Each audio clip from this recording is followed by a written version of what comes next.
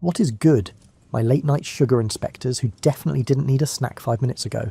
I'm glad you decided to tune in with the best sleep aid ever. It's glowing low and steady around here, the kind of warmth that makes slow work feel even slower. This is, as always, a carefully researched and thoughtfully written sleep story, built from historical records and real agricultural practices, designed to be accurate and easy to unwind with. Tonight, we're easing into the history of sugarcane and how it's grown and produced. The long fields, steady harvests, and patient steps that turn something simple into something people have relied on for generations. If this slow-paced, boring content helps you relax, you're welcome to follow along, leave a like, and share where you're listening from and what time it is for you. Each episode here is carefully put together to bring real history into a calm, sleep-friendly space without rushing through it. Now ease a little deeper into your spot, grab that blanket, and let the steady warmth of the fire carry you quietly into the rest of the story. You're about to embark on a journey through 10,000 years of human history, all contained within the humble stalk of a grass that changed the world. Tonight you will follow the path of sugarcane from the misty highlands of New Guinea to the gleaming refineries of the modern age, discovering along the way how this simple plant-shaped empires crossed oceans and eventually found its way to your morning coffee. The air in the New Guinea highlands hangs thick with moisture even before dawn. You stand barefoot in the soil, watching the eastern sky lighten from deep purple to a softer shade of grey. Around you, tall grasses sway in the morning breeze, their stalks thick as your wrist and taller than your head. These are not the wild grasses your ancestors ignored for generations. These are different. Someone discovered the secret perhaps 9,000 years ago, though the exact moment is lost to time. A person bit into one of these stalks and tasted something that changed everything. The woody exterior gave way to fibrous flesh, and that flesh released a juice sweeter than anything the tropical world had yet offered. Honey was rare, fruit was seasonal, but these grasses grew reliably in the warm, wet climate of the island. The first cultivators learned by trial and observation. They noticed that certain stalks produced sweeter juice than others. They saved these stalks and planted them in cleared patches near their settlements. Over centuries they selected for sweetness, for stalk thickness, for plants that grew quickly and resisted the occasional dry spell. They did not understand genetics, but they practiced it anyway. The selection process itself was methodical despite lacking written records. Experienced growers could assess cane quality by touch alone. They ran their hands along stalks, feeling for the perfect combination of firmness and flexibility. They squeezed sections between their fingers, judging moisture content and fibre density. The best stalks made a particular sound when struck sharply, a hollow thunk that indicated optimal sugar development. These subtle cues were passed from generation to generation through demonstration and practice. You can imagine the work involved in those early gardens. The land needed clearing, which meant hours spent cutting back jungle growth with stone tools. The sound of stone striking wood echoed through the valleys as men and women worked side by side. Children learned by watching, first helping with small tasks and gradually taking on more responsibility as their skills developed. The physical transformation of jungle into garden was profound. Dense vegetation gave way to ordered rows where sunlight could reach the ground. Bird species changed as habitat shifted. New insects arrived to feed on the cane itself. The soil required turning, mixing in ash from controlled burns to enrich the earth. The burns themselves were carefully managed affairs, not the wild fires that could destroy entire valleys. Small sections were cleared and dried, then ignited on calm days when the smoke would rise straight up rather than drifting into living areas. The ash that remained was rich in minerals that the cane would later draw upon. The earth smelled different after burning, sharper and more mineral than the usual green scent of jungle soil. Each sugarcane cutting had to be planted at the right depth, watered regularly, and protected from wild pigs that found the sweet stalks as irresistible as humans did. The pigs were cunning adversaries. They learned the locations of cane patches and returned nightly if not deterred. Communities built fences from split bamboo, erected platforms for night watchers, and sometimes trained dogs to sound alarms when pigs approached. The conflict between farmer and pig has continued for 9,000 years wherever sugarcane grows, an ancient struggle with no permanent victor. The harvest came after 12 to 18 months of patient waiting. Workers cut the mature stalks near the ground using sharpened bamboo or stone blades. The work was hard on the hands and back. The stalks were heavy, and the fields extended across hillsides where footing was uncertain. Yet the reward justified the effort. Fresh sugarcane juice became a valued part of community celebrations. offered to honoured guests and consumed during festivals. The timing of the harvest required careful judgment. Too early and the stalks contained mostly water with minimal sweetness. Too late and pests might damage the crop, or tropical storms could flatten entire fields. Experienced growers examined the cane closely in the weeks before harvest. They checked the colour of the stalks, looking for a particular deepening from green to golden that indicated peak maturity.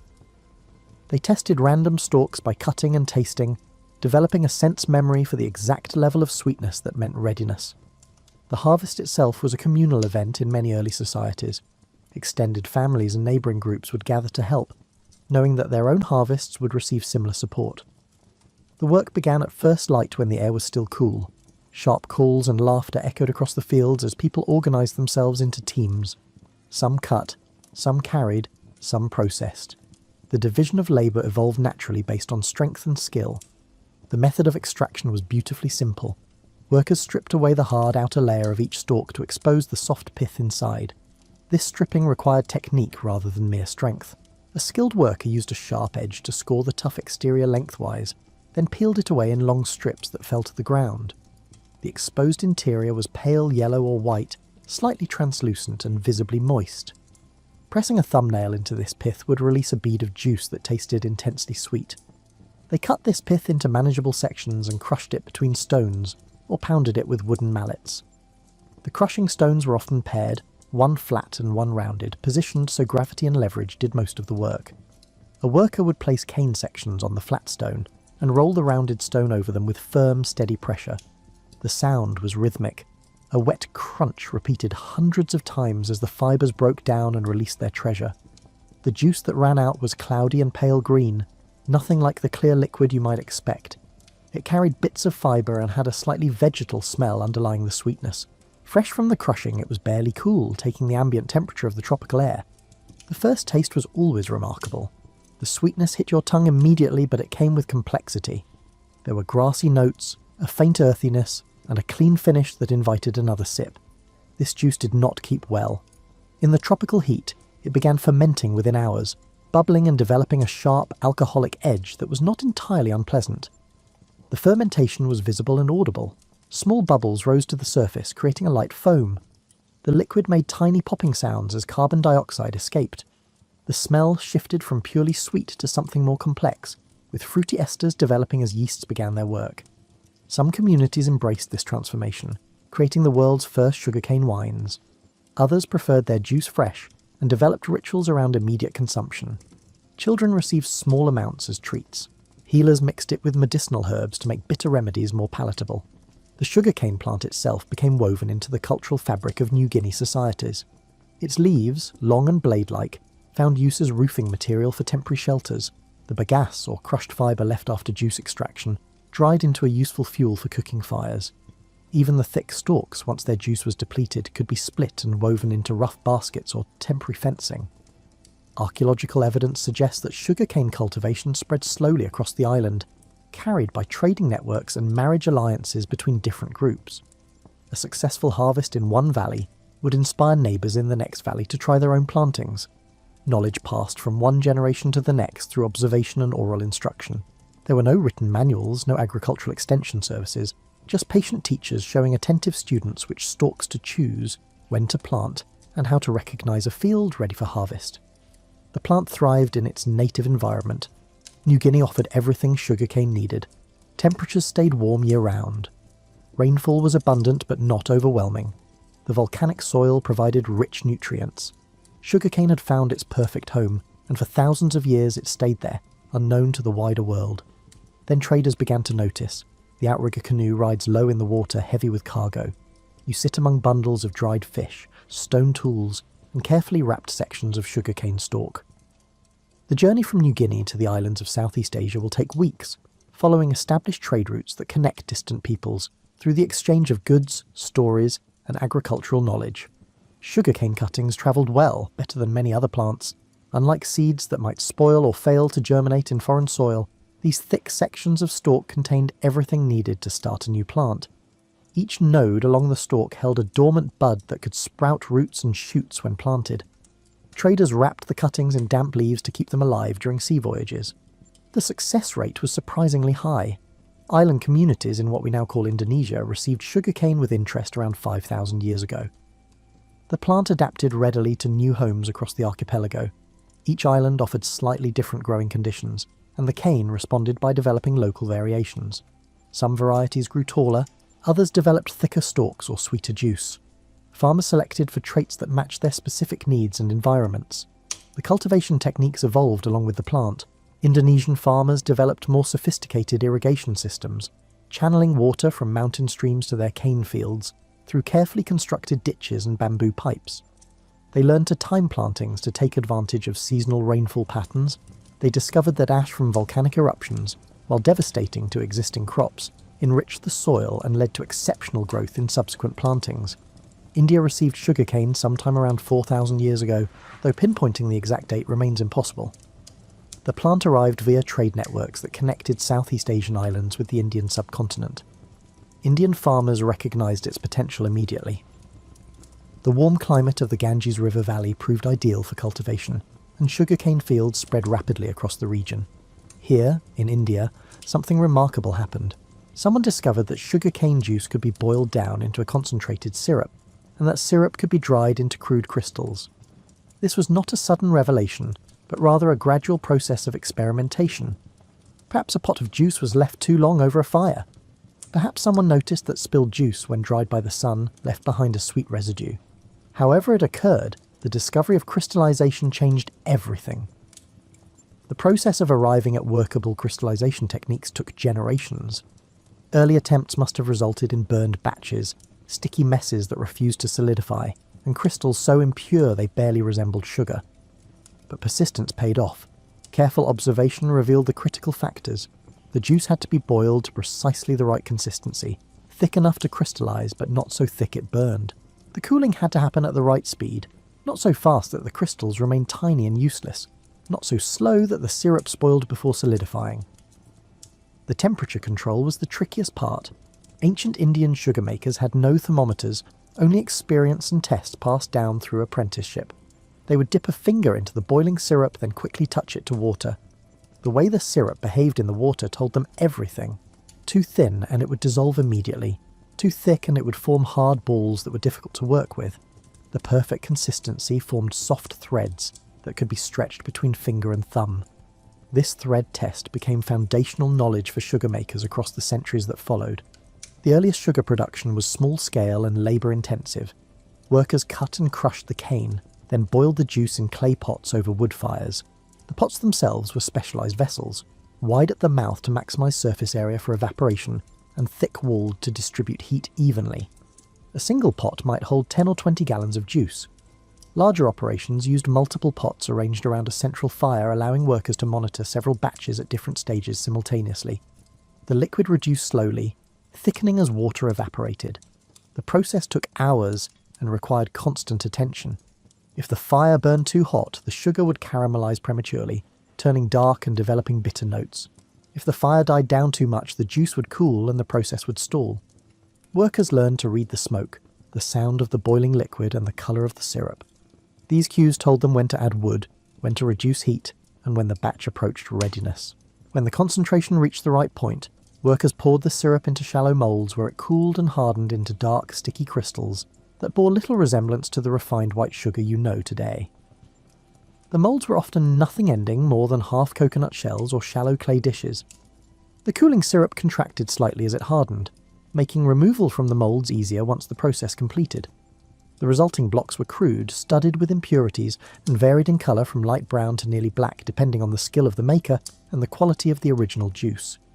These early crystals were called gur or jaggery, names that persist in South Asian languages to this day.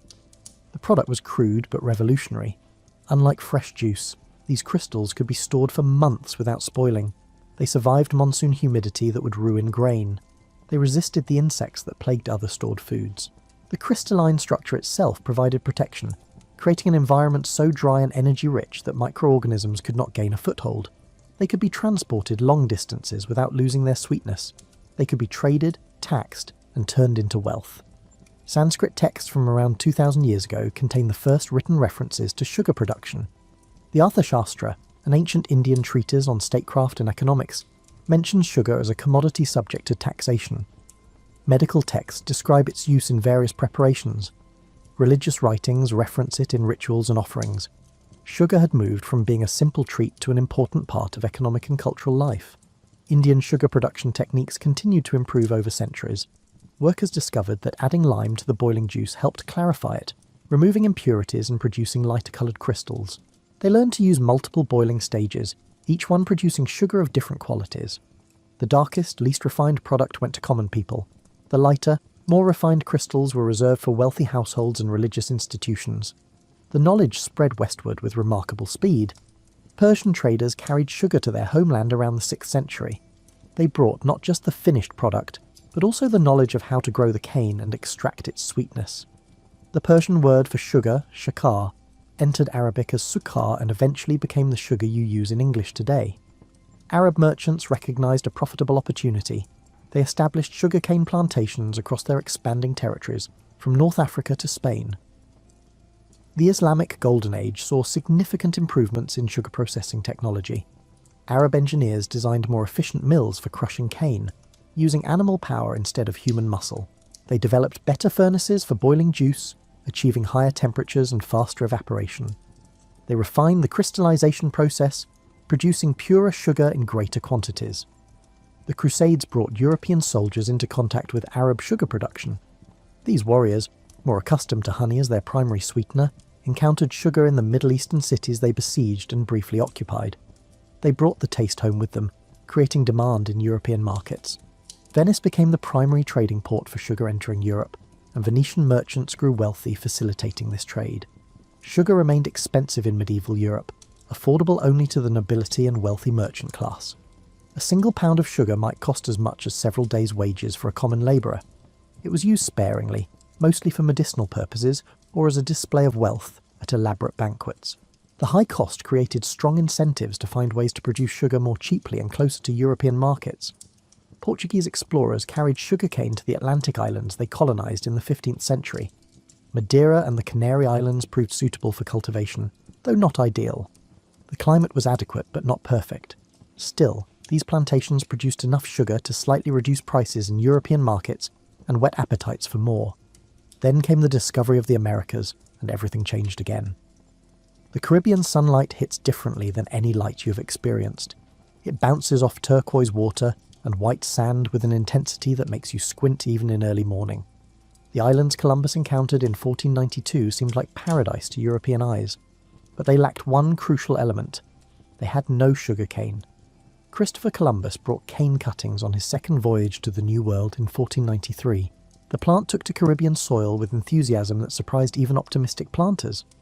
The combination of tropical heat, abundant rainfall, and rich volcanic soil created perfect growing conditions. Cane planted in Haiti grew faster and sweeter than cane in the Atlantic islands. The harvest came sooner, the yields were higher. The sugar content exceeded anything seen in the Old World. The Spanish established the first Caribbean sugar plantations on Hispaniola in the early 1500s. The Portuguese brought sugarcane to Brazil around the same time. The Dutch, English, and French soon followed, each colonial power establishing plantations on whichever islands they could claim. By 1600, the Caribbean had become the world's primary sugar-producing region, a position it would hold for centuries. The scale of these operations dwarfed anything seen before. A single Caribbean plantation might contain hundreds of acres of sugarcane, far larger than the modest fields of India or the scattered plots of New Guinea. This expansion required labour, enormous amounts of labour, and that requirement led to one of history's darkest chapters. The transatlantic slave trade grew directly from European demand for sugar. You should know this history, uncomfortable as it is. Millions of Africans were forcibly transported across the Atlantic to work sugar plantations. The conditions they endured were brutal beyond measure. Sugar production in the Caribbean became synonymous with human suffering on an industrial scale. The sweet crystals that Europeans stirred into their tea carried the bitter taste of slavery. The plantation work followed a relentless rhythm. Fields needed constant attention.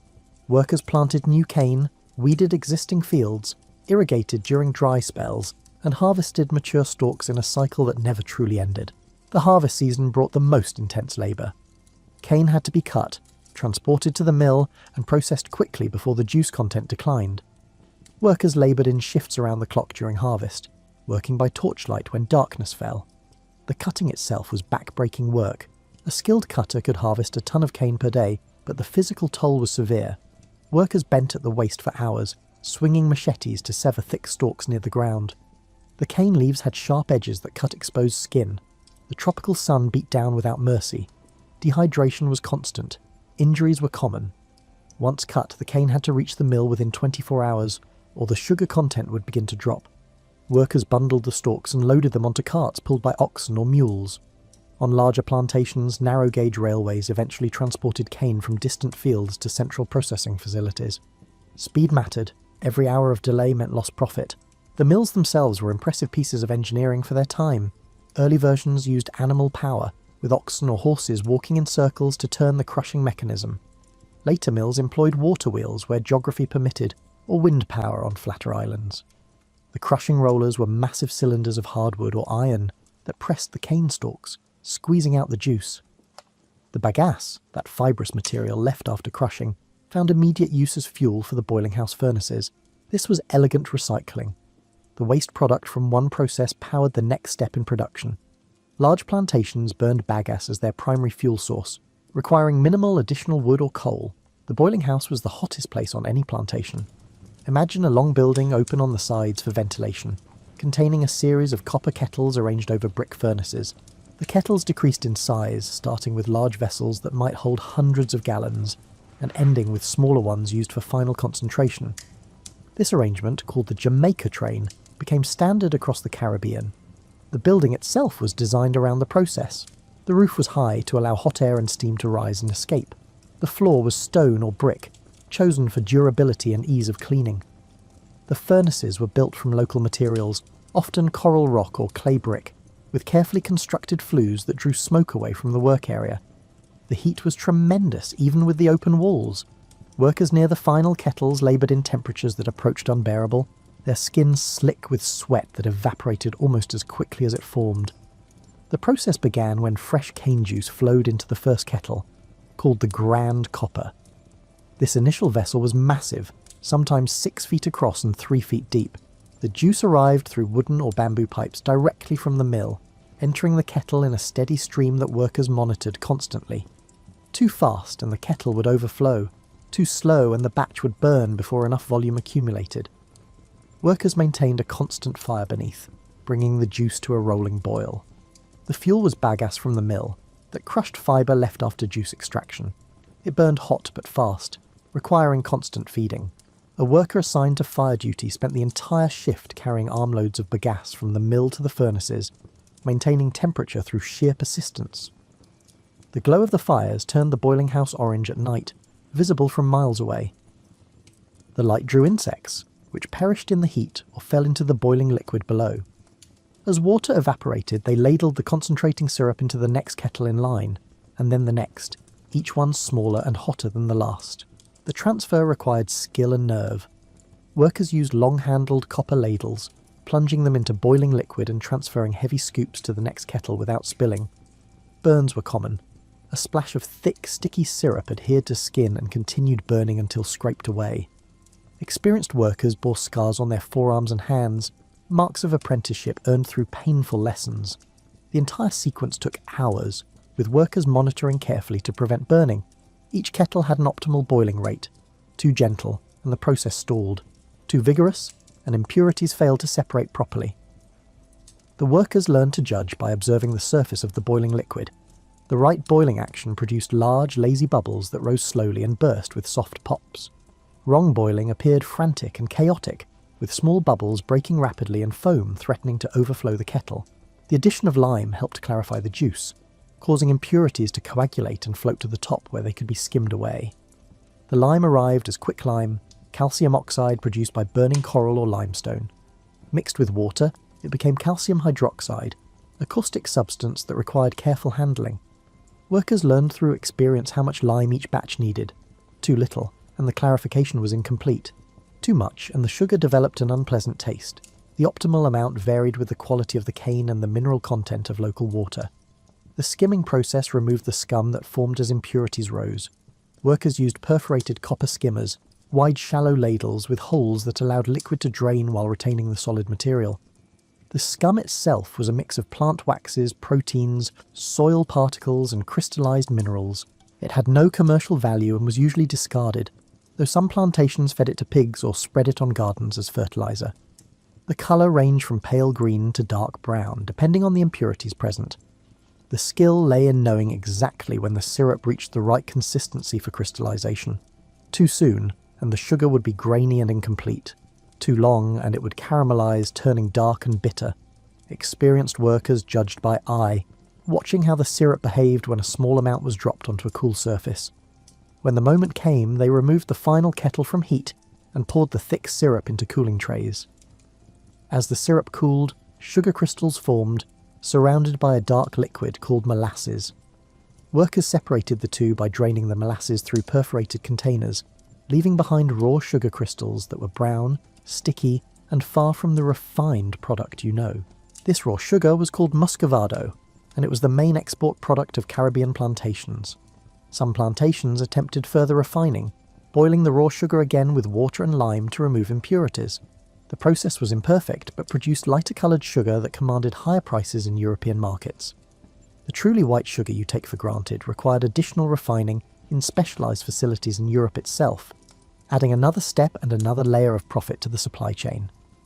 The Caribbean sugar boom transformed global trade patterns. Sugar became the most valuable commodity in transatlantic commerce, surpassing tobacco, cotton, and coffee.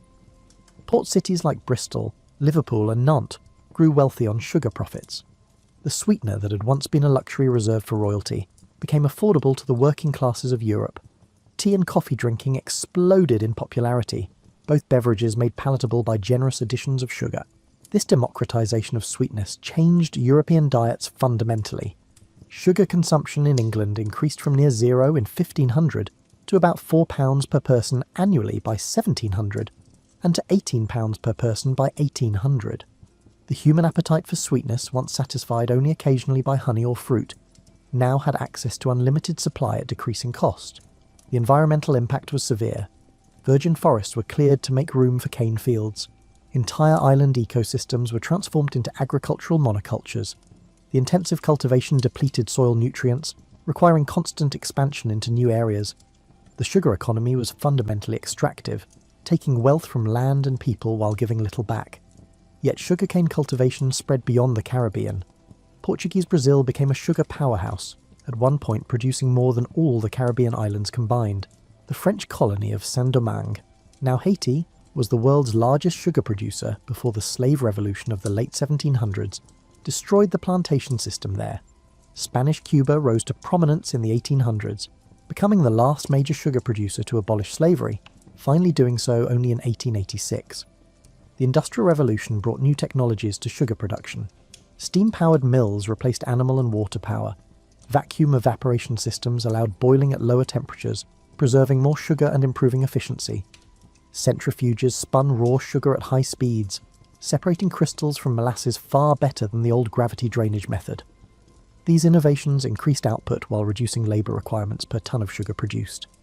The abolition of slavery across European colonies in the 1800s forced another transformation.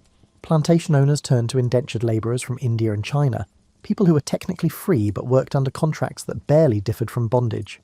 The suffering continued under new legal arrangements. Through all these changes, through centuries of human drama played out in cane fields and boiling houses, the plant itself remained constant. Sugarcane still grew best in tropical heat. It still required abundant water and rich soil. It still needed cutting by hand, at least until mechanical harvesters arrived in the mid-20th century. The fundamental nature of the crop shaped the societies that depended on it, creating patterns that persist to this day in sugar-producing regions. Dawn arrives differently on a modern sugarcane plantation. There are no conch shells summoning workers, no overseers with whips, no enslaved people dragging themselves to another day of forced labour. Instead, diesel engines cough to life. Mechanical harvesters warm their systems. GPS satellites track positions to within inches. The sugarcane industry has entered the 21st century, though much of the developing world still relies on traditional methods. You stand at the edge of a field in Brazil, the world's largest sugar producer. The plantation stretches to the horizon, thousands of acres of cane in various stages of growth. The organisation is immediately apparent. Fields are divided into neat blocks. each planted at different times to ensure continuous harvest throughout the season. Roads cut through at regular intervals, providing access for equipment. Irrigation pipes snake along the edges, ready to deliver water during dry periods. The variety growing here is not the same cane that ancient New Guineans cultivated. Modern sugarcane is the product of intensive breeding programs that have created hybrids optimized for sugar content, disease resistance, and mechanical harvesting. Scientists cross different varieties, test thousands of offspring, and select the rare individuals that show improvement over their parents. A successful new variety might take 10 years or more to develop, but the payoff in increased productivity is substantial. Planting begins with stem cuttings, just as it did 9,000 years ago, though everything else has changed.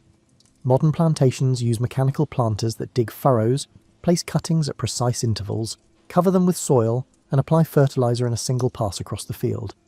The efficiency is remarkable. A crew that once planted a few acres per day now plants dozens. The machines themselves are sophisticated agricultural equipment. They operate with multiple functions integrated into one chassis. The front section cuts furrows using angled discs that slice through soil and push it aside. The depth is controlled hydraulically, maintaining consistency even as terrain varies. Behind the furrow cutters, a conveyor system feeds cane cuttings from a hopper, dropping them into the furrow at programmed intervals. Sensors verify that each cutting lands properly positioned.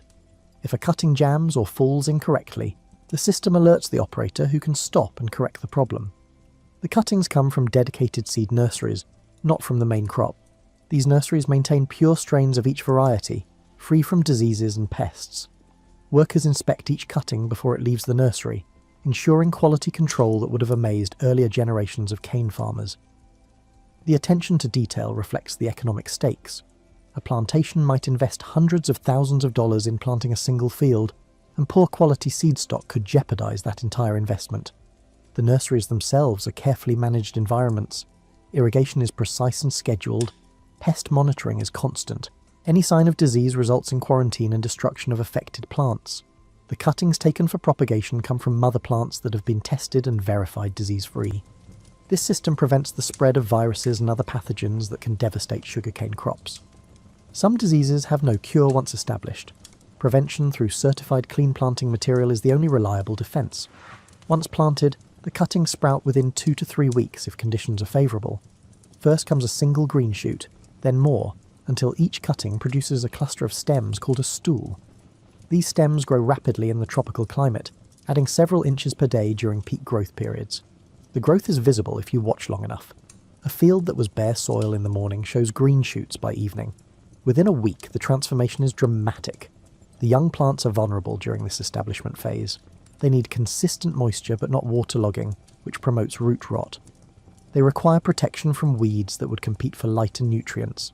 They need defense against insects that target tender young growth. Modern plantation managers address these challenges through integrated management systems that combine multiple approaches rather than relying on any single method. Within 4 months, the field transforms from bare soil to a forest of cane 8 feet tall. By harvest time, 12 to 18 months after planting, the cane towers 12 to 16 feet high, sometimes more. The leaves at the top create a canopy that shades the ground below, suppressing weeds and moderating soil temperature. Walking through a mature cane field feels like entering a green tunnel. The air is cooler than in the open. Sound is muffled by the density of vegetation. The smell is intensely vegetal, a rich, green scent that fills your lungs. Modern plantations manage fields with scientific precision. Soil tests determine exactly which nutrients are deficient. Fertilizer applications are tailored to address those specific needs. This targeted approach prevents waste and reduces environmental impact. Excess nitrogen that the crop cannot use washes into waterways, causing pollution. Excess phosphorus accumulates in soil and also eventually reaches water bodies. Precision agriculture applies only what the crop needs when it needs it. Irrigation is scheduled based on weather forecasts and soil moisture sensors. Pest management uses integrated approaches that combine biological controls, cultural practices, and minimal pesticide application. The goal is maximum sugar production while minimizing environmental impact and input costs. The harvest remains the most critical period. In some countries, particularly in developing regions, workers still cut cane by hand using machetes. The technique has been refined over centuries. A skilled cutter grips the stalk near the base. swings the machete in a smooth arc to sever it cleanly, then tops the stalk by removing the leafy portion that contains little sugar. The cut cane falls into piles that other workers gather and load onto trucks. Hand harvesting continues in areas where labour is cheap, terrain is difficult, or small farm sizes make mechanical harvesting uneconomical. The work remains as physically demanding as ever, though protective equipment and labour laws have improved conditions in many countries. A good cutter can still harvest 2 to 3 tons of cane per day, respectable output by any measure. Mechanical harvesting dominates in developed countries like Australia, the United States, and parts of Brazil. The harvesters are engineering marvels, massive machines that cost hundreds of thousands of dollars each, but can replace dozens of human cutters. A single harvester cuts, tops and chops cane into short sections called billets, all while moving steadily through the field. The billets fall into a bin that dumps into accompanying trucks when full. A modern harvester can process 30 to 40 tons of cane per hour, working day and night during peak season. The machines do have limitations. They struggle on steep slopes and in muddy conditions. They cannot match human cutters for selectivity, sometimes damaging immature cane or leaving short stumps that complicate the next crop cycle. They require skilled operators and regular maintenance, but their productivity is undeniable, and their use continues to expand wherever conditions permit. The harvested cane begins losing sugar content immediately. The cut ends dry out. Enzymes break down sucrose into simpler sugars. Bacteria and yeasts begin fermentation. This deterioration accelerates in hot weather. To minimise losses, modern plantations have strict rules. Cane must reach the mill within 12 to 24 hours of cutting. Trucks run continuously during harvest season, creating a steady stream from field to factory. At the mill entrance, trucks drive onto scales. The incoming weight is recorded, then the truck proceeds to the unloading area. Here, different systems operate depending on the mill design. Some use cranes with grappling hooks to lift cane from truck beds. Others have tip platforms that hydraulically tilt entire trucks, dumping their loads onto conveyors. The most modern facilities use automated systems that require minimal human intervention. The cane moves along conveyors to the preparation area. Here, revolving knives shred the stalks into smaller pieces. Crushers then pound these pieces, rupturing the cell walls and releasing the juice inside. This preparation increases the efficiency of the subsequent extraction process. The preparation equipment operates at impressive speeds. The revolving knives are arranged on horizontal drums that spin at hundreds of revolutions per minute. As cane passes through, the knives slice it into ribbons thin enough that your hand could crush them. The sound is tremendous, a roaring shriek of metal through fibrous material that requires hearing protection for workers nearby. The shredded cane emerges as a mat of fibrous strips still damp with juice, but vastly easier to process than whole stalks. The crushers that follow are massive hammer mills fitted with hardened steel hammers that swing on pivots. As the shredded cane enters, the hammers beat it repeatedly, pulverizing the structure and rupturing the cells that contain sugar. The violence of this treatment ensures maximum juice release in the subsequent milling. The energy consumption is substantial. A large mill might use several megawatts of power just for cane preparation, equivalent to the electricity needs of a small town. The prepared cane enters the mill train, a series of heavy rollers that press progressively harder.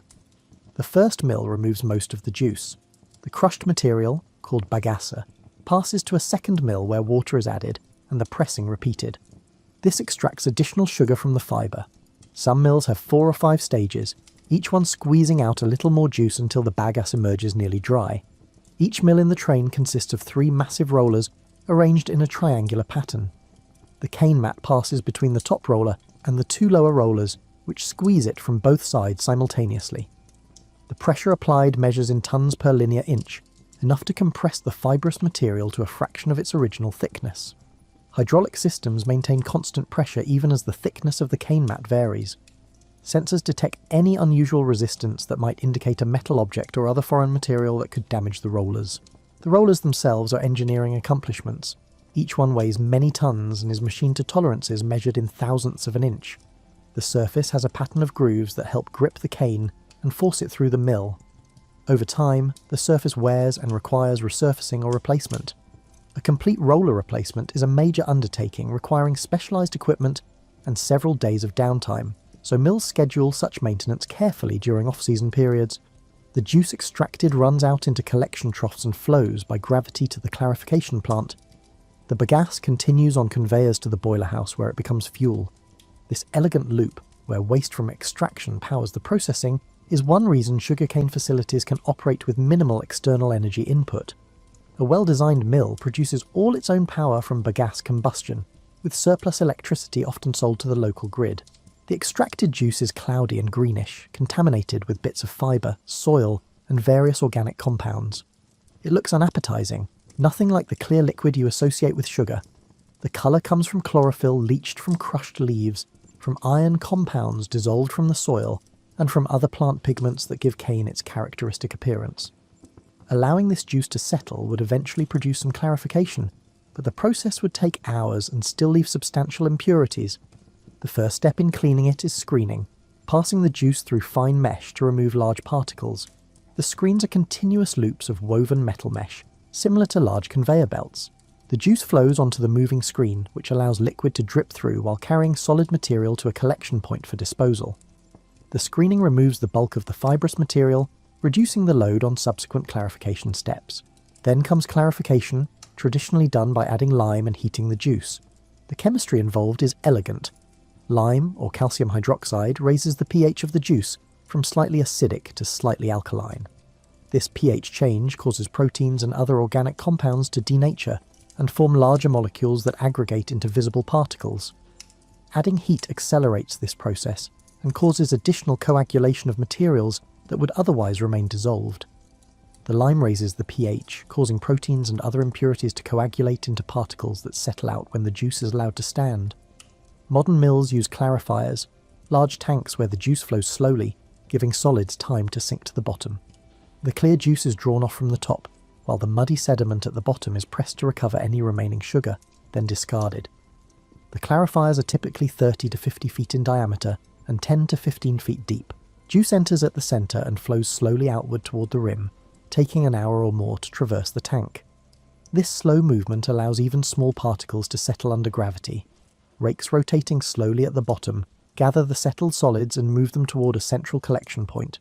From there, pumps transfer the mud to filter presses that squeeze out the last drops of juice before the solid material is discarded or used as fertilizer on nearby fields.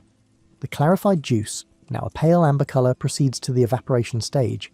Here is where the real work begins, where water must be driven off to concentrate the sugar. Modern mills use multiple effect evaporators, clever devices that reuse heat energy to improve efficiency. The principle is elegant in its simplicity. Boil juice in one vessel, and the steam produced can heat another vessel operating at lower pressure. That steam can heat a third vessel at even lower pressure, and so on. A 5-effect evaporator essentially gets 5 times the heating for the same initial energy input. The juice passes through these evaporators in sequence, growing thicker and darker as water evaporates. By the final stage, it has become a heavy syrup containing about 60% sugar. This syrup, not yet crystallized, proceeds to the vacuum pans. Vacuum pans are where the crystallization magic happens. These are large enclosed vessels that operate under reduced pressure, allowing water to boil off at lower temperatures.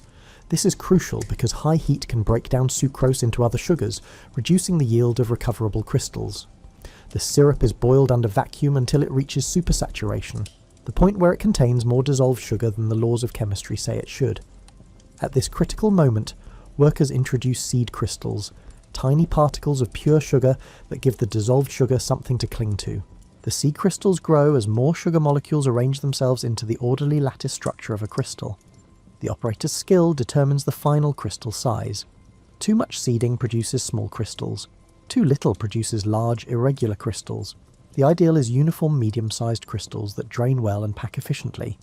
When crystallization is complete, the thick mixture of crystals and molasses is called massacute. It flows from the vacuum pans to centrifuges, machines that spin at high speeds to separate crystals from the surrounding liquid. The molasses flings out through screens, while the crystals, too large to pass through, collect in the basket. After spinning, the raw sugar crystals emerge damp but relatively clean. This raw sugar is golden brown, still containing a film of molasses and various impurities. Some markets accept it as is, valuing the subtle molasses flavour. Most modern consumers prefer white sugar, which requires further refining. The raw sugar is dissolved again in water, treated with phosphoric acid and lime to precipitate impurities, filtered through bone char or synthetic resins to remove colour, and recrystallized. The result is the pure white crystals you know, 99.9% sucrose with minimal taste beyond sweetness. The process seems wasteful, dissolving and recrystallizing multiple times, but it achieves the purity that modern food processing demands. White sugar is chemically consistent, completely predictable in cooking and baking. It stores indefinitely without change. It dissolves cleanly in beverages without cloudiness or off flavours. These qualities, invisible to ancient sugar makers, are now expected by consumers worldwide. The sugarcane stalk in your hand appears simple, just a thick grass stem filled with sweet juice. Yet inside this stem operates a chemical factory of remarkable sophistication. Understanding what makes sugarcane sweet requires diving into the molecular world, where sunlight becomes sugar through a process that still impresses scientists who study it. Photosynthesis drives everything. The cane leaves, broad and green, capture sunlight using chlorophyll molecules. This light energy splits water molecules, releasing oxygen as a byproduct and providing energy to combine carbon dioxide from the air with hydrogen from water to form glucose. The chemical equation is deceptively simple. The reality involves dozens of intermediate steps and specialized enzymes working in perfect coordination. Most plants stop there, using glucose for immediate energy, or converting it to starch for long-term storage. Sugarcane takes an additional step.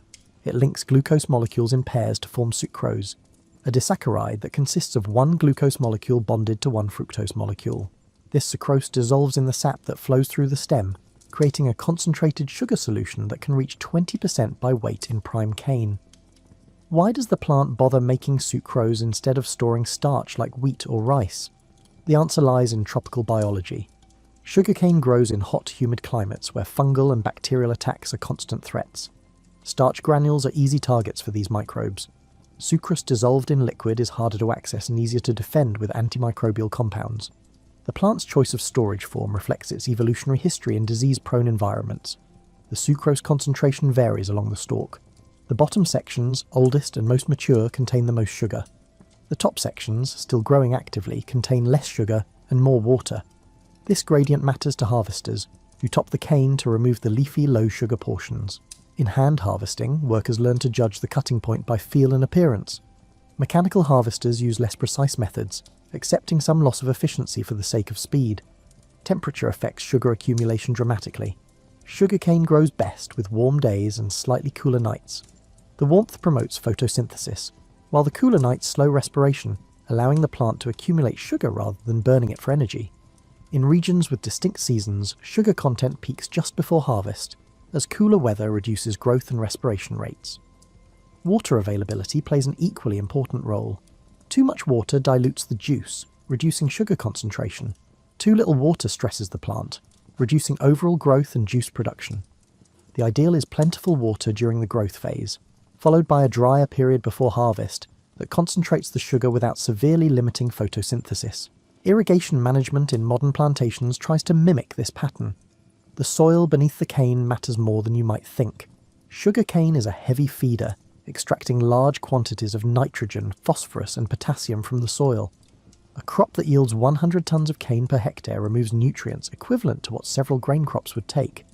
Without replenishment, the soil becomes exhausted within a few seasons. This is why sugar plantations historically expanded into new lands, leaving depleted soils behind. Modern agriculture addresses this through fertilization, returning nutrients to maintain productivity. The relationship between cane and soil microbes remains incompletely understood. Certain bacteria colonize sugarcane roots, fixing atmospheric nitrogen into forms the plant can use. These bacteria receive sugars from the plant in exchange, a mutually beneficial arrangement that reduces fertilizer requirements. Mycorrhizal fungi extend the root system effectively, helping the plant access phosphorus and water from a larger soil volume. Managing these invisible partners is becoming part of sustainable sugarcane agriculture. Pest management challenges every grower. Dozens of insect species attack sugarcane, from borers that tunnel into stalks to aphids that suck sap from leaves. Each pest species has its preferred cane variety and environmental conditions. Some become major problems only in certain regions or seasons. Chemical control was once the default response, but environmental concerns and pest resistance have pushed the industry toward integrated pest management strategies. These strategies combine multiple approaches. Plant breeders develop resistant varieties that pests find less attractive or harder to damage. Cultural practices like field sanitation remove pest breeding sites. Biological controls introduce natural predators that keep pest populations in check, Selective pesticides target specific pests while sparing beneficial insects.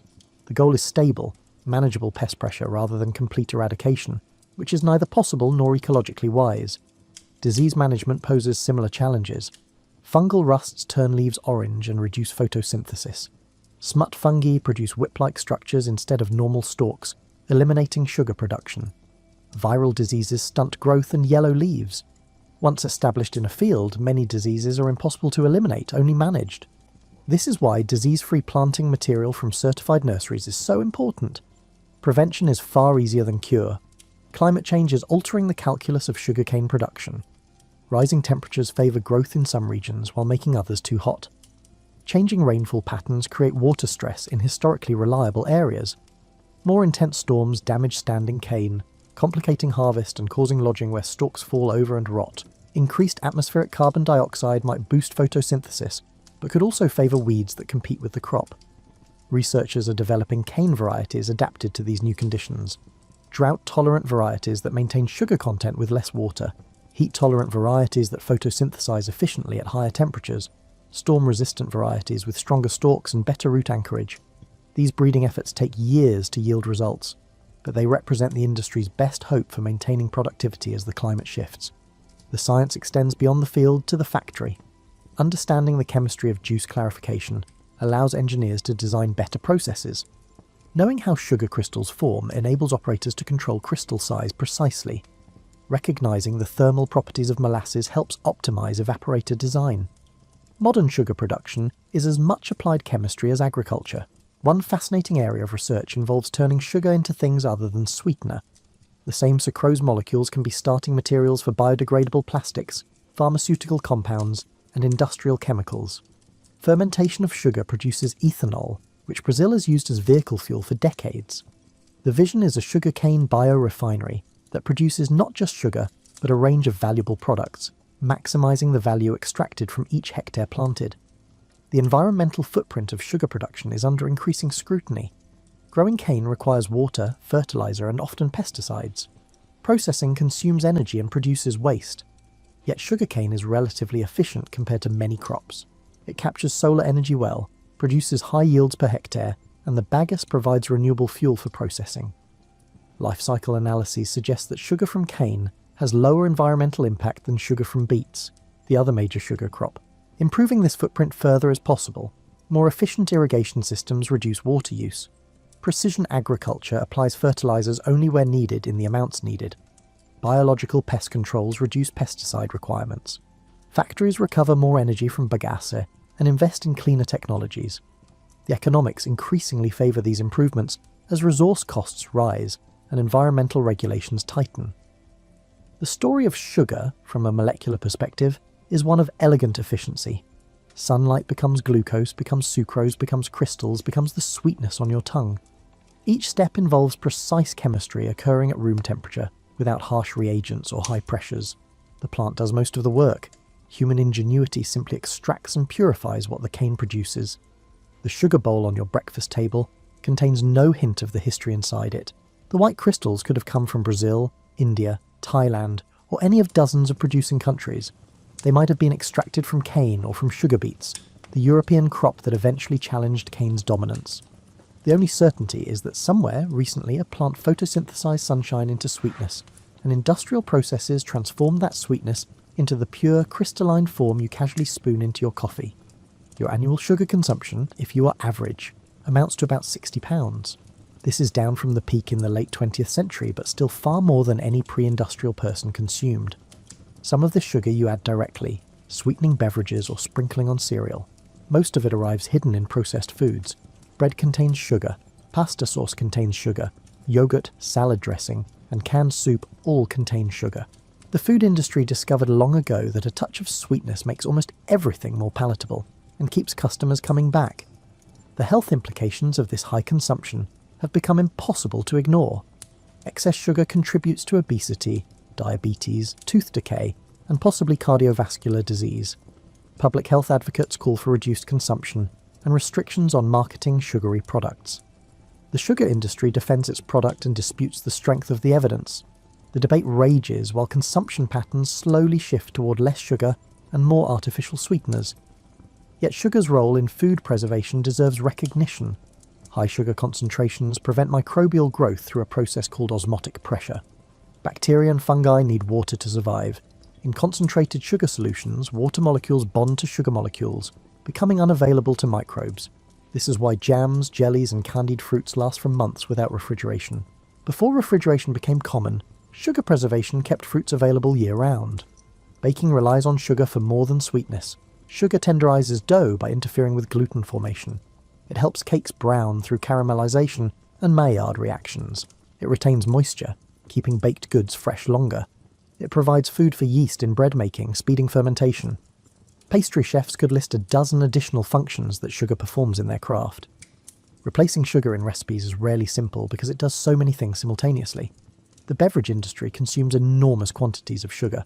A single 12-ounce soft drink contains about 40 grams of sugar, roughly 10 teaspoons. Multiply this by billions of servings worldwide and you begin to grasp the scale. Soft drink manufacturers are among the largest industrial sugar buyers, purchasing on contract months or years in advance to secure supply and stabilise prices. The shift toward diet beverages using artificial sweeteners has reduced but not eliminated this demand. Many consumers still prefer the taste of real sugar. Some markets, particularly in developing countries, show growing rather than declining soft drink consumption. The industry projects continued strong demand for decades, though growth rates have slowed in health-conscious developed markets. Sugar's industrial uses extend well beyond food. Pharmaceutical companies use it as a base for syrups and an excipient in tablets. The cosmetics industry incorporates it into scrubs and exfoliants. Chemical manufacturers ferment it into acids, alcohols, and polymers. These non-food uses represent a small percentage of total production, but demonstrate sugar's versatility as a chemical feedstock. The economics of sugar are complex and often political. Many countries protect domestic sugar industries with tariffs and quotas. The United States maintains a price support system that keeps domestic sugar prices well above world market levels. The European Union subsidizes beet growers. These policies distort markets, creating winners and losers that lobby furiously to maintain or change the rules. World sugar prices fluctuate based on harvest outcomes in major producing countries. A drought in Brazil sends prices spiking. Bumper crops in India send them tumbling. Traders speculate on future prices, buying and selling contracts in global commodity markets. The price volatility creates risk for both growers and consumers, though futures markets offer hedging tools for those sophisticated enough to use them. Smallholder farmers in developing countries often struggle in this system. They produce sugar on a few acres, lack bargaining power with mills, and receive prices barely covering production costs. Fair trade initiatives try to address this by guaranteeing minimum prices and providing technical support. The impact is real but limited, affecting only a small fraction of global production. Large-scale plantations, particularly those owned by multinational corporations, have economic advantages that small farmers cannot match. They achieve economies of scale in planting, harvesting, and processing. They can afford modern equipment and technology. They have access to credit and expertise. The result is an industry trend toward consolidation, with production concentrating in larger, more efficient operations. The labour situation has improved from slavery and indentured servitude, but challenges remain. Cane cutting, where still done by hand, remains dangerous and poorly paid in many countries. Workers face heat stress, repetitive motion injuries, and exposure to agricultural chemicals. Labour rights organisations push for better conditions and wages. Progress happens slowly, often following scandals that expose particularly egregious situations. Mechanisation eliminates many of these jobs, creating a different problem. Former cane workers, often with limited education and few alternative skills, struggle to find new employment. Rural communities that depended on harvest season jobs face economic decline. The transition from labour-intensive to capital-intensive production creates winners and losers, and the losers rarely have political voice to shape outcomes. Environmental activists focus on different issues. Water pollution from fertiliser runoff damages rivers and coastal areas. Pesticide use harms non-target species. Habitat destruction for cane plantations reduces biodiversity. Burning fields before harvest, still practiced in some countries, produces air pollution and carbon emissions. The industry responds with sustainability initiatives, some genuine and some merely public relations. The potential for sugarcane as a renewable energy source complicates the environmental assessment. Brazil demonstrates that cane ethanol can replace petroleum in transportation. Bagasse can generate electricity, potentially with surplus for sale to the grid. These uses reduce dependence on fossil fuels and lower net carbon emissions. Whether sugar or fuel is the better use of cane is a question each country must answer, based on its own circumstances and priorities. Looking forward, global sugar consumption continues to rise, driven by population growth and economic development in Asia and Africa. China, India and Indonesia are major growth markets. Per capita consumption in these countries remains below Western levels, but is increasing. Meeting this demand will require expanded production or improved efficiency or both. Genetic modification offers one path to higher yields. Researchers have developed GM cane varieties with enhanced disease resistance, herbicide tolerance, and sugar content. However, public resistance to GM crops limits their adoption. Only a few countries allow commercial cultivation of GM sugarcane, and consumer acceptance remains uncertain even where cultivation is legal. Traditional breeding continues to deliver steady improvements. New varieties yield more sugar per hectare than those of a generation ago. They require less water and tolerate more variable weather. These gains accumulate slowly but steadily, raising productivity without the controversy surrounding genetic modification. The sugar industry faces a future of adaptation. Climate change, resource scarcity, changing consumer preferences, and evolving regulations all demand responses. The companies and countries that adapt successfully will thrive. Those that cling to old methods and assumptions will struggle. The plant itself, that remarkable grass from New Guinea, will continue doing what it has done for 9,000 years, converting sunlight into sweetness, regardless of the human drama surrounding it. The darkness outside your window is complete now. The story of sugarcane has carried you from ancient highlands to modern factories, from simple crushing between stones to industrial-scale refineries. You have followed this plant across oceans and through centuries, watching it shape economies and alter landscapes. The sweetness in your tea tomorrow morning connects you to this vast history, though you likely will not think of it while you sip. Sugarcane remains one of the most important crops on Earth. Grown on more than 26 million hectares worldwide, it produces over 1.9 billion tons of cane annually. About 80% of global sugar comes from cane, with beets providing the remainder. Brazil, India, China, Thailand, and Pakistan are the top producers, though dozens of countries grow it commercially. The plant that began in New Guinea has adapted to conditions from sea level to mountain slopes, from monsoon climates to irrigated deserts.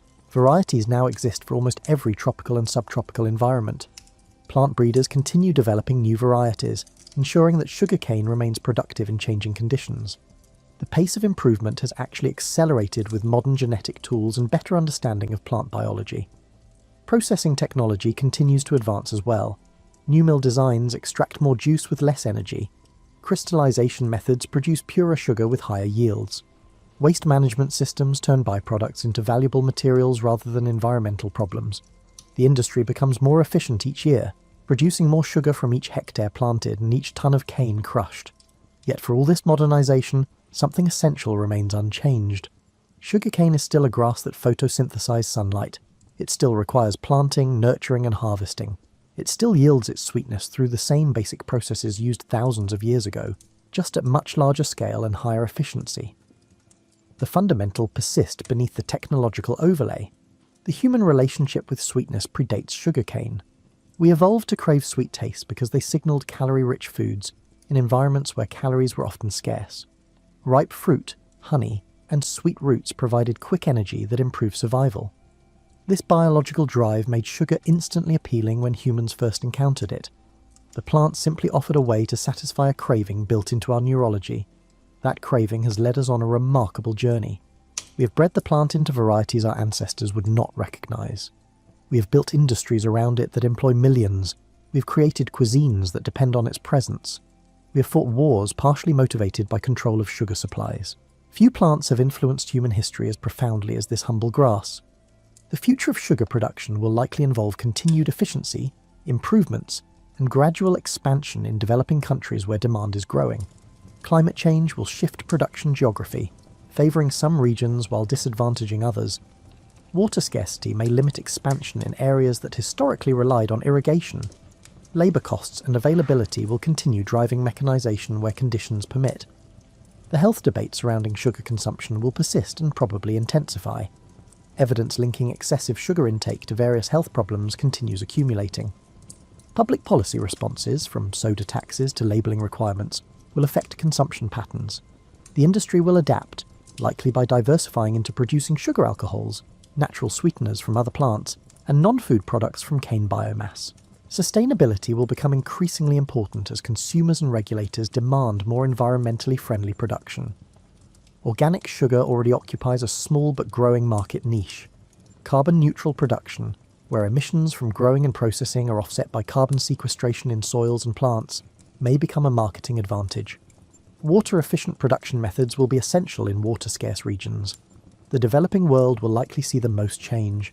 As countries like India, Brazil and Thailand continue modernising their sugar industries, smallholder farmers face difficult choices: consolidate into larger, more efficient operations, or exit the industry entirely. This transition will reshape rural communities across the tropics, creating winners and losers on a massive scale. The developed world has already completed much of this transition. Sugar production in the United States, Australia and Europe is highly mechanised and dominated by large operations. Further efficiency gains are possible but incremental. These countries will likely maintain production levels while slowly reducing the labour force through automation and attrition. One intriguing possibility is sugar production moving into new regions as climate change alters suitability. Areas currently too cool for sugarcane might become viable in coming decades. This could redistribute production geographically, creating new sugar industries in unexpected places, while traditional regions face challenges from heat stress and water scarcity. The science of sugar will continue advancing. Researchers study everything from improving photosynthesis efficiency to engineering microbes that produce sugar from cellulose. Some envision a future where sugar comes from genetically modified bacteria, growing in fermentation tanks rather than from fields of cane. Whether such radical changes occur remains uncertain, but the research continues. What seems certain is that humans will continue craving sweetness, and some form of sugar will continue satisfying that craving. Whether from cane, beets, engineered microbes, or as yet unknown sources, sugar in some form will remain part of the human diet. The specific plant may change, but the fundamental relationship between humans and sweetness seems likely to persist. The story of sugarcane is ultimately a story about human ingenuity and desire. We took a wild grass and transformed it into an industrial commodity. We spread it across the world and built civilizations around its production. We developed sophisticated processing methods to extract its sweetness. We created uses for it far beyond simple consumption. All this effort sprang from a basic biological craving for sweet tastes. Tomorrow morning, when you add sugar to your coffee, you participate in a ritual that connects you to billions of people across time and space.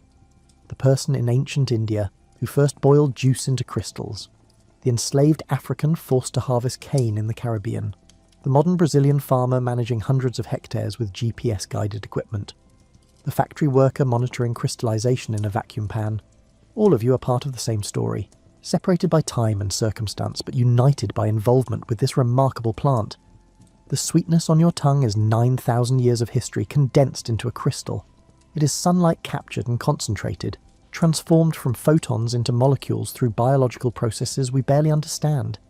It is human desire made tangible, a craving satisfied through agriculture and industry working in concert. It is, in its way, a small miracle that we take for granted because it happens 1 billion times a day across the world. So sleep well tonight, dear friend. Let the story of sugarcane carry you gently into rest. Tomorrow the sun will rise again, and somewhere fields of cane will grow, and the ancient cycle will continue. The plant that changed the world grows on, converting light into sweetness, sustaining industries, shaping landscapes, and satisfying that fundamental human craving for just a little more sugar in our lives. Sweet dreams await you, as sweet as the cane juice that flowed from crushed stalks 9,000 years ago, and as sweet as the refined crystals that sweeten your morning coffee. Rest now, and thank you for sharing this journey through time and across continents. If you enjoyed wandering through the fields of history with me tonight, I hope you will return for another story soon.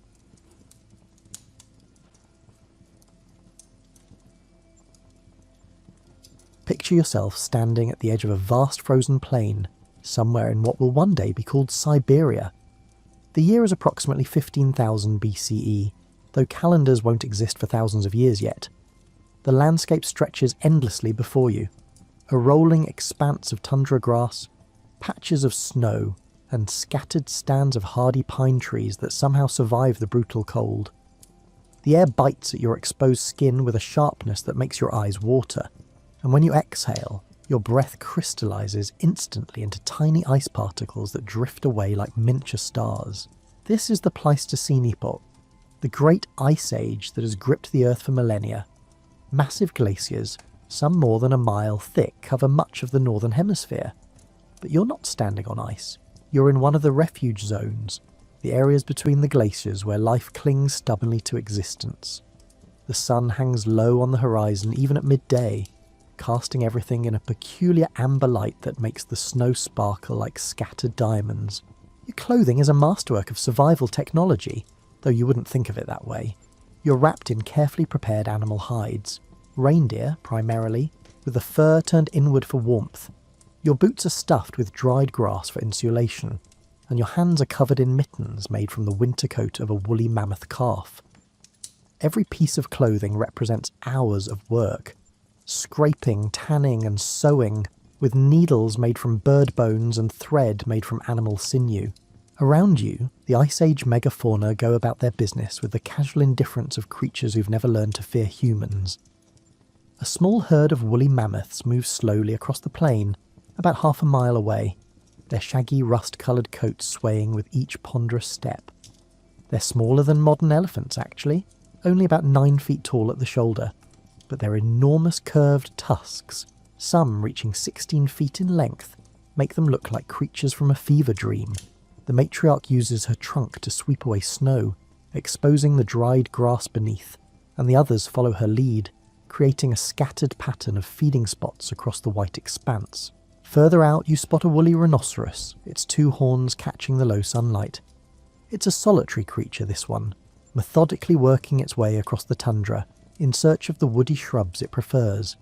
Its wool hangs in ragged strips, not a sign of poor health, but simply the normal appearance of an animal whose coat has evolved to survive temperatures that would kill most modern mammals within hours. A herd of steppe bison, the ancestors of modern American bison but larger, with horns spanning 6 feet across, grazes in the middle distance. They're darker than the snow around them, their breath creating small clouds that hang in the still, cold air. One of them paws at the ground, breaking through the snow crust to reach the vegetation below, and the sound carries clearly across the frozen landscape. A sharp crack followed by the softer sound of ice crystals falling. But it's not the megafauna that you're watching most carefully, it's the wolves. They're everywhere in this landscape, though you have to know how to look for them. Unlike the megafauna, wolves have learned to be cautious around humans. They're not afraid exactly, not yet, but they're careful. You spot one now, about 300 yards away, sitting on a small rise. It's watching the mammoth herd with professional interest, but you notice that it occasionally glances in your direction too. Its coat is longer and thicker than the wolves of warmer climates, a magnificent blend of grey, black and white that makes it nearly invisible against the mixed landscape of snow and bare ground. These Ice Age wolves are slightly larger than their modern descendants will be, more robust, built for bringing down prey that outweighs them by thousands of pounds. This particular wolf probably weighs around 120 pounds, with massive jaws capable of crushing bone. Its amber eyes miss nothing, constantly scanning the environment for opportunity or danger. You're part of a small band, about 25 people, ranging from infants to elders in their 40s. That might sound young for an elder, but in this world, reaching 40 is an achievement worthy of respect. Your people have been following the reindeer herds for weeks now, and you've set up a temporary camp in a sheltered area where a rocky outcrop provides some protection from the wind.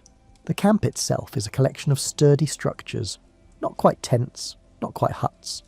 You've created them by setting up frameworks of mammoth bones and tusks, then covering these frameworks with layers of animal hides. The larger structure, the communal dwelling, uses the skull of a mammoth as part of its entrance. Inside, the temperature is bearable, not warm but survivable, thanks to a carefully maintained fire at the centre. The smoke escapes through a gap at the top, and the hides are arranged so that the wind doesn't blow directly inside. Your band is preparing for a hunt, though preparing might be too formal a word. It's more like a slow, practiced gathering of the necessary tools and people. Several hunters are checking their spears, not the throwing spears that will be invented later, but heavy thrusting spears with fire-hardened wooden tips, or, for the lucky few, precious stone points that were traded from another band 2 summers ago. One of your cousins is working on a new atlatl, a spear thrower that will multiply the force behind a thrown spear. It's new technology, this atlatl, having been invented just a few generations back.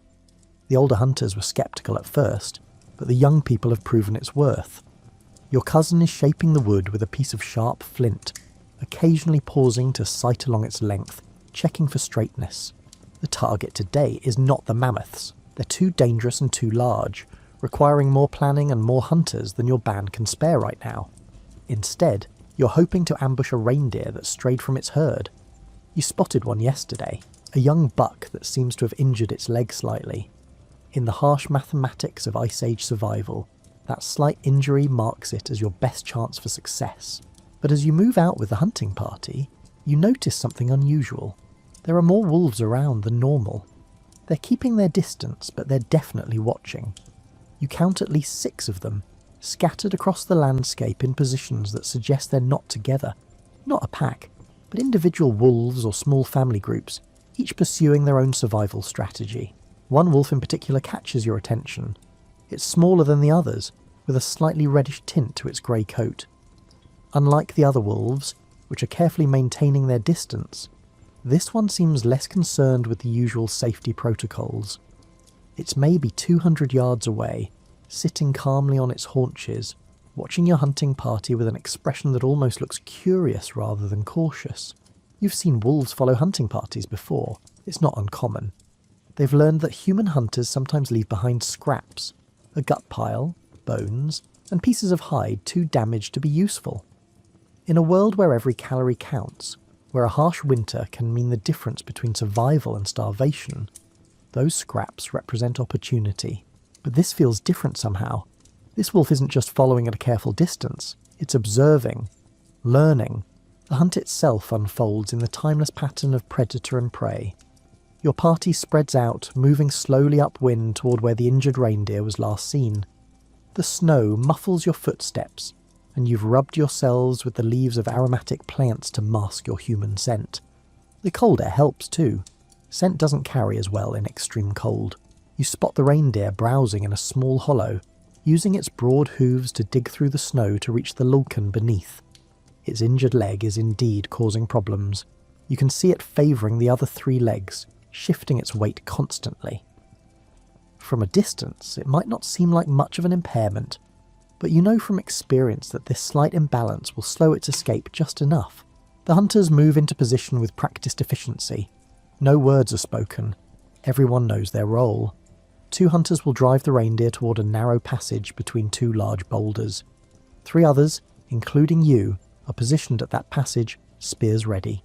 The drive begins. The reindeer's head snaps up and for a moment it freezes, trying to identify the threat. Then it bolts, moving with the fluid grace that makes these animals so difficult to hunt. But the injured leg betrays it slightly, just a tiny hitch in its stride, and the path of least resistance leads it exactly where the hunters knew it would go, toward the gap between the boulders. Your muscles tense as it approaches. Timing is everything. Too early and it will dodge, too late and it will be past you. The reindeer enters the gap, and in that moment of constriction, 3 spears thrust forward simultaneously. At least 2 find their mark, and the animal stumbles, then falls. There's no celebrating. The work has only begun. Within minutes, the animal is being efficiently processed. The hide is carefully removed. It will be needed for clothing or shelter repairs. The meat is butchered into manageable pieces. The bones and antlers are set aside. They have a dozen uses.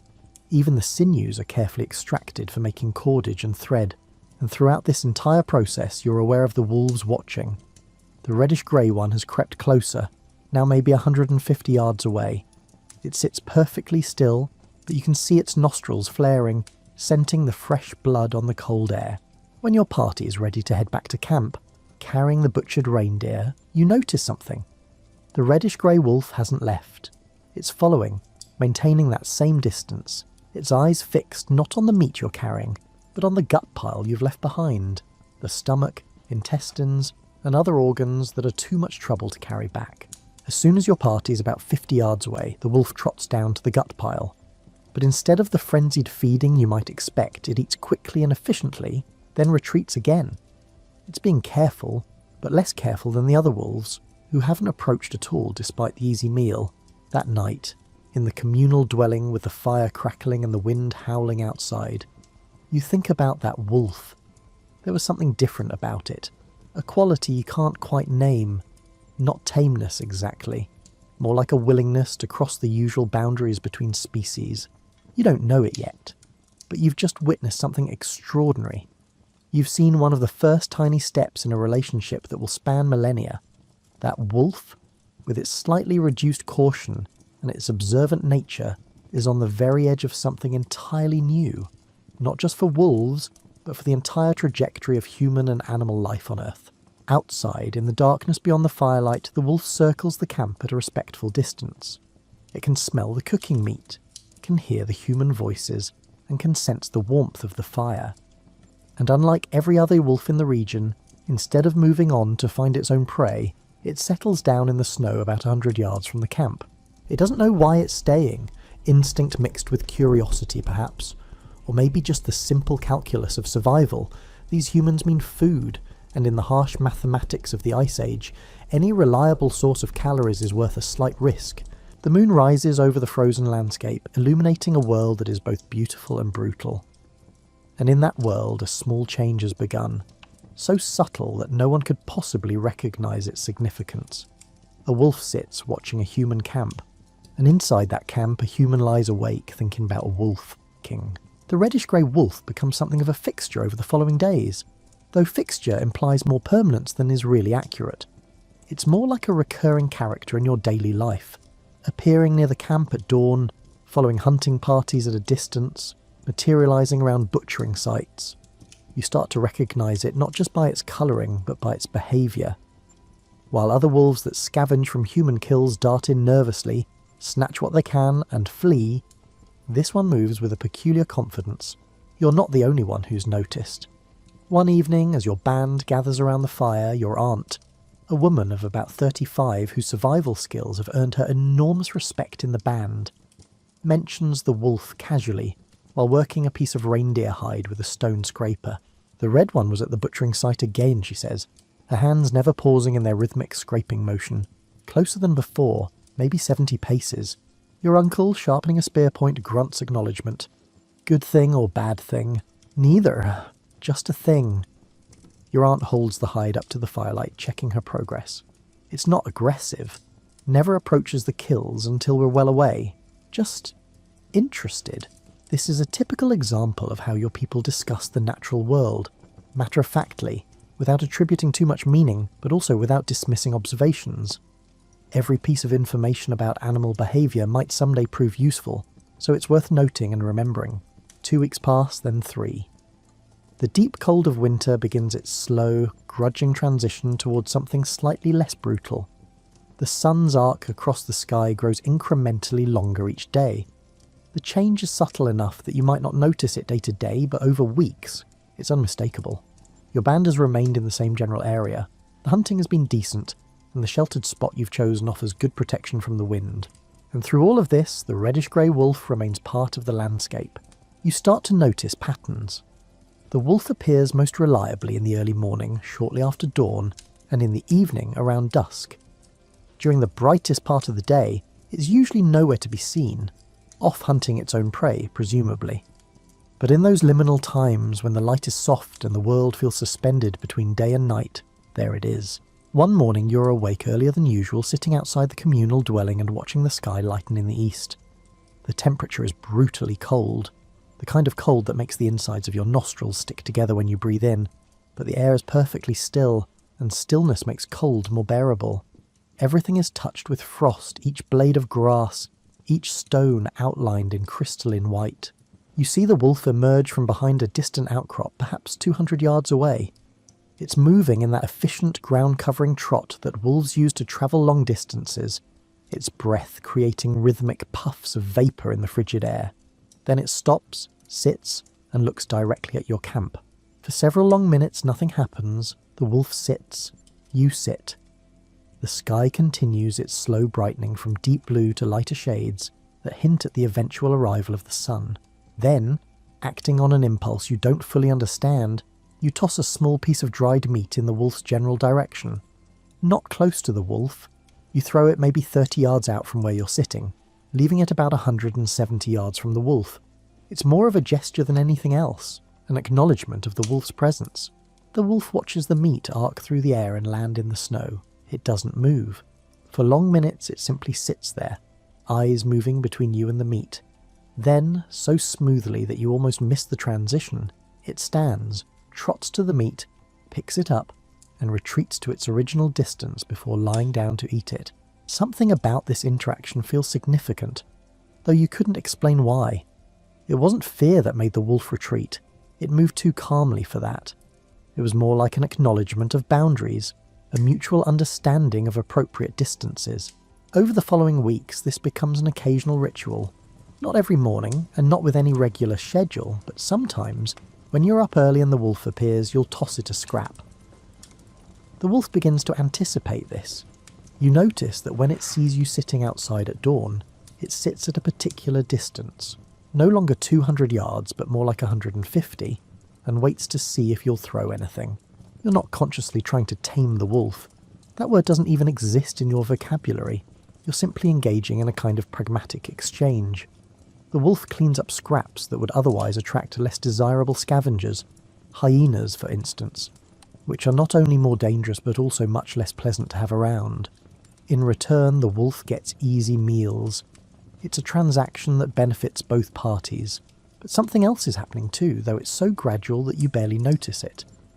The wolf is becoming part of your mental landscape, part of the expected patterns of daily life. When you wake up now, you find yourself wondering if the wolf will be there. When you're out hunting and you spot it following at a distance, you feel a tiny flicker of recognition. Not quite pleasure, but something like acknowledgement. Hello again, the feeling seems to say. You're still here. One day during a hunting expedition, something unusual happens. Your party is tracking a small herd of horses, Ice Age horses, stocky and robust, with thick coats that make them look almost bear-like in the dim light. The tracking has been difficult. The horses are wary, the wind keeps shifting, and twice you've gotten close only to have them bolt at the last moment. You're taking a brief rest, assessing the situation, when you notice the reddish-grey wolf about 100 yards away. It's not looking at you though. It's looking in the same direction you've been heading, toward where the horses should be. Then the wolf does something extraordinary. It moves forward about 50 yards, stops, looks back at you, then looks forward again. The gesture is so clear that it's almost comical. This way, they're this way. Now it's entirely possible that the wolf was simply pursuing its own agenda, that the apparent communication was pure coincidence. But you've survived to adulthood in the Ice Age by paying attention to environmental cues, and this feels like a cue. You signal to the other hunters and the party adjusts its course slightly, moving more in the direction the wolf indicated. 15 minutes later, you find the horses in a small hollow, perfectly positioned for an ambush. The hunt is successful, and afterward you make sure to leave an especially generous portion of the gut pile. The wolf, as usual, waits until you're well away before approaching. But you notice that before it starts eating, it looks toward where your party is heading, holds that gaze for a moment, then begins its meal. Again, you could dismiss this as meaningless. Wolves look in all directions frequently, but you're starting to suspect that something more complex is happening. The wolf isn't just scavenging from your kills anymore, it's participating in its own way in the hunting process. Word of the wolf begins to spread within your band. The children especially are fascinated by it. They've been warned to keep their distance. It is, after all, still a wild predator perfectly capable of dangerous behaviour. But they watch it from the safety of the camp, and they've given it a name of sorts, a specific sound that they use to refer to it, something between a whistle and a yip that's meant to approximate a wolf's vocalisation. One of the children, a girl of about 7, has become particularly interested in the wolf. She's the one who most reliably spots it each day, who points out its location to anyone who'll listen, who saves little scraps from her meals to toss out toward where the wolf typically sits. Her mother allows this, partly because it keeps the child engaged in camp activities, and partly because, well, the wolf doesn't seem to pose any actual threat. Months pass, the season continues its slow wheel towards spring. The days grow longer, the snow begins to develop a different texture, becoming wetter, heavier, and more crystalline. The mammoths start moving north, following the retreating edge of the glaciers toward their summer feeding grounds. The reindeer herds grow restless, preparing for their own migrations. Your band must decide whether to follow the herds or to stay in this region and switch to hunting the animals that remain year-round. Bison, horses, and the occasional mammoth that bucks the migration trend. In the end, the decision is made to stay. The camp is good, the hunting has been reliable, and the effort required to pack everything and move is significant. The reddish-grey wolf stays too. This surprises you slightly. You'd assumed the wolf was following the human band because humans meant food, and that if the major game herds moved on, the wolf would follow them. But it doesn't. It remains in the area, hunting its own prey. You occasionally see it taking down rabbits with impressive efficiency, and continuing its habit of appearing near the camp at dawn and dusk. The distance between wolves and humans continues to shrink incrementally. Not in any dramatic way, not in any single leap forward, but in tiny adjustments that accumulate over time. The wolf now sits about 100 yards from camp instead of 150. When someone tosses it food, it no longer retreats as far before eating. When it follows hunting parties, the gap is perhaps 75 yards instead of 100. One warm afternoon, genuinely warm, maybe even reaching 40 degrees Fahrenheit, which feels like summer after the long winter, you're working on repairing your boots outside the communal dwelling. The wolf is lying in its usual spot about 90 yards away, apparently drowsing in the sun. A raven lands nearby, looking for scraps. It hops close to where you're working, bold as ravens always are, cocking its head to examine you with one bright eye. You ignore it. Ravens are harmless, mostly, if occasionally annoying in their persistence. Then you notice the wolf is watching the raven with focused intensity. The wolf rises to its feet, stretches in a very dog-like manner, then trots toward the camp. Not directly toward you, but on an angle that will bring it near the raven. The raven, seeing the wolf approach, squawks indignantly and flaps away. The wolf watches it go, then, instead of retreating to its usual spot, lies down maybe 70 yards from where you're sitting. The message seems clear. The raven was bothering you, so I chased it off. Now we're a bit closer than before, but that's okay, because I just did you a favour. Again, you could argue that this is anthropomorphization, reading human motivations into animal behaviour. But whether or not your interpretation is accurate, the effect is the same. The boundaries between human and wolf have shifted again, just slightly, just enough to notice. That night, lying in the communal dwelling and listening to the sounds of the band settling in for sleep, you think about the wolf. How long has this been going on now? 6 months? 7? Long enough that it's strange to remember a time when the wolf wasn't part of the daily routine. You don't know that what you're witnessing is the beginning of domestication. You have no framework for understanding that concept, no way to imagine that this wild predator's great-great-grandchildren will be so thoroughly changed that they'll sit obediently at human commands, will guard human homes, and will work alongside humans in 1,000 different ways. All you know is that somewhere out in the darkness, about 90 yards from where you're lying, a wolf is curled up in the snow sleeping. And for reasons you can't fully articulate, this knowledge feels comforting rather than threatening. Spring arrives not with a bang, but with a slow, soggy whisper. The snow doesn't so much melt as gradually surrender to mud, creating a landscape of startling messiness. Where everything was white and pristine, now everything is brown and wet. The rivers and streams, frozen solid for months, begin to crack and groan, their ice breaking into huge chunks that pile up against the banks with sounds like distant thunder. The world becomes louder. Birds return from their winter grounds to the south, filling the air with calls and songs. The small mammals that spent winter underground emerge, blinking in the bright sunlight. Everything is waking up, shaking off the torpor of winter and resuming the urgent business of survival and reproduction. The reddish-grey wolf disappears for several weeks, and you find yourself surprised by how much you miss its presence. The camp feels less complete somehow, as if a regular element of daily life has been removed. You catch yourself looking for the wolf at dawn, in the evening, and during hunts. Where is it? Is it all right? Has it moved on to follow some other band of humans or return to a fully wild existence? Then one morning, as you're carrying water from the stream back to camp, you see it. The wolf is sitting in its usual spot.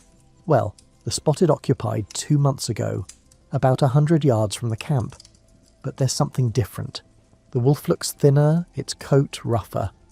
And as you watch, it stands and stretches, and you see the elongated teats of a nursing mother. Ah, so that's where you've been, you think, off having puppies. The wolf doesn't approach closer. It seems warier than before, more careful about maintaining distance. This makes perfect sense. A mother with dependent young has every reason to be cautious. You respect this new boundary, making no attempt to approach, simply acknowledging the wolf's return with a tossed piece of dried meat. Over the following weeks, the wolf's visits become irregular. Sometimes it appears at dawn, sometimes not. Sometimes it follows the hunting parties. Sometimes it's nowhere to be seen for days at a time.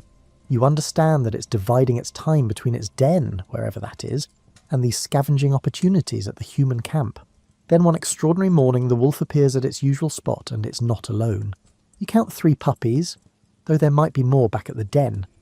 They're perhaps 6 or 7 weeks old, past the helpless infant stage but still clearly young, with oversized paws and ears that seem too big for their heads. Their coats are fluffier than their mother's, giving them a roly-poly appearance that's almost comically cute. The mother wolf sits at her usual distance, but the puppies, not yet having learned appropriate caution, immediately begin to explore. One of them spots something interesting, probably just an unusual rock, and pounces on it with exaggerated intensity.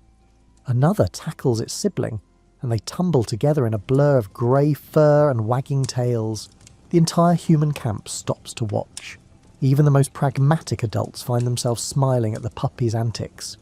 The children are entranced, sitting at the edge of camp and watching with barely contained excitement. One puppy, bolder or more curious than its siblings, begins wandering toward the camp. The mother wolf immediately gives a sharp bark and the puppy freezes, then retreats. But the message is clear. The puppy was interested in the camp, curious about these strange 2-legged creatures. The 7-year-old girl who's been most interested in the wolf looks at her mother with pleading eyes. Can I give them food? Her mother considers this. In the Ice Age, where survival is never guaranteed, wasting food on wild animals is generally not a smart strategy. But these are not normal times, and this is not a normal situation. Finally she nods. Small pieces. Don't go any closer. Let them come to you if they want to. The girl takes a piece of dried meat, breaks it into smaller bits and tosses them about halfway between the camp and where the wolf family sits. The puppies watch the meat arc through the air with intense focus. As soon as the pieces land, they bound forward, all caution forgotten in their enthusiasm. The mother wolf tenses but doesn't call them back. She's watching carefully, assessing the situation. Is this dangerous? Are the humans a threat? The puppies reach the meat and immediately begin squabbling over it, play fighting and growling with all the ferocity their young voices can muster, which isn't much. They sound like tiny squeaky toys rather than fearsome predators. One puppy, having secured a piece of meat larger than it can easily eat, tries to drag it back toward its mother, but the meat is larger than anticipated, and the puppy keeps tripping over it, somersaulting in the mud and generally making a spectacle of itself. The humans watching can't help but laugh, quiet laughs, not wanting to startle the animals but genuine amusement nonetheless. The mother wolf watches all of this with what seems like resigned patience. Welcome to parenthood, her expression seems to say. They're idiots, but they're my idiots. This becomes a new pattern. Every few days the wolf family appears near camp. The puppies are gradually learning appropriate caution from their mother, but their natural curiosity frequently overrides their developing survival instincts. They're endlessly entertaining, tumbling and playing and investigating everything with the boundless energy of the young. The boldest puppy, you start to recognise it by a distinctive marking, a white patch on its chest, begins approaching closer than its siblings. It doesn't come all the way to the camp, but it gets perhaps 50 yards away, close enough that you can see its individual whiskers and the bright amber of its eyes. One afternoon you're working on fashioning a new spear shaft sitting outside the communal dwelling. The wolf family is in the usual spot, the puppies napping in a furry pile while their mother keeps watch. The bold puppy wakes up, looks around, spots you, and begins walking toward the camp. The mother notices immediately and gives a warning bark. The puppy stops, looks back at its mother, and then looks at you. You can almost see the decision-making process happening in its young brain. Mother says stop. But that human looks interesting. But Mother says stop. But the puppy compromises by lying down about 60 yards away, still closer than its mother would prefer, but not actively disobeying. It watches you with intense focus as you work on the spear shaft, apparently fascinated by the repetitive motions of your hands shaping the wood. You decide to test something. Without making any sudden movements, you toss a small piece of meat toward the puppy, not all the way to it, but about halfway between you. The puppy's head snaps toward the meat. It looks at the meat, then at its mother, then at you. The mother wolf gives another warning bark, but the puppy has already made its decision. It slinks forward, belly low to the ground, moving carefully, and snatches the meat. But instead of retreating all the way back to its mother, it only goes about 20 yards away before lying down to eat. The boundary just shifted again. 70 yards became 60 yards, which became 40 yards. You don't push it further. Patience is essential here. Not because you're consciously trying to tame this animal, but because you understand, instinctively, that rushing will ruin whatever understanding is developing. The summer progresses. The puppies grow rapidly, their oversized features gradually becoming proportional. They're learning to hunt, accompanying their mother on expeditions, though they're still comically bad at it. You occasionally see them trying to catch rabbits, bounding through the grass with enormous enthusiasm and zero technique, sending their prey fleeing long before they get anywhere close. The bold puppy with the white chest patch continues to be the most adventurous. It's now regularly coming within 40 yards of the camp, close enough that the children can toss it treats without much effort. It hasn't yet allowed anyone to touch it, but there's a clear sense that it might someday if the approach were made carefully enough.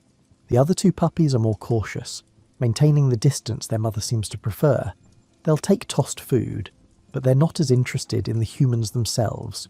They're following the traditional wolf path, benefiting from human proximity but maintaining their wild independence. But the bold one is different. It's crossing a threshold, moving into territory that no wolf has previously occupied. Not quite wild, not quite tame, but something in between. A hybrid state that's being invented in real time. One evening, as the sun sets and paints the sky in shades of orange and pink, you're sitting outside watching the day end. The bold puppy is lying about 30 yards away, also watching the sunset, or possibly just resting. The other members of the wolf family have moved off to hunt, but this puppy has chosen to stay near the human camp. For a long time, neither of you moves. You're simply sharing the space, two different species, both watching the same sky turn from day to night. It's a moment of perfect, peaceful coexistence, not dramatic, not particularly significant on its own, but part of a larger pattern that's slowly, quietly rewriting the rules of how different species can relate to each other. A shooting star streaks across the sky, bright and brief. The puppy's ears perk up as if it heard something, though of course the star makes no sound. You find yourself wondering what the puppy thinks of the sky, of the stars, of this strange world it's been born into. You'll never know, of course. The puppy's internal life remains a mystery. But in this moment, that doesn't seem to matter. What matters is the simple fact of shared space, shared time, and shared existence. The stars come out one by one, filling the sky with their ancient light. Somewhere in the darkness, a mammoth trumpets, the sound carrying for miles across the still air. The puppy's ears swivel toward the sound, but it doesn't move from its spot. Neither do you. You sit together, human and almost dog, as the night deepens around you. The bold puppy, which you've started thinking of as white chest, reaches adolescence with all the awkwardness that implies. Its paws, temporarily too large for its body, give it a clumsy gait. Its voice is changing, producing sometimes a puppy yip, sometimes an adult bark, and occasionally an embarrassing crack between the two. It goes through a phase where it seems to trip over its own feet at least once per day, usually while trying to impress the watching humans with some feat of athletic prowess. Whitechest is now about 7 months old, and something remarkable has happened. The distance between the puppy and the nearest humans has shrunk to about 20 yards. Some mornings, Whitechest is waiting near the camp when people emerge from their dwellings, tail wagging in greeting. That tail wagging is itself noteworthy. Adult wolves do wag their tails, but usually only in specific social contexts with other wolves. Whitechest wags its tail at humans constantly, when it sees people, when it's given food, and when someone simply looks in its direction. It's as if the puppy has repurposed a wolf-to-wolf social signal for wolf-to-human communication. The other two puppies from that litter are still around, but have remained more traditionally wolf-like. They scavenge from human kills, they tolerate human proximity at reasonable distances, but they show no interest in closer interaction. They're becoming normal wolves, following the ancient patterns of their species. But Whitechest is becoming something else entirely. One breakthrough morning, the 7-year-old girl, her name, in the sounds your language uses, is something that roughly translates to Bright One, approaches closer to Whitechest than anyone has dared before. She's holding a particularly nice piece of smoked meat, and she's making soft, encouraging sounds. Whitechest watches her approach with intense focus.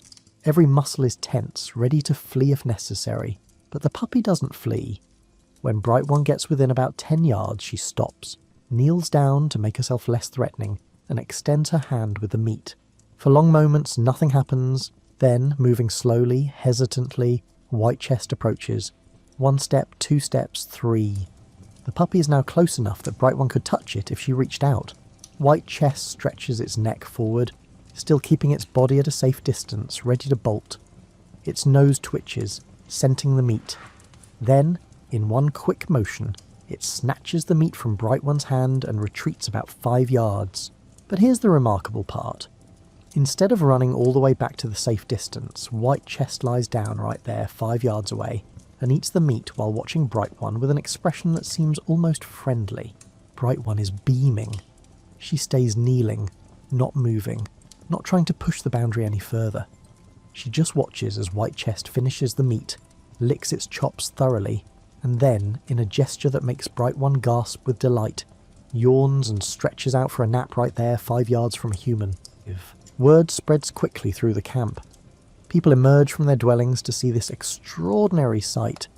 A wolf, nearly full grown now, sleeping peacefully within easy spear throw of a human settlement. Over the following weeks, Whitechest becomes bolder.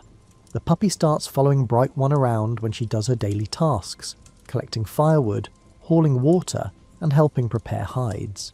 It's not always close. Sometimes it's 20 yards behind, sometimes 30, but it's clearly following, clearly choosing to be near this particular human.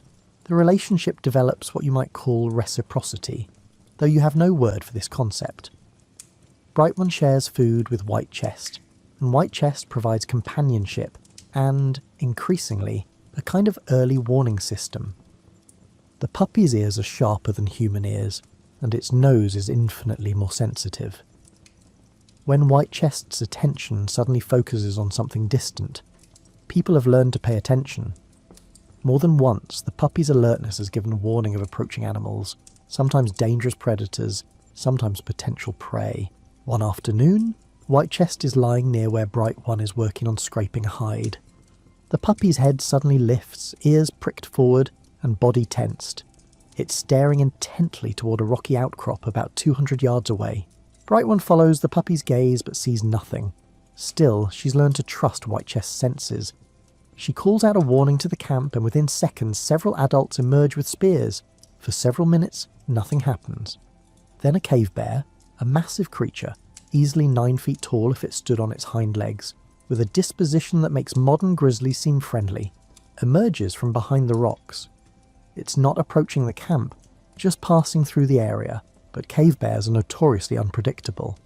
Having warning of its presence is the difference between safety and disaster. The bear passes without incident, but the human's gratitude toward Whitechest is genuine. Extra meat is shared that evening, and the puppy, for the first time, is allowed to sleep just outside the entrance to the communal dwelling rather than at its usual more distant spot. Whitechest isn't the only young wolf showing interest in humans. As your band moves through its seasonal rounds, never straying too far from the core territory, but shifting locations as resources dictate, you notice other wolves at different sites, particularly younger ones, that display varying levels of boldness around humans. Some are like Whitechest, actively seeking proximity.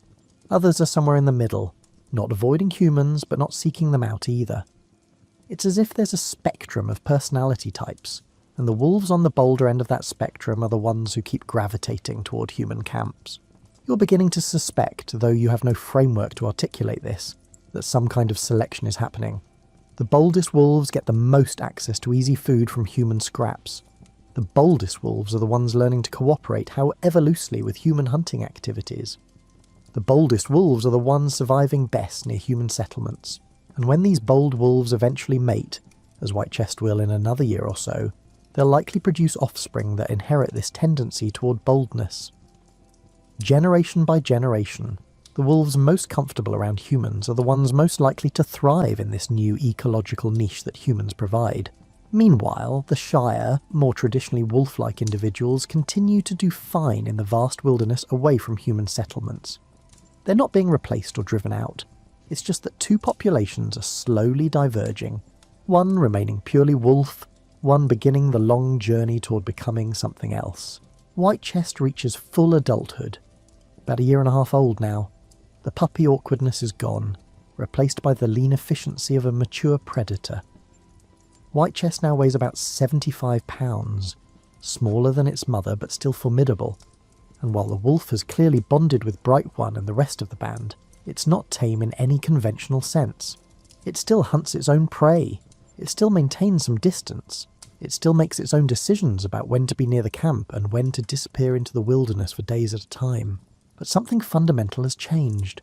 When Whitechest returns from these wilderness excursions, it greets the humans, especially Bright One, with obvious pleasure, tail wagging and body wiggling in a dance of joy. When the band moves camp, Whitechest follows without hesitation. When Bright One sits by the fire in the evening, Whitechest lies nearby, close enough to be touched, though still wary of sudden movements. One evening, after a successful hunt, the band is in good spirits. There's meat aplenty, and someone has found a wild berry bush still holding fruit despite the lateness of the season. The children are playing a game that involves running around the camp's perimeter, and Whitechest joins in, running alongside them with obvious enjoyment. The adults watch this with expressions ranging from amazement to amusement to something approaching unease. This is unprecedented. Wild predators don't play with human children, but here, undeniably, is a wolf doing exactly that, carefully, without using its teeth even in play fighting, adjusting its strength to accommodate the smaller, weaker humans. Bright One's mother watches her daughter and Whitechest playing together, and she has a thought that she'll later try to express to her partner, though the language doesn't quite have the words for it yet. Something like, "We're watching something new being born. Not just this wolf, but the idea of wolves and humans together. What we're seeing isn't just unusual, it's never happened before in all of history." She's right, though she doesn't know how right. She doesn't know that tens of thousands of years in the future, humans will live alongside millions of descendants of wolves like Whitechest. She doesn't know that these descendants will come in bewildering variety.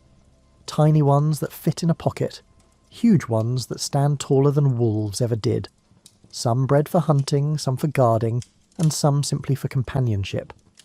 She doesn't know that humans will develop complex emotional bonds with these animals, treating them as family members, mourning their deaths, and celebrating their lives. All she knows is that right now, in this moment, her daughter is playing with a wolf, and both of them are clearly absolutely happy. The fire crackles. The stars wheel overhead in their eternal patterns. A cool breeze brings the scent of the distant pines. And in this small corner of the vast Ice Age world, something impossible has become possible. Whitechest stops running, sits down to catch its breath, and Bright One impulsively reaches out to touch the top of the wolf's head. Whitechest goes very still. This is the first time a human has directly touched it. For a moment, the outcome could go either way. Then Whitechest leans into the touch just slightly, and Bright One begins gently scratching behind the wolf's ears. Whitechest's eyes close in contentment. One back leg starts twitching involuntarily, the way dogs' legs will twitch when you find just the right spot. The bridge between species has been crossed. There's no going back now. 3 years have passed since Whitechest first ventured close to the human camp as a bold puppy. The wolf, though increasingly it seems incorrect to call it simply a wolf, is now a mature adult, fully integrated into the daily life of your band. Whitechest has become, for lack of a better term, a member of the family. The wolf's daily routine mirrors the human's own rhythms. Whitechest sleeps near the camp entrance at night, often beside Bright One's sleeping area. In the morning, The wolf accompanies whoever goes to fetch water, trotting alongside them, investigating interesting smells, and occasionally pausing to mark territory. During the day, Whitechest often joins hunting parties, and this is where the relationship has evolved into something truly remarkable. Whitechest has learned to actively participate in hunts. The wolf understands somehow what the humans are trying to do.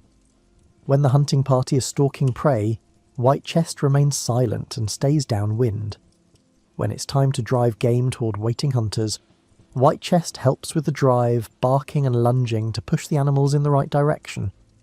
And critically, Whitechest has learned to wait for its share of the kill rather than trying to claim it immediately.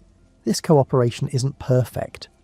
Whitechest is still a predator with predator instincts, and occasionally those instincts override training. Once, during a particularly exciting chase of a wounded bison, Whitechest became overeager and darted in too early, nearly getting trampled for the trouble. The wolf learned from this mistake, painfully, limping for several days afterward, but learned nonetheless. The human's hunting success rate has noticeably improved with Whitechest participation. The wolf's superior senses help locate prey that human eyes would miss. Whitechest's presence makes some prey animals nervous, causing them to move in ways that make them easier for human hunters to predict. And occasionally, when hunting smaller game like rabbits or foxes, Whitechest makes kills entirely independently and shares them with the band, particularly with Bright One. But it's not just practical benefits that define this relationship. There's genuine affection here, genuine companionship. Bright One, now approaching 11 years old, has formed a bond with Whitechest that goes beyond utility. The wolf is her constant companion, her playmate, and her confidant. When Bright One is sad, and life in the Ice Age provides plenty of reasons for sadness, Whitechest seems to sense it, pressing close, offering physical comfort. One particularly hard winter, food becomes scarce. The band's stored supplies run low, and several difficult weeks pass where everyone is hungry most of the time. During this period, Whitechest continues to hunt independently and brings back small game, rabbits, birds, even once a fox, and leaves this food near Bright One's sleeping area.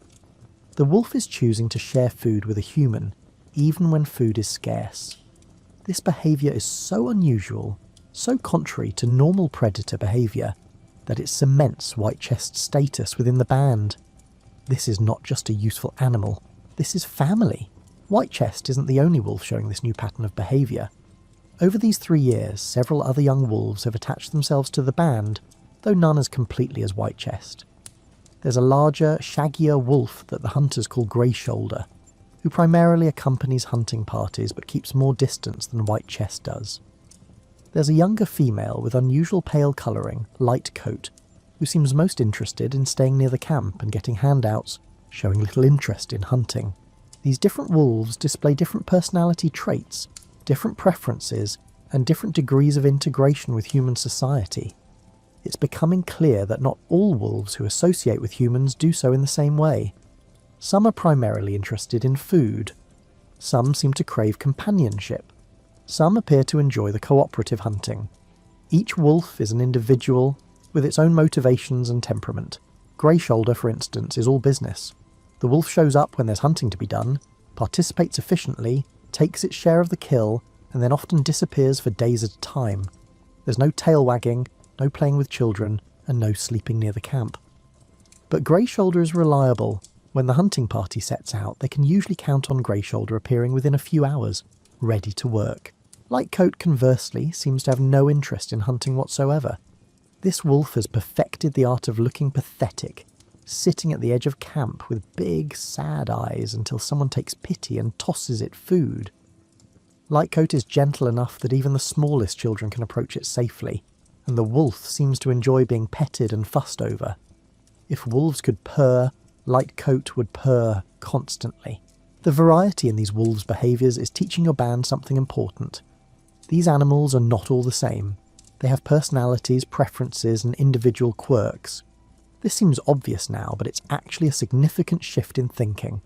Previously, wolves were viewed as a category, dangerous predators to be avoided or killed. Now they're being seen as individuals, This one is friendly, that one is shy, this one is a good hunter, and that one is lazy but sweet-natured. One spring, Whitechest disappears for several weeks. At first, no one is particularly concerned. The wolf has always come and gone as it pleased. But as the days stretch into weeks, Bright One becomes increasingly worried. Has something happened to Whitechest? Has the wolf been injured, killed by a larger predator, or fallen through thin ice? Then one morning, Whitechest returns, and it's immediately obvious what's been happening. The wolf is accompanied by 4 puppies, about 6 weeks old, tumbling and playing and exploring everything with that particular fearless curiosity of the very young. The band is astonished. Whitechest has reproduced. Of course it has, that's what animals do, but has chosen to bring its offspring to the human camp, rather than keeping them safely hidden in a den somewhere far away. This decision speaks volumes about how Whitechest views the relationship with humans. The camp isn't just a food source or a casual association, it's home, it's packed. It's the place where Whitechest wants to raise its young. The puppies are a mixture of traits. 2 of them look almost exactly like traditional wolves, with typical colouring and build. But one puppy is smaller, with softer features, and a coat that's slightly curlier than normal. And one puppy has distinctive markings, a white-tipped tail and a blaze of white down its face, that make it look quite different from any wolf you've ever seen. These puppies have never experienced the wild the way their parent did. From their earliest memories, humans are simply part of the landscape, no more frightening than trees or rocks. They approach people with no hesitation, investigate everything fearlessly, and quickly work out that humans are an excellent source of food and entertainment. Bright One is enchanted. She spends hours playing with the puppies, teaching them simple games and getting them accustomed to being handled. One puppy in particular, the small one with the curly coat, becomes especially attached to Bright One, following her everywhere, sleeping curled against her at night. The band decides to call this puppy Curl for obvious reasons, and Curl represents something even more significant than Whitechest did. Whitechest was a wild wolf that chose to associate with humans. Curl is being raised from birth as part of a human family. Curl will never know a purely wild existence. Curl is in essence the first truly domestic dog, even though that word won't exist for thousands of years yet. As Curl grows, the differences from a traditional wolf become more pronounced. A Curl is smaller than a full wolf, with shorter legs and a more rounded skull. Curl's ears don't stand up quite as erectly. Curl's tail curls over its back in a way that would be considered a fault in a wolf but is somehow charming in this context. And Curl's temperament is gentler and more tractable than any wolf's. Curl never goes through the adolescent period of testing boundaries and asserting independence that wolves typically experience. Curl simply accepts human authority as natural and right. When Bright One gives Curl a command, sit, stay, come, Curl obeys with eager enthusiasm. Not because Curl fears punishment, but because pleasing Bright One is Curl's primary motivation in life. This eager-to-please quality is something new under the sun. Wolves can be trained to an extent, but their cooperation always feels like a negotiation, a transaction. Curl's obedience feels more like devotion. It's the key difference between a tamed wolf and a truly domestic dog. Other puppies from Whitechest's litter show varying degrees of this new temperament. One is almost indistinguishable from a wild wolf, eventually leaving the band to live independently. 2 are intermediate, friendly with humans but retaining significant independence. But Curl is fully, completely domestic. The band begins to see the possibilities. If wolves can be raised to be this cooperative, this helpful, this companionable, then perhaps this relationship could be deliberately cultivated. Perhaps when Whitechest or one of the other wolves has another litter, the band could keep the friendliest puppies and encourage them to mate with other friendly wolves. This thought represents the beginning of conscious selection. Not just accepting wolves that happen to be bold enough to approach humans, but actively choosing which wolves to keep and breed based on desirable traits. It's the shift from passive acceptance of a phenomenon to active participation in shaping it. You don't know that you're inventing animal husbandry. You don't know that this same process will eventually be applied to wild sheep, wild cattle, and wild horses, transforming them all into domestic animals. You don't even really know that what you're doing is revolutionary. You just know that having Curl around makes life better. The puppy is cheerful, affectionate, helpful in its small ways, and brings joy to the entire band. When you're working on a difficult task and getting frustrated, Curl seems to sense it and comes over, tail wagging, inviting you to take a break and play. When the camp is quiet and everyone is feeling the weight of survival's constant demands, Curl does something silly, chasing its own tail, play-bowing to a shadow, barking at a butterfly, and makes everyone laugh. Life in the Ice Age is hard, it's dangerous, it's unpredictable.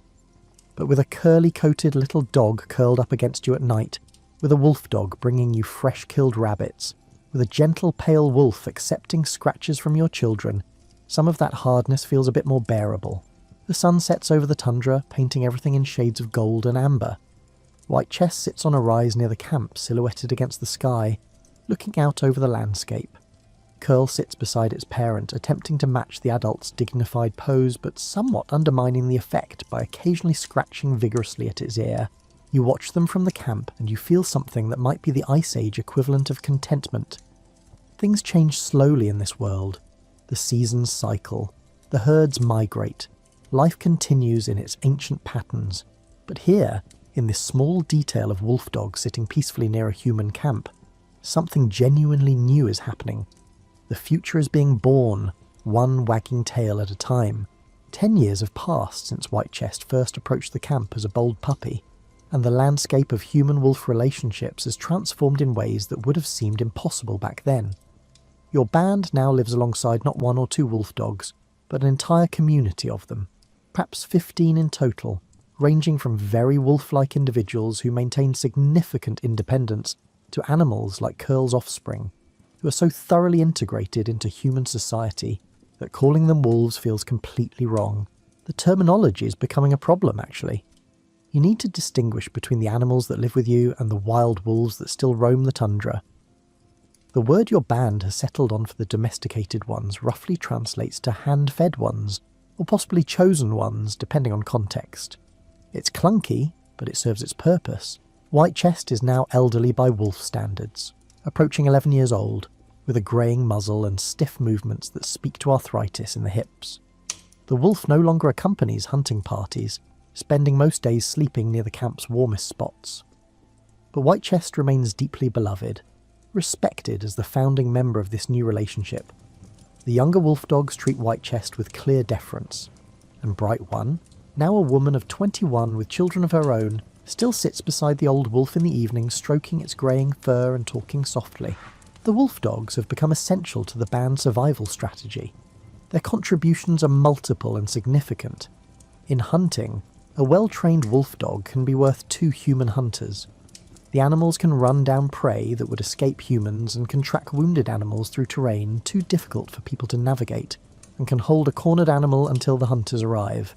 But the wolf dogs provide benefits beyond hunting. They serve as an alarm system, alerting the camp to approaching predators or rival human bands. They keep scavengers like hyenas and foxes away from stored food. They provide warmth on cold nights. Several wolf dogs sleeping in the communal dwelling raise the temperature noticeably. And perhaps most importantly in the harsh calculus of Ice Age survival, they provide psychological comfort. Having these animals around makes people feel safer and less alone in a vast and often hostile landscape. The different wolf dogs have found different roles within the human community, playing to their individual strengths. There's Scout, a lean, fast female who excels at ranging ahead of travelling groups, alert for danger. There's Guardian, a massive male with a protective temperament who has appointed himself defender of the children. Even the smallest child can toddle around camp safely with Guardian following like a patient, furry shadow. Then there's Hunter, descended from Grey Shoulder, who has inherited its ancestors' no-nonsense approach to hunting. Hunter has little interest in being petted or playing games, but when the hunting party goes out, Hunter is all business, efficient, tireless, and remarkably skilled at anticipating where prey animals will run. Some wolf dogs have discovered entirely unexpected roles. Warmth, a female with unusually thick fur, has somehow worked out that if she lies down near someone who's sick, her body heat helps them feel better. She's become the band's unofficial nurse, spending her time with anyone who's ill or injured, providing comfort and warmth that may have real therapeutic value. The breeding of these animals is becoming more deliberate with each generation. When a female wolf dog comes into heat, the band pays attention to which males she's interested in and may actively encourage or discourage certain pairings. The friendliest animals are encouraged to breed with each other. The best hunters are paired with other good hunters. Animals with health problems or poor temperaments are discouraged from breeding, though this is done humanely. They're simply watched carefully, and potential mates are kept separate during the critical times. This selective breeding is already producing visible results. The wolf dogs of Curl's lineage are consistently smaller than full wolves, with shorter snouts, smaller teeth, and more variable coat colours. One recent litter produced a puppy with floppy ears that never fully stood erect, instead hanging down in a way that would be a severe disadvantage for a wild wolf, but is merely endearing in a domestic animal. Another litter included a puppy with a coat pattern never seen in wild wolves, black with symmetrical white markings on the chest and paws. These physical changes are accompanied by behavioural ones. The newest generation of wolf dogs is even more tractable than their parents, more eager to please, and more attuned to human communication. A human can point, and these animals will look where the human is pointing. A cognitive skill that wolves rarely demonstrate, but that these hand-fed ones have developed to a remarkable degree. One of Brightwan's children, a boy of about 7, has formed a particularly close bond with a young wolf dog named Swift. The two are inseparable, and their relationship demonstrates just how far this human-animal partnership has evolved. Swift sleeps with the boy, plays with him constantly, and seems to understand the child's moods and needs with uncanny accuracy. When the boy is sad, Swift offers comfort. When the boy is excited, Swift matches that excitement. When the boy wanders too far from camp, Swift gently herds him back, using the same techniques Swift's ancestors used for herding prey. This level of interspecies communication would have seemed magical to your band just a generation ago. Now it's simply normal. Of course the wolf dogs understand pointing. Of course they respond to voice commands. Of course they integrate seamlessly into human social structures. What else would they do? The wolf dogs have even begun to adopt human sleeping patterns to some degree. Wild wolves are most active at dawn and dusk, resting during the midday and midnight hours. But the hand-fed ones increasingly match human activity patterns. Awake when humans are awake. Sleeping when humans sleep. They're adapting not just to living near humans, but to living as humans do. One spring, a rival band, not hostile exactly, but competing for the same resources, camps about 2 days' travel from your territory. Negotiations are tense. Both bands need access to the river for fishing, and the best fishing spots can't support both groups simultaneously. Your band has an advantage the rival band lacks: the wolf dogs. When the rival band sees Guardian and Hunter and the others, when they see how these animals respond to human commands, how they coordinate with human hunters, the balance of power shifts. A band with wolf dogs is simply more formidable than a band without them. The rival band's leader proposes a solution. They'll concede the best fishing spots in exchange for 2 wolf dog puppies from the next litter. It's the first time wolf dogs have been traded. The first time they've been recognised as having concrete value that can be exchanged. Your band agrees, though there's significant debate about which puppies to give away. Should you give them inferior puppies, the less friendly, less trainable ones? Or would that be dishonourable? Eventually, a compromise is reached. You'll give them 2 good puppies, from good lineages, but not the very best. The rival band leaves satisfied, and when breeding season arrives, your band carefully selects 2 puppies that are friendly and healthy, but not exceptional. This trade opens a new chapter. Within a few years, other bands in the region are also keeping wolf dogs. The animals spread across the landscape, moving from band to band through trade and gift-giving. And with each trade, with each new home, the wolf dogs adapt further to human society. But something has been lost too. The earliest wolf dogs, like Whitechest, retain significant independence, still capable of surviving in the wild if necessary. The newer generations are losing this. They're so adapted to human society that they would struggle to survive alone. They've become dependent, not in a weak or pitiable way, but simply as a fact of their evolution. They've traded independence for partnership, wilderness for home. Is this good or bad? The question doesn't really occur to anyone in your band. This is simply how things are developing. The wolf dogs are happy. They play, they form bonds, and they seem to enjoy their lives. The humans are happy. Life is easier and more secure with wolf dog partners. What else matters? Whitechest dies one cold winter morning, simply failing to wake up. Death is a constant companion in the Ice Age, and the band has developed rituals for dealing with it. Whitechest's body is placed on a rise overlooking the camp, positioned to face the sunrise. It's a mark of respect given to honoured band members, now extended to this animal who helped create something entirely new. Bright One sits beside the body for a long time, crying openly.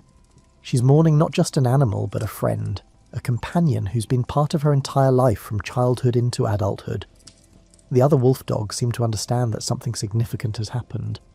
They approach Whitechest's body cautiously, sniff it carefully, and several of them emit low, mournful howls. That evening, gathered around the fire, the band tells stories about Whitechest. How the wolf first approached the camp as a bold puppy, how it learned to hunt cooperatively with humans, how it brought its own puppies to be raised alongside human children. The stories serve multiple purposes: honouring the dead, passing knowledge to younger generations, and processing grief through narrative. One of the elders, speaking slowly and thoughtfully, says something that resonates with everyone. Whitechest changed the world. Not the whole world, maybe, but our world. Our lives are different because of that one brave, curious wolf. It's a simple eulogy, but it's also profoundly true. One individual animal, acting on instincts toward boldness and curiosity, initiated a relationship that has transformed an entire human band's way of life. The wolf dogs who remain continue the partnership Whitechest began. They hunt, they guard, and they provide companionship and warmth. And in the spring, new puppies are born, smaller, friendlier, and more variable in appearance than their wild ancestors. The transformation continues, generation by generation, moving steadily away from wolf and towards something new.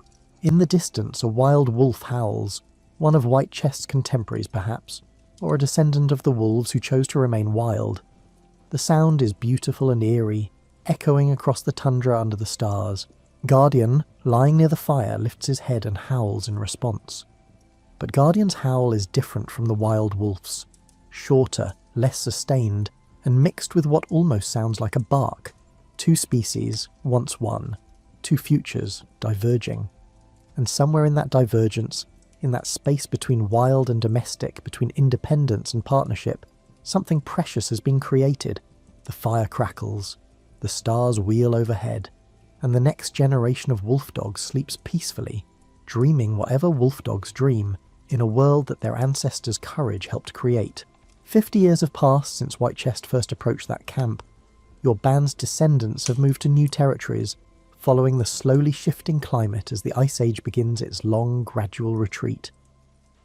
The massive glaciers are melting imperceptibly slowly, creating new rivers, new lakes, and new opportunities for human habitation. And wherever humans go, the wolf dogs go with them. The relationship between humans and these proto-dogs has become so normalised that it's difficult to remember a time when it didn't exist.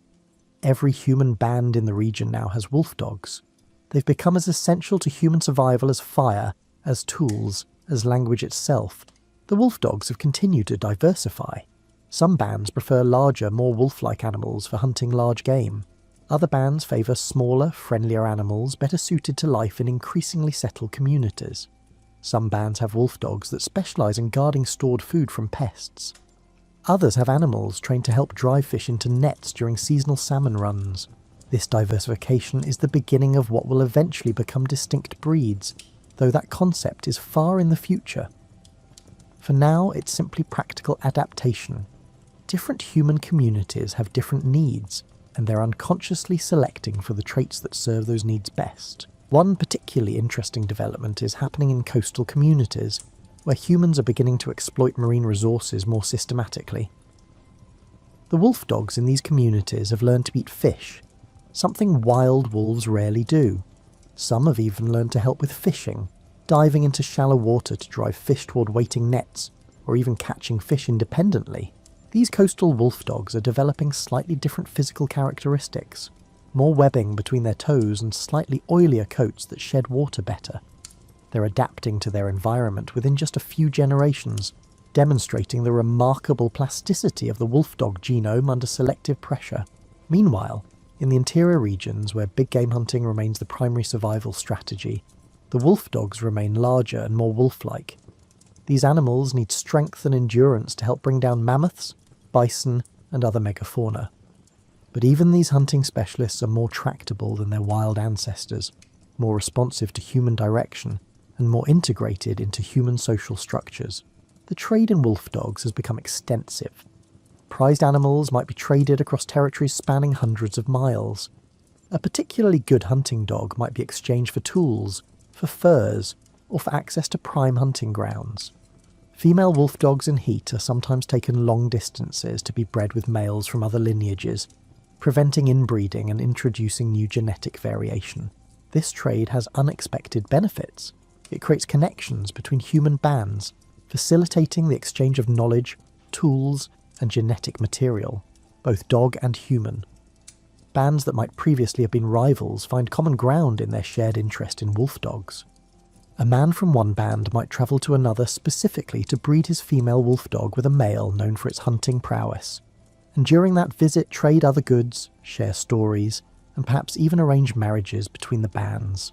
The wolf dogs are becoming a form of social glue, binding human communities together across vast distances. But the relationship isn't uniformly positive. Some bands reject the wolf dogs entirely, seeing them as an unnecessary burden in terms of food resources. These bands continue the old ways, hunting without animal assistance, and they do fine. Humans are adaptable enough to thrive with or without canine partners. There are also occasional problems. A wolf dog might revert to more wild behaviour, attacking livestock, as humans begin tentative experiments with keeping other animals captive, or even biting a human. These incidents are handled case by case, but they serve as reminders that these animals are still close to their wild roots, still capable of unpredictable behaviour. One particularly tragic incident involves a wolf dog that during a harsh winter with severe food shortages kills and eats a human infant left momentarily unattended. The wolf dog is immediately killed, and there's serious discussion in the band about whether the entire experiment with keeping these animals is worth the risk. But ultimately the decision is made to continue. The benefits outweigh the risks as long as everyone remains vigilant and realistic about what these animals are. Neither fully wild nor fully tame, but something in between that requires constant awareness. As generations pass, the wolf dogs become more and more distinct from their wild ancestors. The physical changes accumulate: smaller teeth, shorter snouts, and more variable coat colours and patterns. Floppy ears appear in multiple lineages. Curled tails become common. Some wolf dogs develop spotted coats, or unusual colour patterns, or even long, silky fur that would be impractical for wild wolves, but is prized by humans for its appearance. The behavioural changes are even more pronounced. The newest generations of wolf dogs are born with an innate understanding of human social cues. They instinctively defer to human authority. They form strong emotional bonds with human families, showing distress when separated and joy when reunited. They've become emotionally domesticated in a way that goes beyond mere training. Scientists far in the future will identify this as a change in the wolf dog genome related to stress hormones and social bonding. Specific genetic variations that make these animals less fearful of humans, more tolerant of close contact, and more capable of reading human emotions and intentions. But your band only knows that the puppies born now are somehow sweeter, friendlier, and more lovable than their ancestors were. The wolf dogs have even begun to participate in human spiritual life. When the band performs rituals, thanking the spirits of hunted animals, celebrating successful births, mourning the dead, the wolf dogs are present, treated as participants rather than mere witnesses. Some bands are beginning to develop stories about how the first wolf dog came to live with humans, mythologizing Whitechest's descendants into legendary figures who bridge the worlds of human and animal. One story, told around countless fires across the generations, goes something like this. In the ancient time, wolves and humans were enemies, killing each other for food and territory. But one wise wolf saw that humans had fire and tools, things wolves could never have, and one wise human saw that wolves had sharp senses and cooperative hunting skills that humans lacked. These two, wolf and human, met in a neutral place and made an agreement. "Share with us your fire," said the wolf, and we'll share with you our hunting skill. And from that day forward, wolves and humans have been partners, each making the other stronger. It's a myth, not history, but like all good myths, it contains a kernel of truth. The relationship between humans and wolf dogs is indeed a form of partnership, a mutual exchange of benefits that enhances both species' chances of survival. As the Ice Age slowly wanes, as the climate warms and the megafauna begin to decline, human societies are changing too. People are beginning to stay in the same places for longer periods, building more substantial shelters and storing food more systematically. The shift from fully nomadic to semi-settled existence is beginning, and the wolf dogs are part of this transition. In settled camps with stored food, wolf dogs prove invaluable as guards, preventing raids by predators and rival human groups. They alert to approaching danger, defend territory, and provide a sense of security that allows humans to sleep more soundly at night. The wolf dogs are also helping with an entirely new human activity, managing other proto-domestic animals. As humans begin keeping captured young megafauna, not quite farming them yet, but moving in that direction, the wolf dogs help control these animals, using their herding instincts to keep young mammoths or bison from wandering off. This herding behaviour will eventually become one of the most important functions of domestic dogs. But for now, it's a happy accident. The wolf dog's natural prey herding instincts being redirected toward a new purpose. Thousands of miles away, in different parts of the world, similar processes are occurring independently. Wolves near human settlements in what will become Europe are beginning their own journey toward domestication. Wolves in East Asia are developing their own relationships with human communities. The process isn't uniform, but the pattern is recognisable. Wherever humans and wolves coexist, some wolves are discovering the advantages of cooperation over competition. These geographically separated populations of proto-dogs will eventually give rise to different lineages, different regional types that reflect both the local wolf populations and the specific needs of local human communities. But all of them share the same fundamental transformation, from wild predator to domestic partner. You don't know any of this, of course.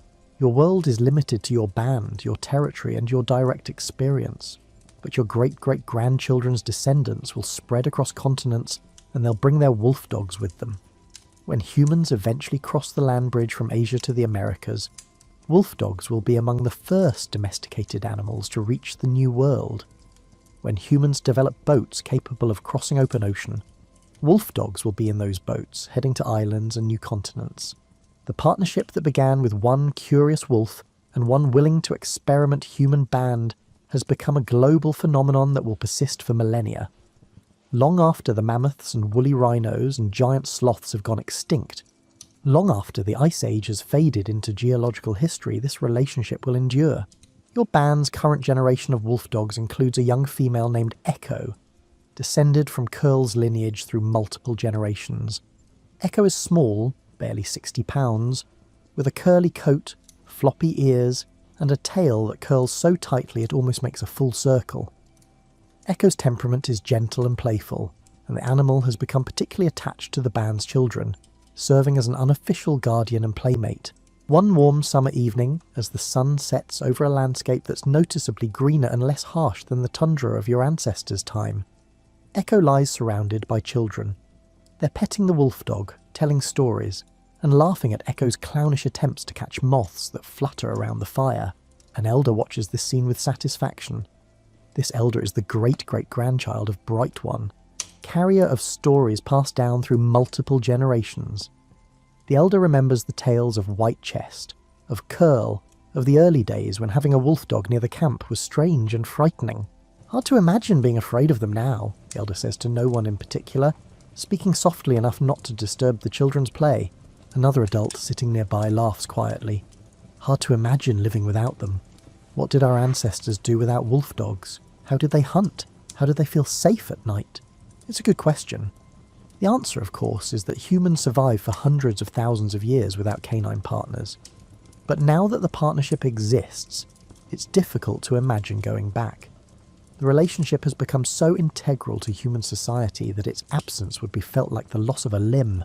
Echo, tired from playing with the children, finally settles down, resting its head on a child's lap. The child strokes Echo's curly fur and the wolf dog's eyes drift closed in contentment. Somewhere in the darkness beyond the firelight a wild wolf howls.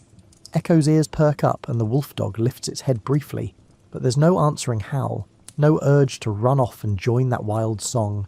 Echo's world is here, with these humans, by this fire. After a moment, Echo settles back down, content with its chosen place in the world. The stars come out. The same stars that shone on Whitechest and Bright One all those generations ago. The fire crackles and pops. Children's voices mix with adult laughter, and beneath it all, the steady rhythm of Echo's breathing as the wolf dog sleeps. In this moment, peaceful and ordinary and yet profound, you can see the future taking shape. These children growing up with Echo will never know a world without wolf dogs. Their children won't either, nor their children's children, for hundreds of generations to come. What began as one wolf's curiosity and one human's willingness to share has become something timeless. A partnership that will outlast empires, survive the collapse of civilizations, and endure through changes in human society that would be unrecognizable to you. The wolf dogs will be there when humans build their first permanent villages. They'll be there when humans develop agriculture, when they domesticate other animals, and when they create the first cities. They'll pull sleds across frozen wastes, herd sheep across mountainsides, guard palaces, and warm the laps of emperors and peasants alike.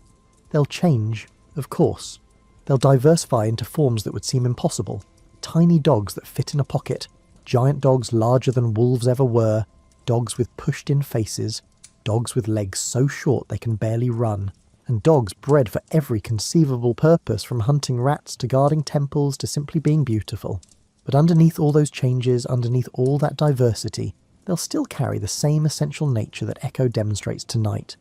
Loyalty, affection, and the deep-rooted desire to be part of a human family.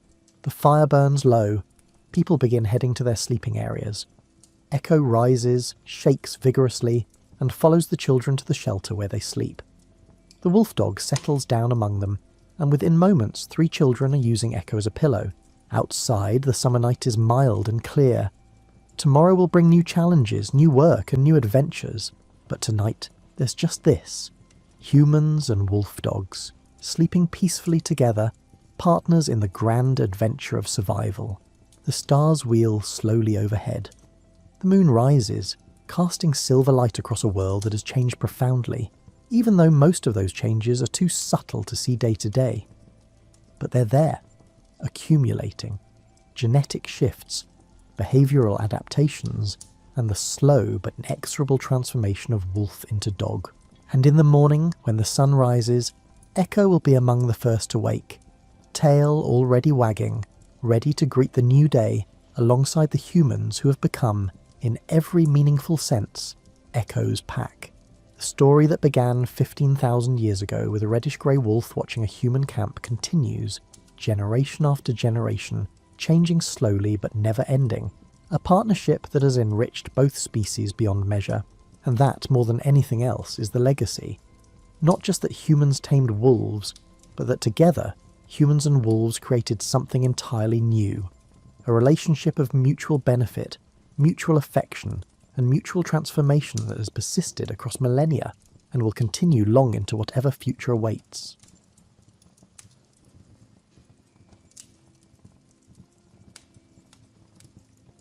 Alrighty, let's drift back to 1720, my favourite time period, somewhere in the hills of Massachusetts.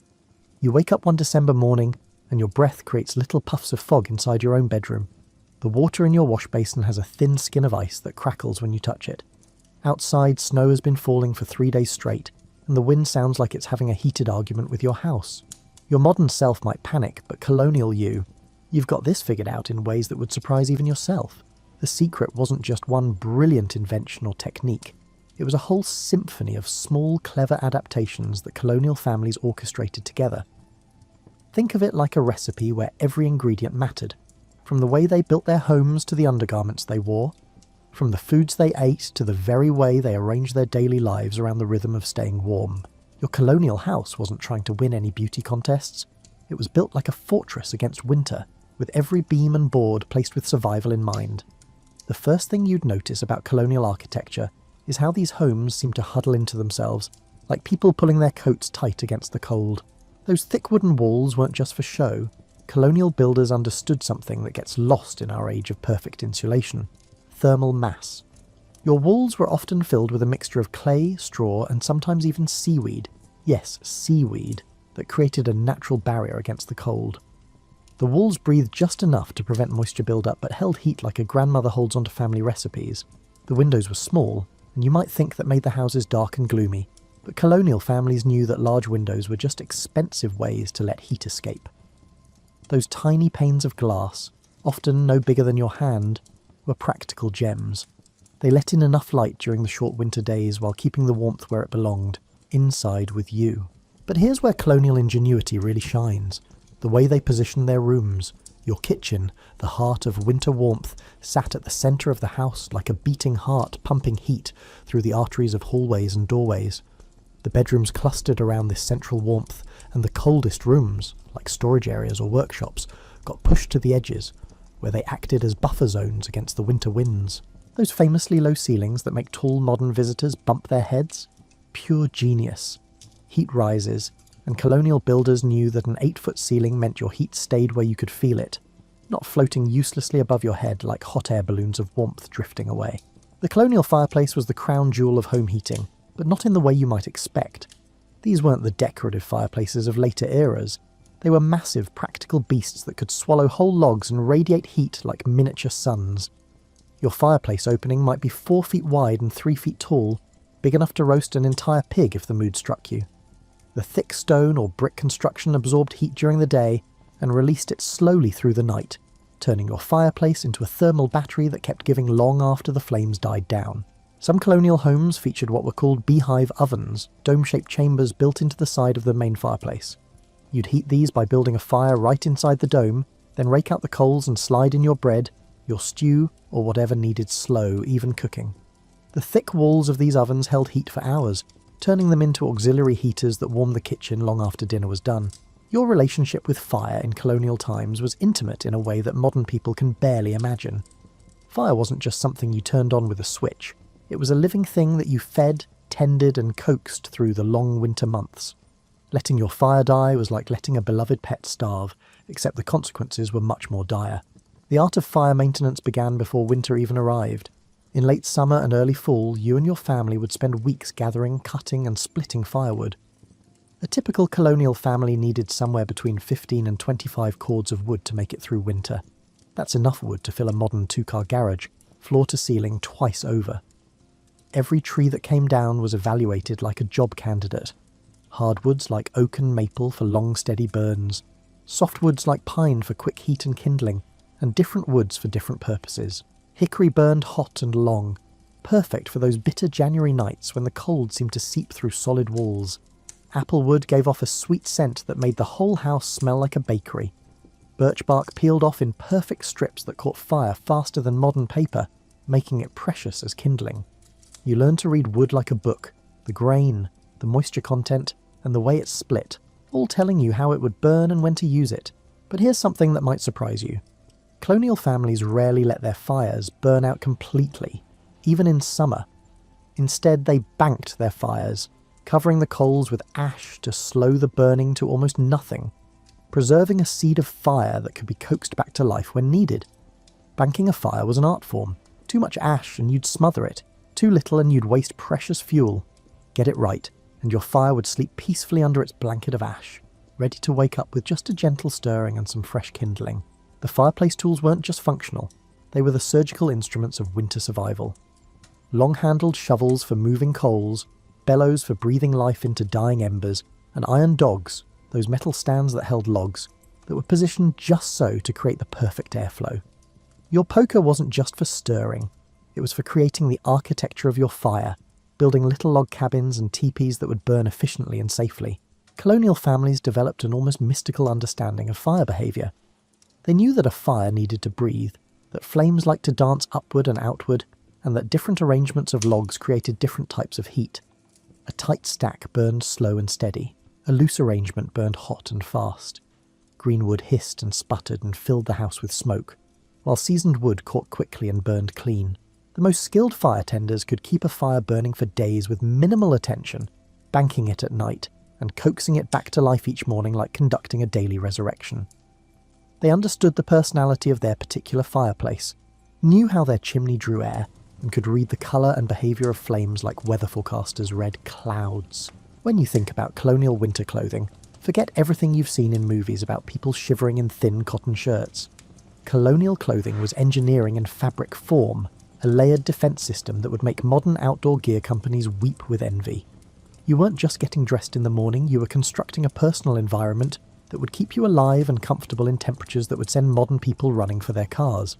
The foundation of your winter wardrobe was linen undergarments, and before you wrinkle your nose at the thought of scratchy old fabric, understand that colonial linen was often softer than modern cotton. These base layers weren't just underwear, they were your first line of defence against moisture and cold. Linen has this remarkable property of wicking moisture away from your skin while still providing insulation, and it got softer and more comfortable with every washing. Over your linen foundation, you'd add layers like building a textile fortress. Wool was your best friend, but not the itchy, harsh wool you might imagine. Colonial wool, especially when it was well processed, could be incredibly soft and warm. Your wool stockings came up to your knees and were often knitted with patterns that weren't just decorative. Different stitch patterns created different levels of thickness and insulation where you needed them most.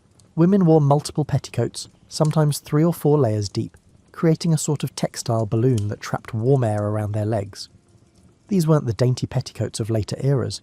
They were serious winter gear, often made from wool or heavy linen, designed to create insulating air pockets while still allowing for movement. The outermost petticoat might be made from a tightly woven wool that shed water and blocked wind. Your stays, what we might call a corset, weren't just about fashion. They provided crucial support for your back during heavy work and created another layer of insulation around your torso. Made from sturdy linen or leather and often lined with wool, stays were like wearing a warm, supportive hug all day long. Men's clothing followed similar principles but with different execution.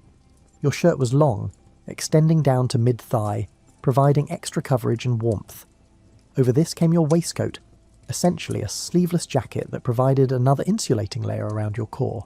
Your breeches were often made from leather or heavy wool, and they fit snugly to prevent heat loss, while allowing for the physical work that winter demanded.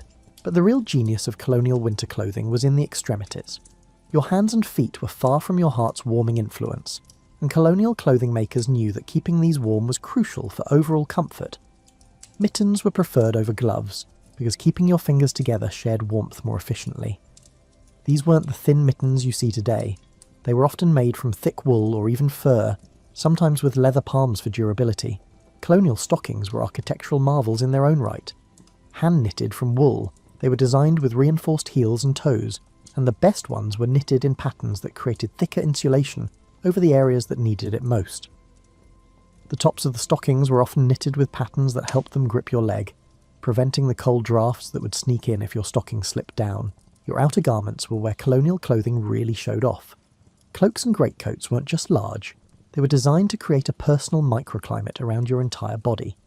A properly made cloak could wrap around you completely, creating a tent-like space that held your body heat. Some cloaks had hoods lined with fur or soft wool that could seal around your head, and the best ones were made from tightly woven wool that shed water and blocked wind while still allowing your body to breathe. The materials themselves were chosen with scientific precision. Wool from different animals had different properties: sheep's wool for general use, rabbit fur for extreme warmth, and beaver fur for water resistance. Colonial families knew that a rabbit fur lining in your hat could make the difference between comfort and misery during a long winter walk, and that beaver fur trim on your cloak would shed snow and sleet like armour. Your colonial kitchen in winter wasn't just about cooking. It was about strategic fuel management for your body's internal furnace. Colonial families understood something that modern nutritionists are just rediscovering: that food isn't just about nutrients, it's about providing the specific types of energy your body needs to generate heat and maintain warmth in challenging conditions. Winter meals were rich, hearty affairs that would make modern dietitians clutch their calculators in horror, but every calorie had a purpose. Fat wasn't the enemy. It was your body's most efficient heating fuel, providing more than twice the energy per gram as protein or carbohydrates. Your winter diet included generous amounts of butter, cream, salt pork and beef fat, all carefully preserved and stored to provide the high-energy fuel your body craved in cold weather. But colonial cooks were too smart to just pile on the fat randomly. They understood food combining in ways that created sustained energy release throughout long, cold days. Your typical winter breakfast might include cornmeal mush cooked with milk and butter, providing quick carbohydrates for immediate energy and fats for long-term fuel. Add some maple syrup or molasses, and you have a meal that will keep your internal fires burning for hours. The preparation methods were as important as the ingredients themselves. Slow-cooked stews and soups weren't just convenient, they were perfectly designed for cold weather nutrition. When you slowly simmer meat, bones, and vegetables together for hours, you break down tough fibers and extract nutrients that your body can easily absorb and convert to heat. The gelatin from bone broths provided protein that your body could quickly convert to energy, while the fat that rose to the surface created a protective layer that helped retain heat in both the pot and your stomach. Root vegetables were the unsung heroes of colonial winter nutrition. Potatoes, turnips, parsnips, and carrots weren't just filling. They were packed with complex carbohydrates that provided steady, sustained energy release. When stored properly in root cellars, these vegetables actually got sweeter over the winter as their starches converted to sugars, making them more palatable and easier for your body to convert to quick energy. Colonial families were masters of food preservation, and their winter larders were carefully orchestrated systems of stored energy. Salt pork and beef weren't just preserved meat. They were concentrated calorie bombs that could provide the fat and protein needed to maintain body heat during the coldest weather. A few strips of salt pork added to a pot of beans or vegetables could transform a simple meal into a high-energy winter feast.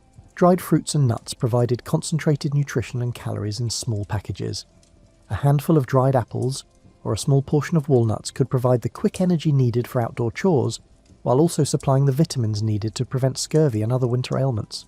Colonial families knew that variety in their diet wasn't just about taste.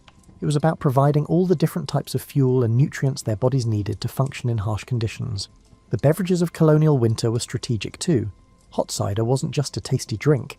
It provided quick sugars for energy and warmth from the inside out. Milk was rich in fats and proteins that helped maintain body heat, and it was often consumed warm, adding to its heating effects. Even alcoholic beverages served a purpose beyond social lubrication. Rum, brandy, and hard cider provided concentrated calories and helped dilate blood vessels to improve circulation to extremities. Cooking methods themselves contributed to winter warmth strategies. Roasting, baking, and slow cooking weren't just about flavour. They were about maximising the heat production from your kitchen fire while creating foods that would provide sustained energy. A pot roast that simmered all day not only created a hearty meal, but also radiated heat throughout the kitchen, making efficient use of precious fuel. The timing of meals was strategic too. Your largest, most calorie-dense meal often came in the middle of the day, providing fuel for the afternoon's work and helping maintain body temperature through the coldest part of the day.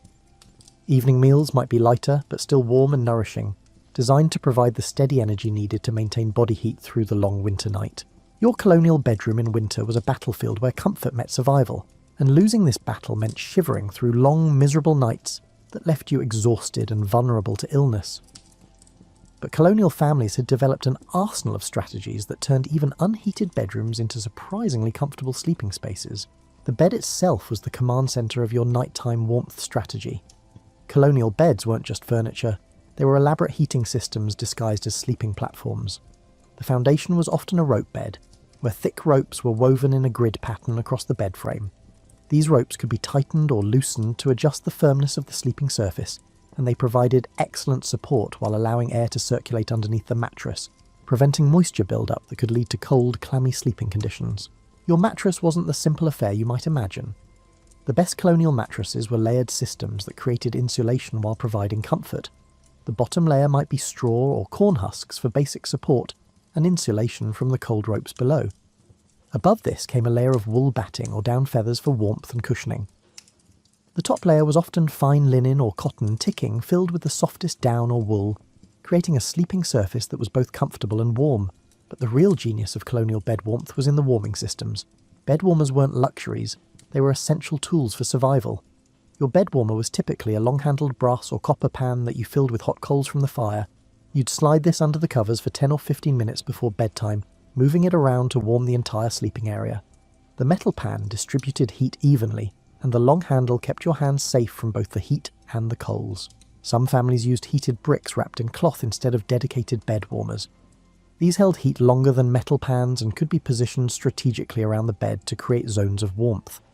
A heated brick at your feet, Another at your back, and perhaps one more near your hands could turn even the coldest bedroom into a comfortable sleeping space. Your bedding was a layered defence system that would impress modern camping gear designers. The bottom sheet was usually linen, which wickered moisture away from your body, while providing a smooth, comfortable sleeping surface.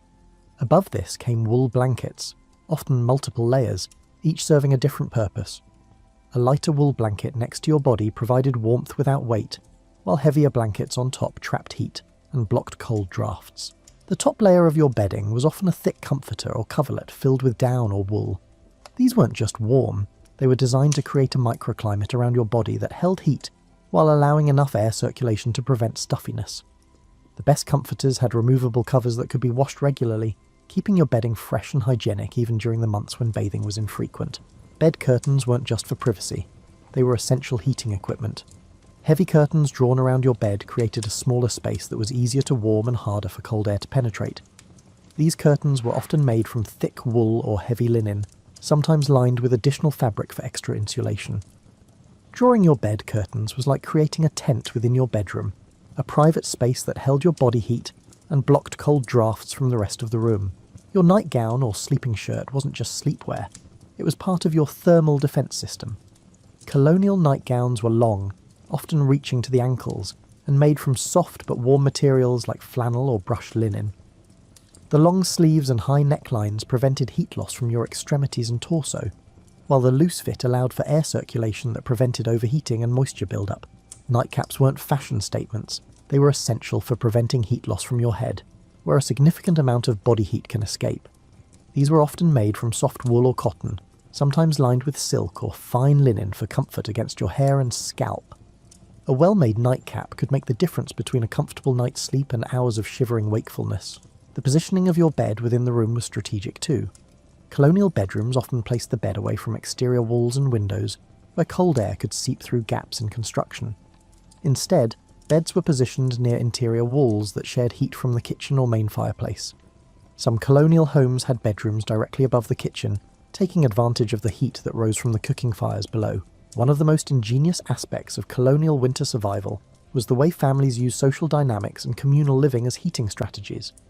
Your colonial home wasn't just a building, it was a carefully orchestrated system of human cooperation designed to maximize warmth and minimize fuel consumption. Privacy was a luxury that few could afford when survival depended on sharing body heat and resources. Family sleeping arrangements in winter were practical rather than prudent. Children often shared beds not just to save space, but because 2 or 3 small bodies could generate and share warmth far more efficiently than each sleeping alone. Parents might bring the youngest children into their own bed during the coldest nights, creating a family warming system that kept everyone comfortable while conserving precious heating fuel. The concept of bundling, where courting couples would share a bed while fully clothed and sometimes with a board between them, wasn't just about supervised romance. It was a practical heating solution that allowed families to provide guest accommodation without the expense of heating additional rooms or providing extra bedding and warming equipment. Your body heat was a valuable commodity, and sharing it wisely was a mark of good household management.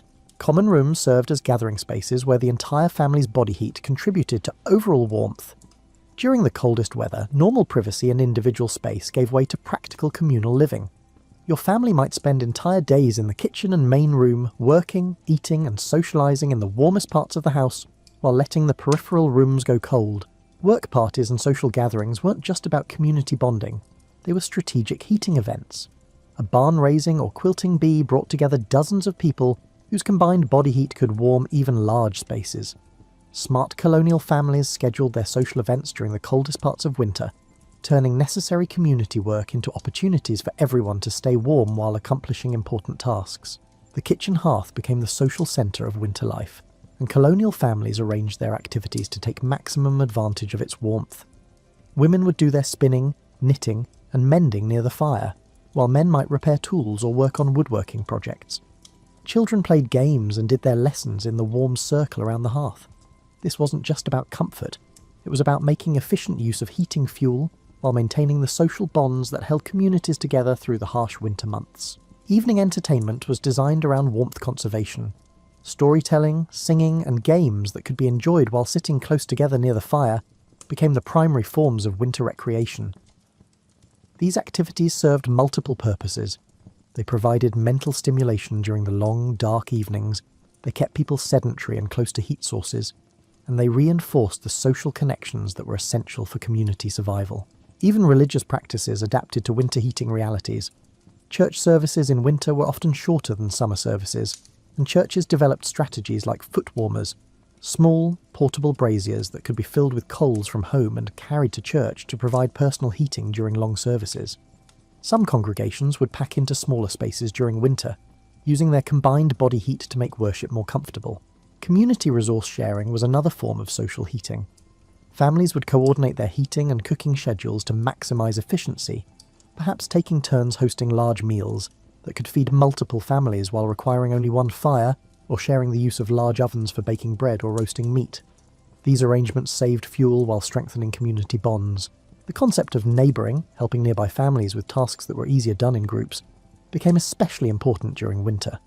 Butchering, woodcutting, and food preservation were often community activities that brought people together for warmth, efficiency, and safety. These work parties provided opportunities for social interaction during isolated winter months, while accomplishing necessary tasks more efficiently than individual families could manage alone. Colonial families were master practitioners of microclimate management, understanding how to create warm zones within larger cold spaces, and how to use the physics of heat, air circulation, and thermal mass to their advantage. Your colonial home wasn't uniformly heated. Instead, it was a collection of carefully managed thermal zones that prioritised warmth where it was needed most, while allowing less critical areas to remain cold. The concept of heat layering in colonial homes was sophisticated in ways that modern heating systems sometimes miss. Heat from your central fireplace didn't just radiate outward randomly. It was channeled and directed through strategic architectural choices. Interior doors were positioned to allow warm air to flow from heated rooms to adjacent spaces, while exterior doors were often double-layered with small vestibules that prevented cold air from rushing directly into warm spaces. Thermal mass was used strategically throughout colonial homes. Large stone or brick fireplaces absorbed heat during active burning and released it slowly over hours, acting like massive batteries that stored and distributed warmth long after the fire died down. Some colonial homes featured stone floors near the hearth that absorbed heat during the day and radiated it back during the night, creating comfort zones that remained warm even when the fire was banked. Window management was a precise science in colonial homes. During sunny winter days, even small windows could contribute significant heat gain when positioned correctly. Colonial families understood which windows would catch morning sun, afternoon sun, or were positioned to avoid cold northern exposures. They would open these windows during warm daylight hours to capture solar heat, then cover them with thick curtains or shutters as soon as the sun moved on or set, trapping the captured warmth inside. Air circulation management prevented the stuffiness that could make heated spaces uncomfortable, while avoiding the drafts that could steal precious warmth. Colonial builders understood that still air was insulating air, and they designed their homes to minimize unwanted air movement, while allowing for the gentle circulation needed to distribute heat from fires and prevent moisture buildup that could lead to cold, clammy conditions. The strategic use of textiles turned colonial homes into adjustable thermal environments. Heavy curtains, tapestries, and wall hangings weren't just decorative. They were movable insulation that could be deployed where needed most.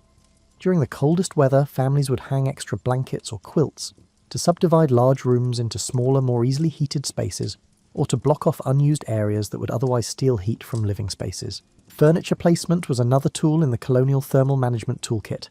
Chairs, benches, and tables were positioned to create windbreaks around seating areas near fires, while also serving as platforms for warming stones, bricks, or other thermal mass objects that could store and distribute heat.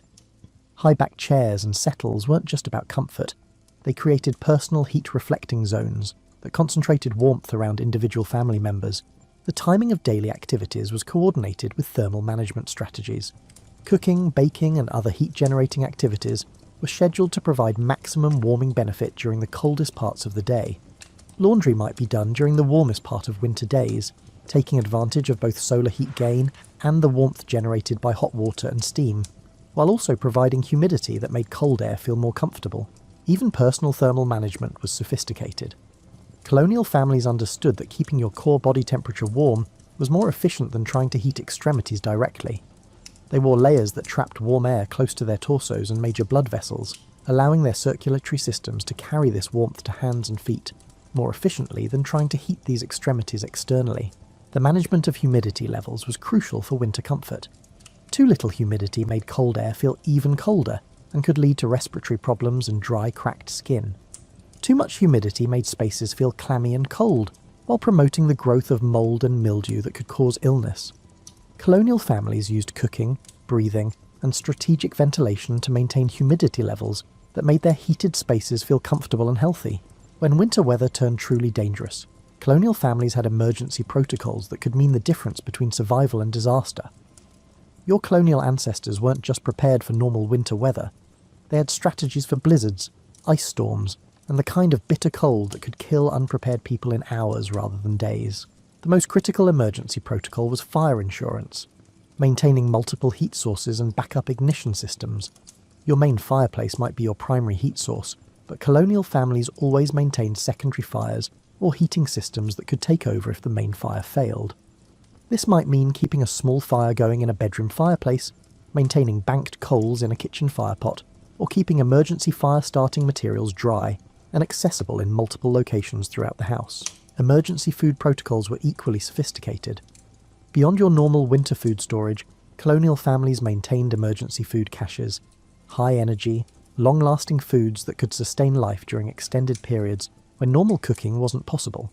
These might include parched corn, dried meat, nuts, and preserved fruits that required no cooking and provided maximum nutrition in small quantities. Some families kept emergency food supplies in root cellars or other cold storage areas separate from their main larder, protecting these reserves from both spoilage and the temptation to consume them during normal times. Water security during extreme weather was a constant concern. Wells could freeze, and collecting water from streams or springs might become impossible during severe storms. Colonial families stored water in multiple containers throughout their homes, often keeping some near heat sources to prevent freezing while storing larger quantities in areas that stayed cool enough to prevent spoilage. Emergency water included not just drinking water, but also supplies for cooking, basic hygiene, and firefighting if chimney fires or other heating-related disasters occurred. Shelter reinforcement protocols prepared colonial homes for extreme weather conditions. This included securing shutters and storm coverings for windows, reinforcing doors against wind and snow loads, and preparing temporary shelter spaces within the home if normal heating areas became unusable. Some colonial families prepared interior rooms that could be quickly converted into survival spaces, complete with emergency bedding, food, water, and heating supplies. Personal emergency preparation included maintaining emergency clothing and bedding that could provide extra warmth during extreme conditions. This meant keeping extra blankets, warm clothing, and emergency supplies dry and accessible even if other parts of the home became unusable. Colonial families often maintained emergency clothing supplies in multiple locations, ensuring that family members could access warm, dry clothing even if they became separated from their primary belongings. Communication and community emergency protocols connected individual family survival strategies with broader community support systems. Colonial communities developed systems for checking on isolated families during extreme weather, sharing resources during emergencies, and coordinating rescue efforts when families became stranded or endangered. These systems included prearranged signals, shared emergency supplies, and community spaces that could serve as warming centres if individual homes became uninhabitable. Medical emergency protocols addressed the health crises that extreme cold could create. Colonial families maintained supplies and knowledge for treating frostbite, hypothermia, and the respiratory problems that cold, dry air could cause. They understood that maintaining body temperature was crucial for fighting off illness, and they had strategies for caring for sick family members that prioritised warmth while providing necessary medical attention. Recovery protocols helped families restore normal operations after extreme weather events. This included procedures for safely assessing and repairing weather damage, restoring normal heating and cooking operations, and replenishing emergency supplies that had been consumed during the crisis. Colonial families understood that surviving one emergency was only valuable if you were prepared for the next one. Winter warmth in colonial times wasn't just about comfort and survival. It was about careful resource management and economic strategy. Every piece of firewood, every calorie of food, and every hour of labour spent on heating had to be balanced against other needs and the limited resources that had to last through the entire winter season. Fuel budgeting was as important as food budgeting for colonial families. Your wood supply wasn't just a pile of logs, it was a carefully calculated resource that had to be managed with the same precision as money in a bank account. Families tracked their wood consumption, adjusted their burning practices based on weather forecasts and remaining supplies, and made strategic decisions about when to burn premium hardwoods versus when to make do with less efficient fuel. The labour economics of staying warm were equally complex. Every hour spent cutting, splitting and stacking firewood was an hour that couldn't be spent on other necessary tasks. Colonial families had to balance the immediate need for heating fuel against the long-term need for food production, home maintenance and income-generating activities. This led to sophisticated time management strategies that maximised the efficiency of heating-related work. Resource sharing and bartering created community economies of warmth. Families might trade surplus firewood for food, exchange labour for heating supplies, or share specialised tools and equipment that made heating more efficient. A family with superior wood-cutting tools might provide firewood preparation services in exchange for other goods, while families with large ovens might do community baking in exchange for fuel to heat their ovens. The cost-benefit analysis of different heating strategies was constantly evolving throughout the winter season. Early in winter, when fuel supplies were abundant, families might heat more rooms and maintain higher temperatures. As supplies dwindled and the coldest weather approached, they would retreat to smaller, more efficiently heated spaces and lower their overall heating standards to stretch remaining fuel through the end of winter. Investment in heating efficiency paid long-term dividends for colonial families. Better-built fireplaces, improved chimney design, and high-quality heating tools might require significant upfront investment, but they could reduce fuel consumption and labour requirements over multiple winter seasons. Families that could afford these improvements often found that they could maintain comfort with less fuel while having surplus resources to trade or to provide security against particularly harsh winters. The economics of clothing and textiles for winter warmth involved similar calculations. High-quality wool clothing and bedding required significant investment in materials and labour, but provided superior warmth and durability compared to cheaper alternatives. Colonial families had to decide whether to invest time and money in premium winter clothing that would last for many seasons, or to make do with less expensive options that might need frequent replacement. Food economics is intertwined with heating economics in complex ways. High-calorie winter foods provided the energy needed to maintain body heat, but they were often expensive or required significant resources to produce and preserve. Families had to balance the cost of heating their homes against the cost of eating foods that would help their bodies generate internal heat, often finding that strategic combinations of both approaches provided the most economical winter survival strategy. Colonial families weren't just following ancient traditions, they were constantly innovating, adapting, and improving their winter survival strategies. Your colonial ancestors were inventors and experimenters who faced the daily challenge of staying warm with limited resources and technology, leading to remarkable innovations that often surpassed modern solutions in efficiency and sustainability. Fireplace design evolved continuously throughout the colonial period as families experimented with ways to extract more heat from their precious fuel. Some colonials developed fireplace inserts and heat exchangers that captured heat that would otherwise escape up the chimney. Others experimented with fireplace positioning, angling, and airflow patterns that maximised heat distribution throughout their homes. These innovations were often shared between families and communities, spreading effective improvements throughout entire regions. Insulation innovations used locally available materials in creative ways. Families experimented with different combinations of natural insulation materials, mixing straw with clay, layering different types of animal fur, or using collected bird down in ways that provided maximum insulation value. Some colonial families developed sophisticated understandings of how different insulation materials performed under various conditions, leading to custom insulation solutions for different parts of their homes. Clothing and textile innovations addressed specific heating challenges through creative design and material use. Colonial seamstresses developed techniques for creating garments that maximised warmth while allowing for the physical activity that winter survival demanded. This included innovations in layering systems, strategic reinforcement of high-wear areas, and the development of specialised garments for specific winter activities like ice fishing, wood cutting, or outdoor animal care. Food preservation and preparation innovations extended the effectiveness of winter nutrition strategies. Colonial cooks developed new techniques for preserving high-energy foods, creating concentrated nutrition sources, and preparing foods that provided maximum heating benefit. These innovations often involved creative combinations of traditional preservation techniques with new understanding of nutrition and energy requirements. Heating tool innovations improved the efficiency and safety of fire management. Colonial blacksmiths and metalworkers developed improved fireplace tools, more efficient bed warmers, and specialised implements that made fire management easier and more effective. Some families created their own heating innovations using available materials, copper warming pans that distributed heat more evenly, iron fire dogs that could be adjusted for different log sizes, and specialised coal containers that held heat longer while being safer to handle.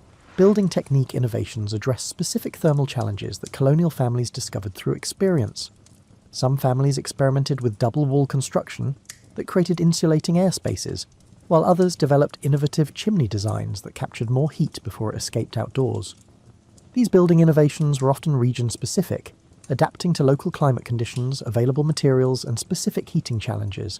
Behavioural innovations were perhaps the most important category of colonial winter adaptations. Families continuously refined their daily routines, work schedules, and living patterns to maximise warmth while minimising fuel consumption. This might include innovations in family coordination that ensured fires were tended efficiently, new approaches to task scheduling that took advantage of natural heat sources, or creative solutions for maintaining social connections during isolated winter months. Community innovations in heating strategies often provided solutions that individual families couldn't achieve alone.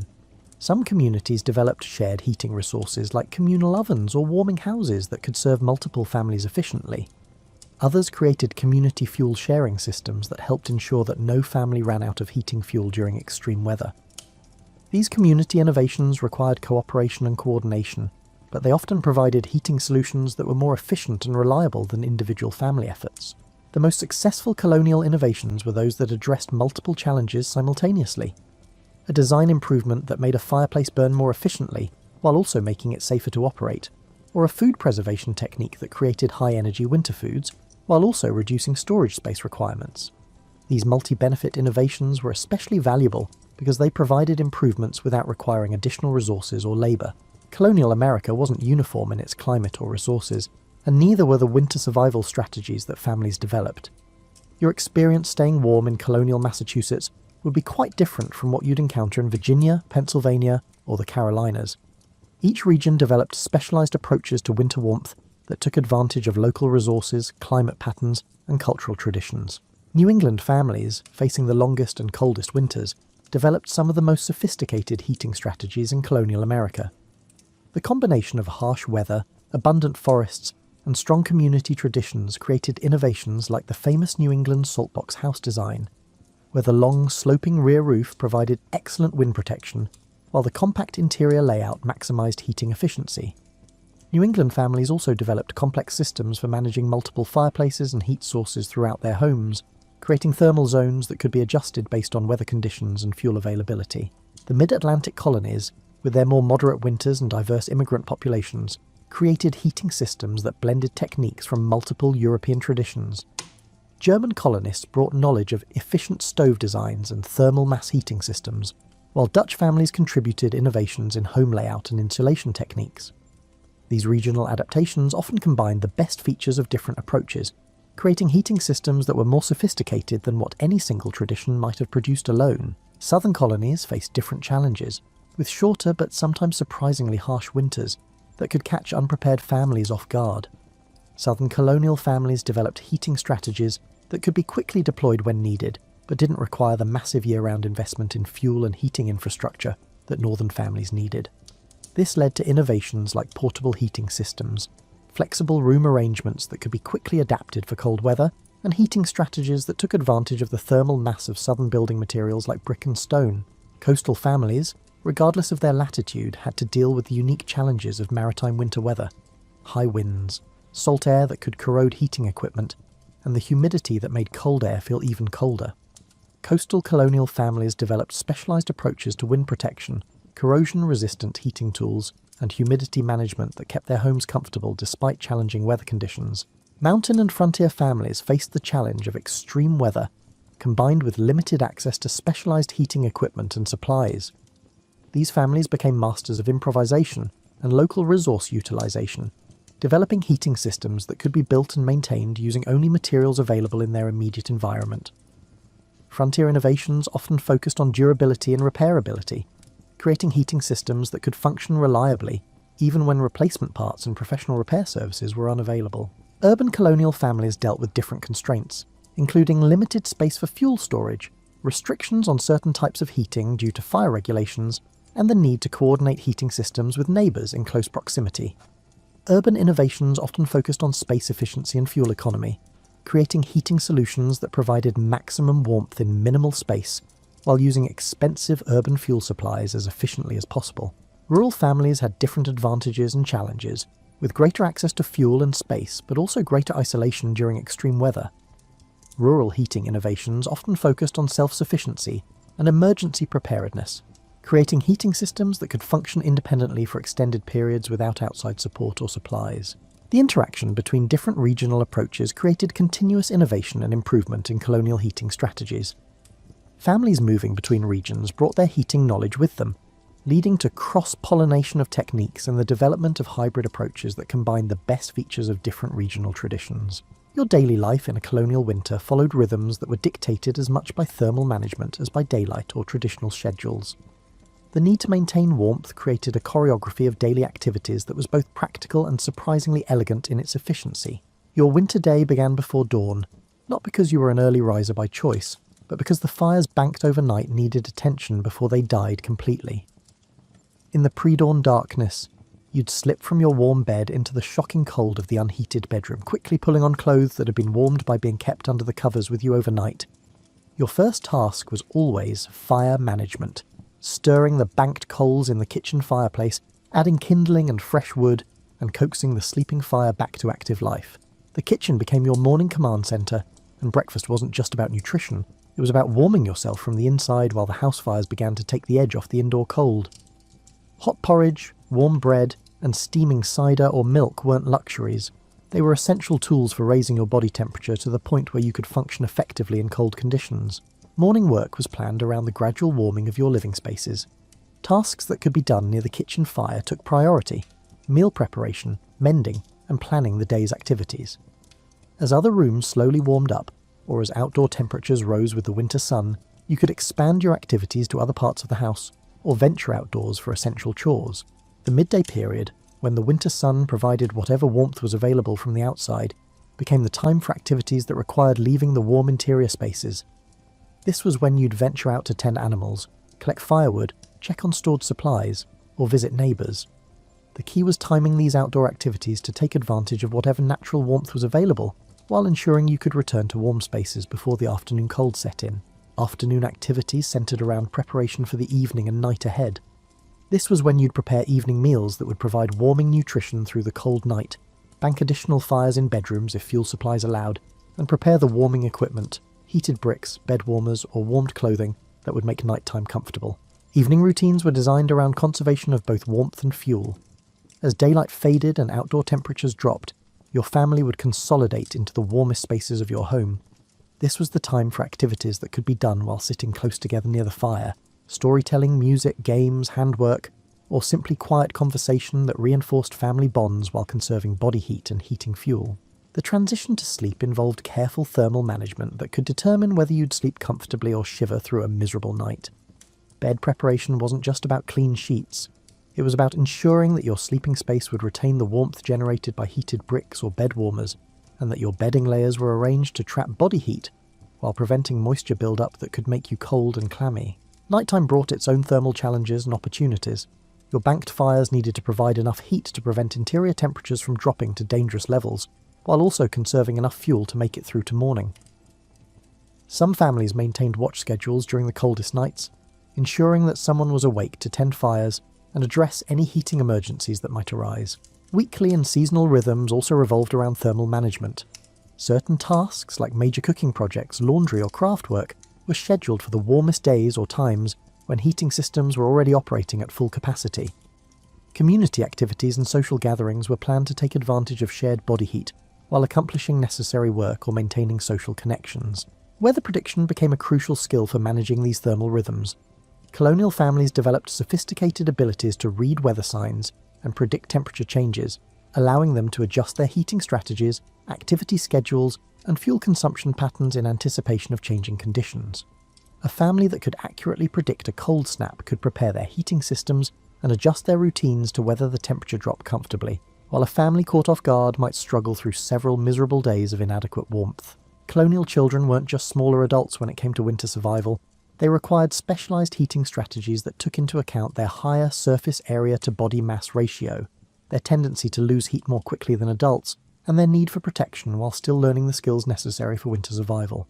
Your colonial children's clothing was engineering designed for small bodies with different thermal needs.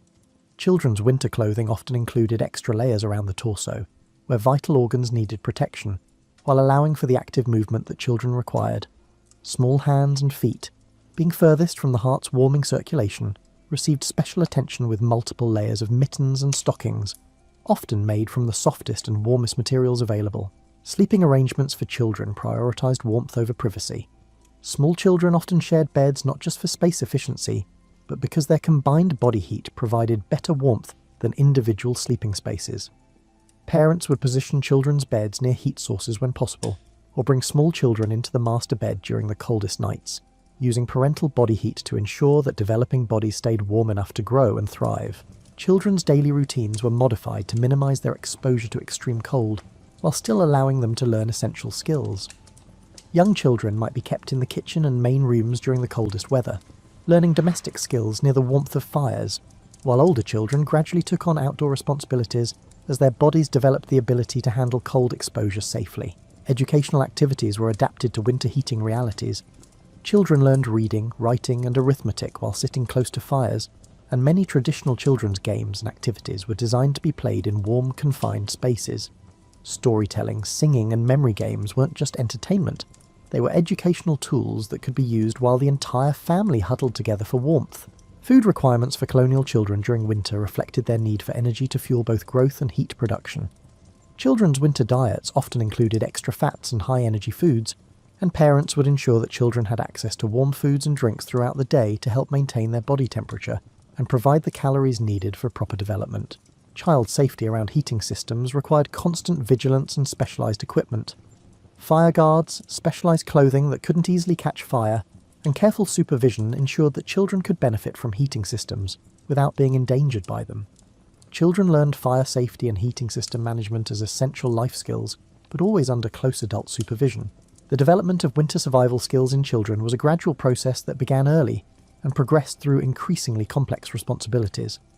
Young children might begin by learning to bank fires or arrange kindling, while older children took on more complex tasks like managing fuel supplies or maintaining heating equipment. This skill development was essential for preparing children to eventually manage their own winter survival as adults.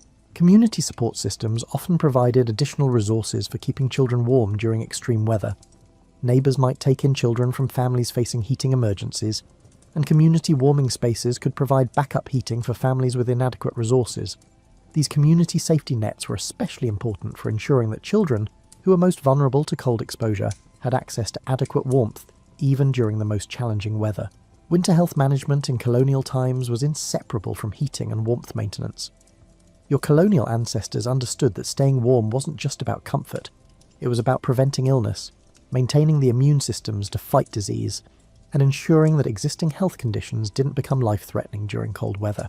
Respiratory health was a primary concern during colonial winters, and heating strategies were designed to address the dry, cold air that could damage lungs and airways.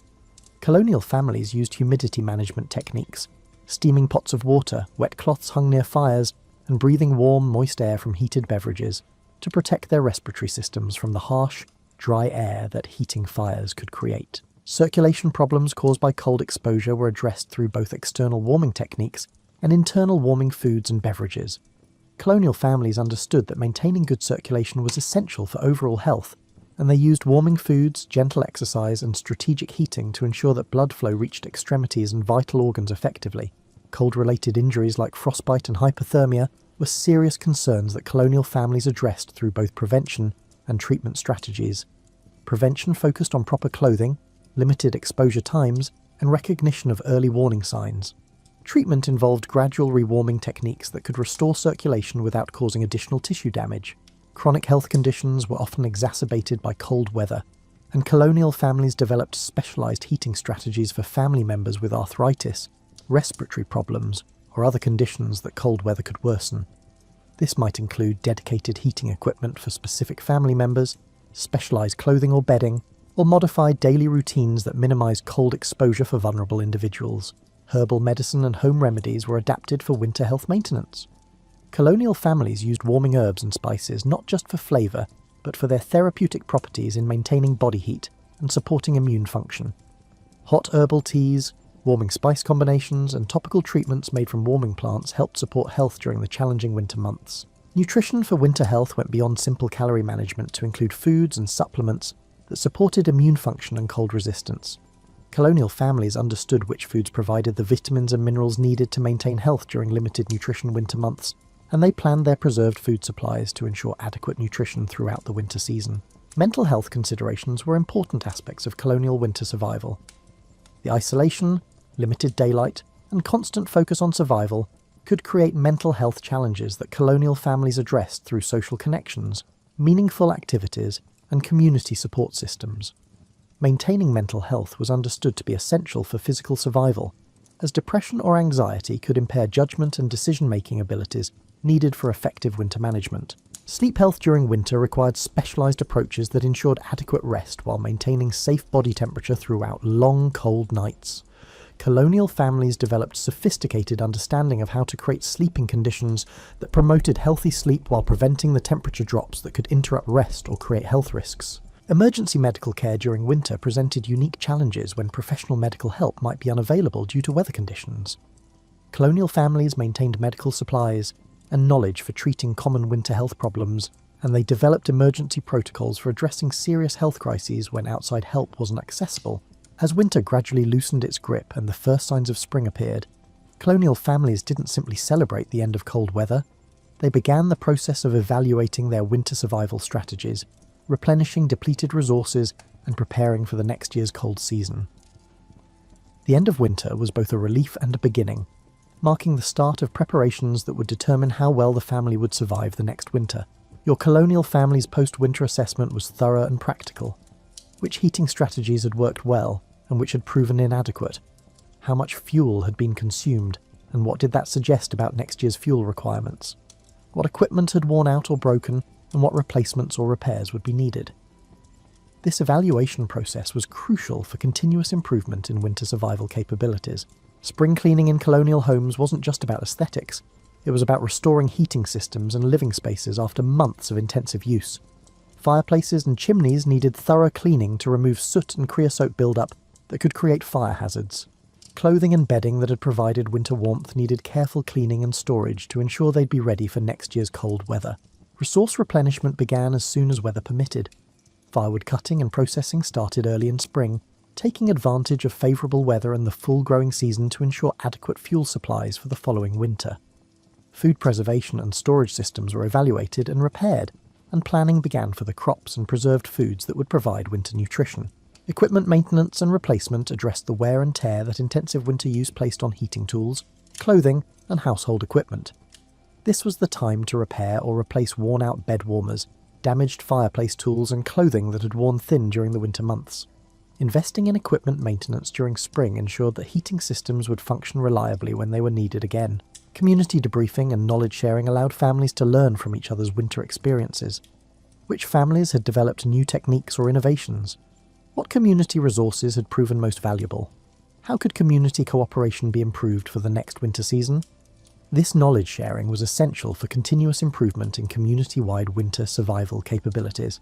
The psychological transition from winter survival mode to spring productivity was as important as the practical preparations. Colonial families had to shift from the conservation and endurance mindset of winter to the growth and expansion mindset of spring and summer. This transition involved both celebration of survival and preparation for the active season ahead. Long-term planning incorporated lessons learned from the winter just survived. Climate patterns, family needs, community resources, and economic conditions all factored into planning for future winter seasons.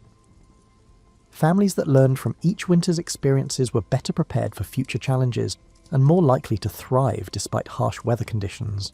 As you reflect on the ingenuity, resilience, and community cooperation that enabled colonial families to survive harsh winters with limited technology and resources, you might find inspiration for modern challenges. The principles they used: careful resource management, community cooperation, continuous innovation, and adaptation to changing conditions remain relevant for anyone facing difficult circumstances with limited resources. The colonial approach to winter survival wasn't just about enduring harsh conditions, It was about creating sustainable systems that could provide comfort and security year after year.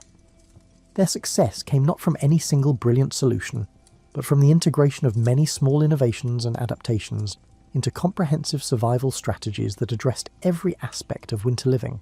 Their legacy isn't just in the historical record of how they survived, it's in the demonstration that human ingenuity, cooperation and determination can overcome seemingly impossible challenges. Colonial families proved that with careful planning, community support, and willingness to adapt and innovate, people could not just survive but thrive in conditions that might seem insurmountable to modern observers. As you settle back into your warm, comfortable modern home, perhaps you can appreciate both how far heating technology has advanced and how much wisdom there is in the simple, sustainable approaches that our ancestors developed. Their strategies for staying warm through winter were more than survival techniques. They were expressions of human adaptability, community cooperation, and the determination to not just survive but to create comfort and security, even in the face of nature's harshest challenges. The next time you adjust your thermostat with the flip of a switch, or slip into a warm bed without thinking about heated bricks or bed warmers, you might remember the colonial families who turned the challenge of staying warm into an art form of survival, innovation, and community cooperation that sustained them through countless harsh winters and created the foundation for the communities we know today. Their story reminds us that human comfort and security don't depend solely on advanced technology. They depend on ingenuity, preparation, community cooperation, and the willingness to adapt our methods to meet our challenges.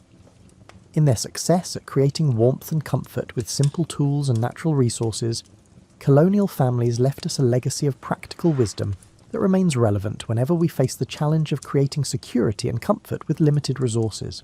And as winter settles around your own home tonight, and you drift off to sleep in the warmth and security that modern heating provides, you can do so with appreciation for both the comfort you enjoy and the ingenuity of those who came before, who proved that with determination, cooperation and creativity, humans can create warmth and security even in the coldest circumstances.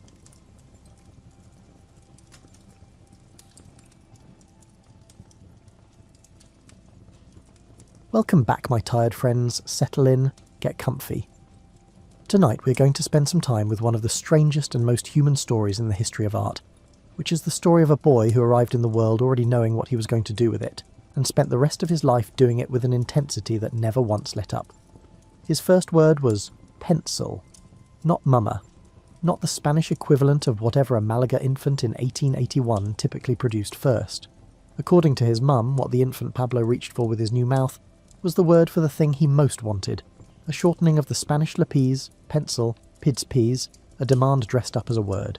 He was born on the 25th of October, 1881, in a house on the Plaza de la Merced in Malaga, on the southern coast of Spain, and he arrived into a family that was already organised around art in a way that would have made his trajectory probable even if he had turned out to be merely talented, which he did not.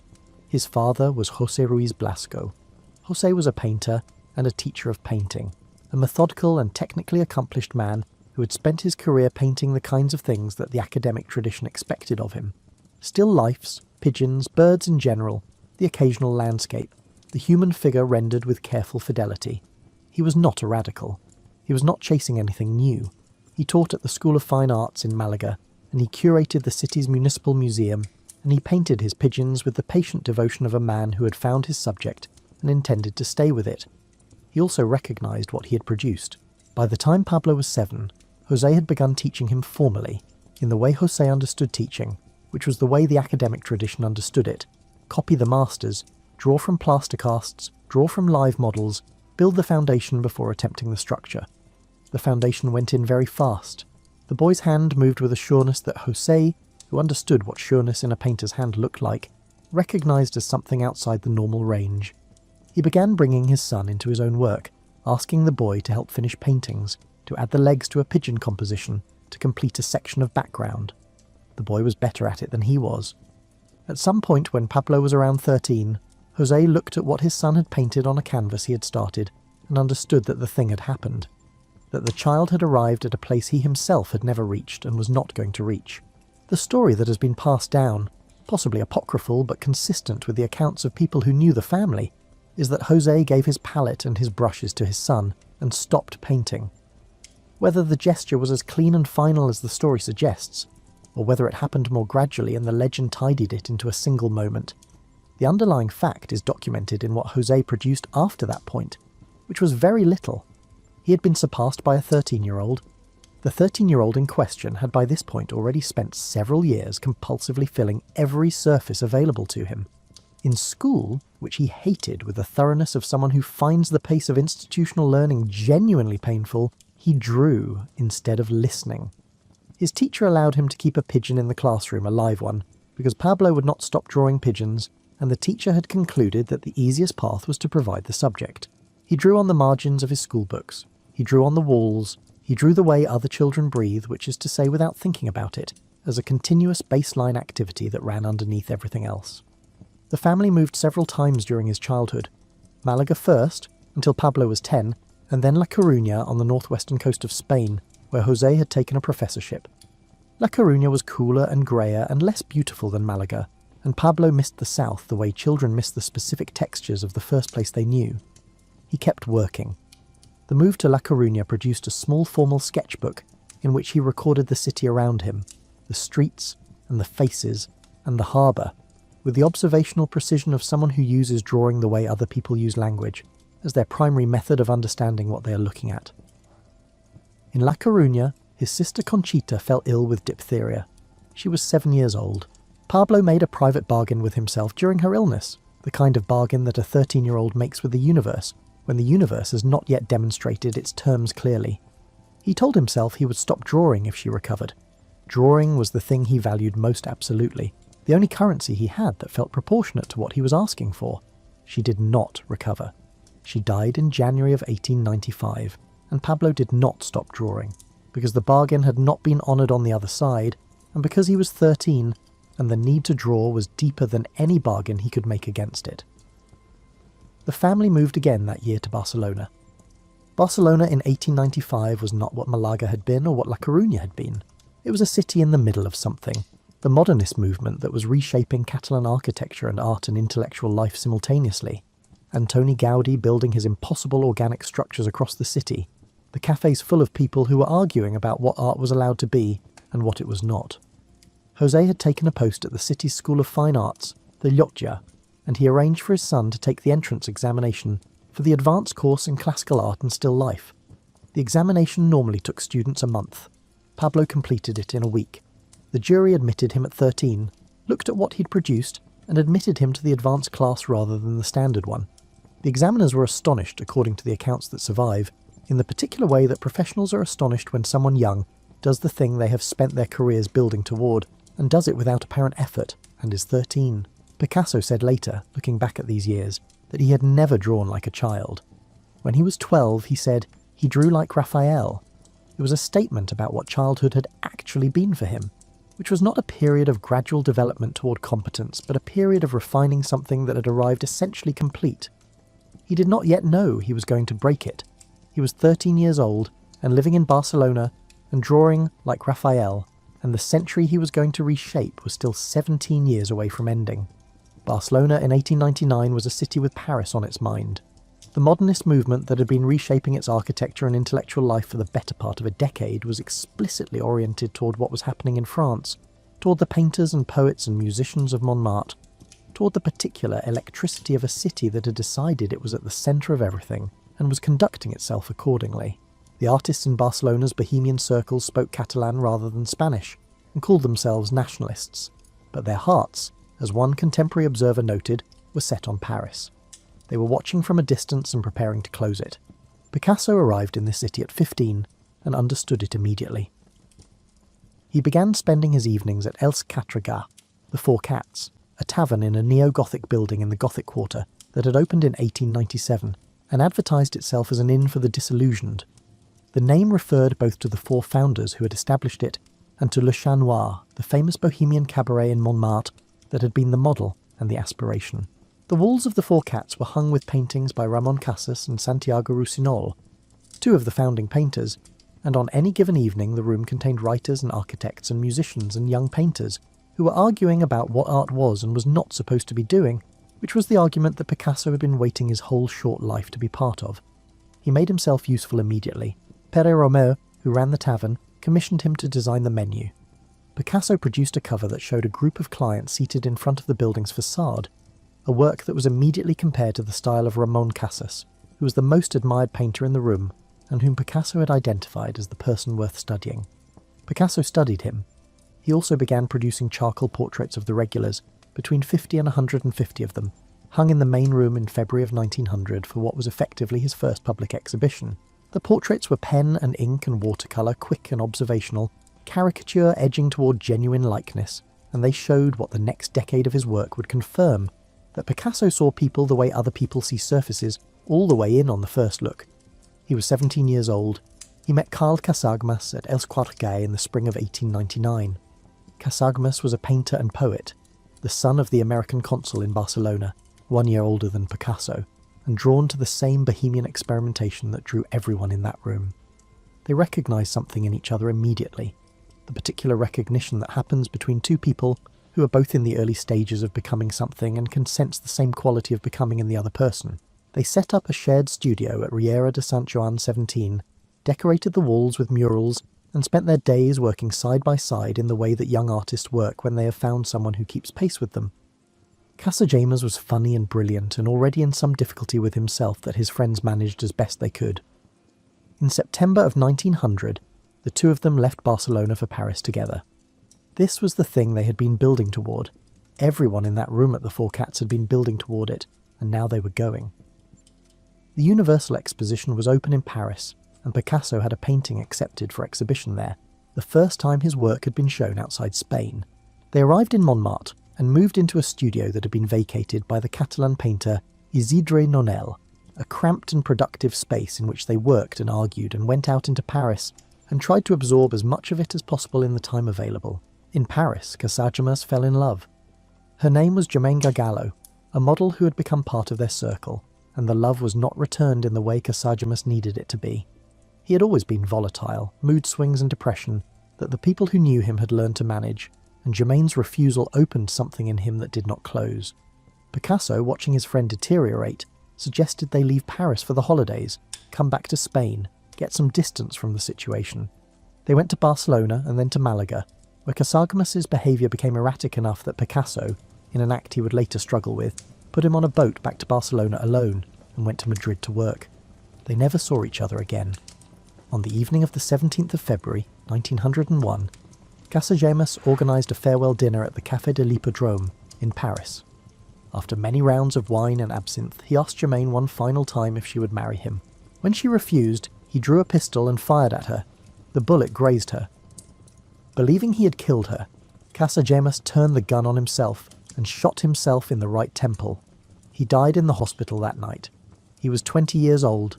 Picasso was in Madrid when he heard. He returned to Paris in May of that year and moved back into the studio they had shared, lived in the room where his friend had slept and eaten and worked, and descended into the grief that had ended at the Hippodrome. He visited the site of the shooting.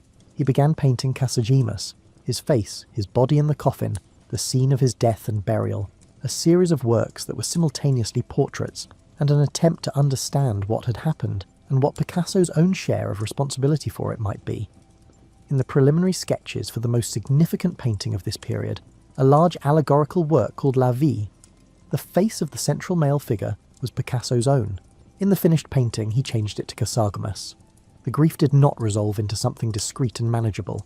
It went into the work, changed the colour of the work, changed what the work was about and who it was about and what Picasso thought painting was supposed to be doing in relation to the people it depicted. The Blue Period had not yet been named. It was not yet a period. It was simply a painter sitting in a room in Paris in 1901, surrounded by the absence of his friend, reaching for the blue end of the palette. The summer of 1901 started well. Picasso had an exhibition at the gallery of Ambroise Vollard in Paris, a dealer with an eye for the genuinely new, and the show was noticed. The critic Félicien Fagues reviewed it in La Revue Blanche and understood what he was looking at.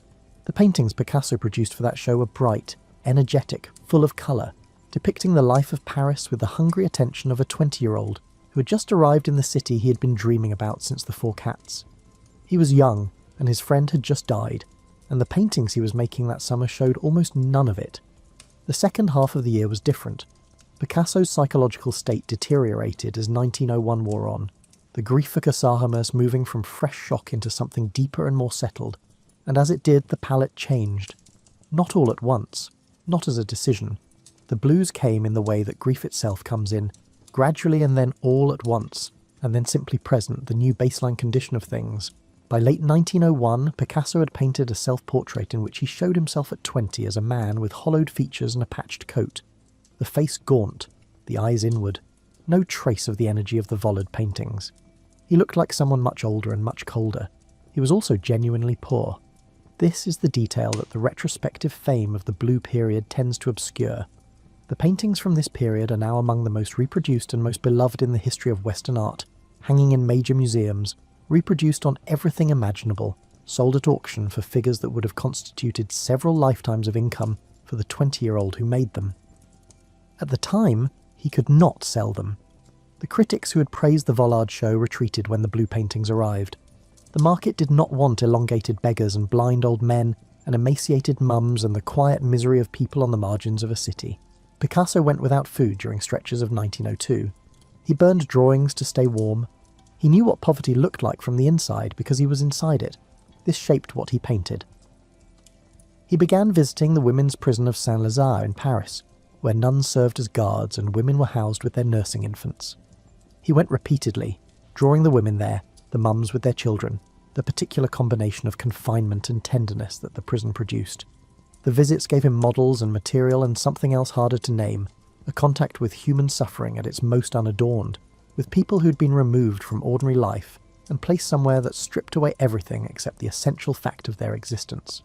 The paintings that came out of these visits, the soup among them, have the quality of documents, not of suffering dramatized, but of suffering observed with complete and sober attention. The subjects of the blue period are consistent enough to constitute a world.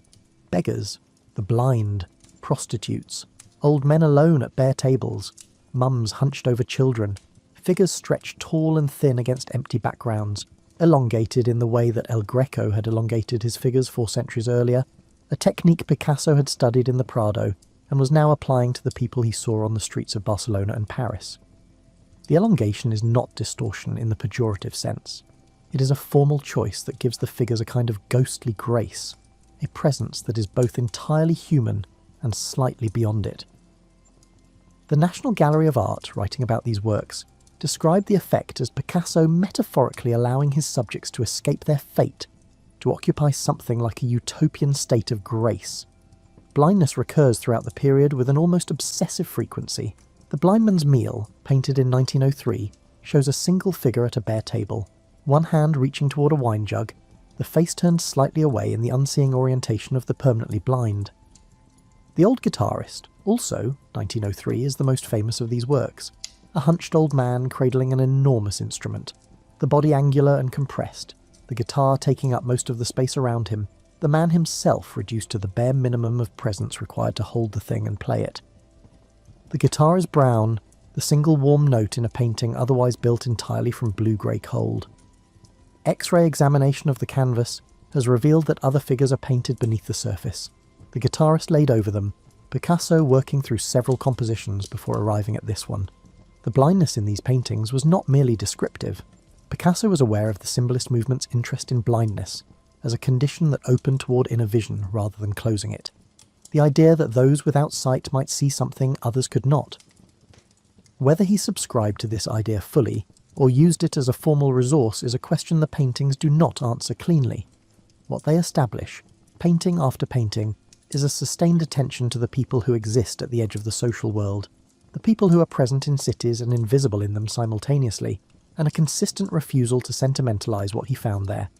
La Vie, completed in May of 1903, is the blue period's most ambitious and complicated work. It is large, nearly 2 meters tall, and shows 2 groups of figures facing each other, a naked couple on the left and a cloaked woman holding a child on the right, with 2 smaller paintings within the painting visible in the background, one showing a crouched figure of grief and one a couple embracing. The central male figure has the face of Casahamas. In the preliminary sketches, that face was Picasso's own. What the painting means has been argued over ever since. Birth and death, love and its consequences, the passage between youth and age, the weight of what is owed to the living and the dead. What it refuses to do is resolve.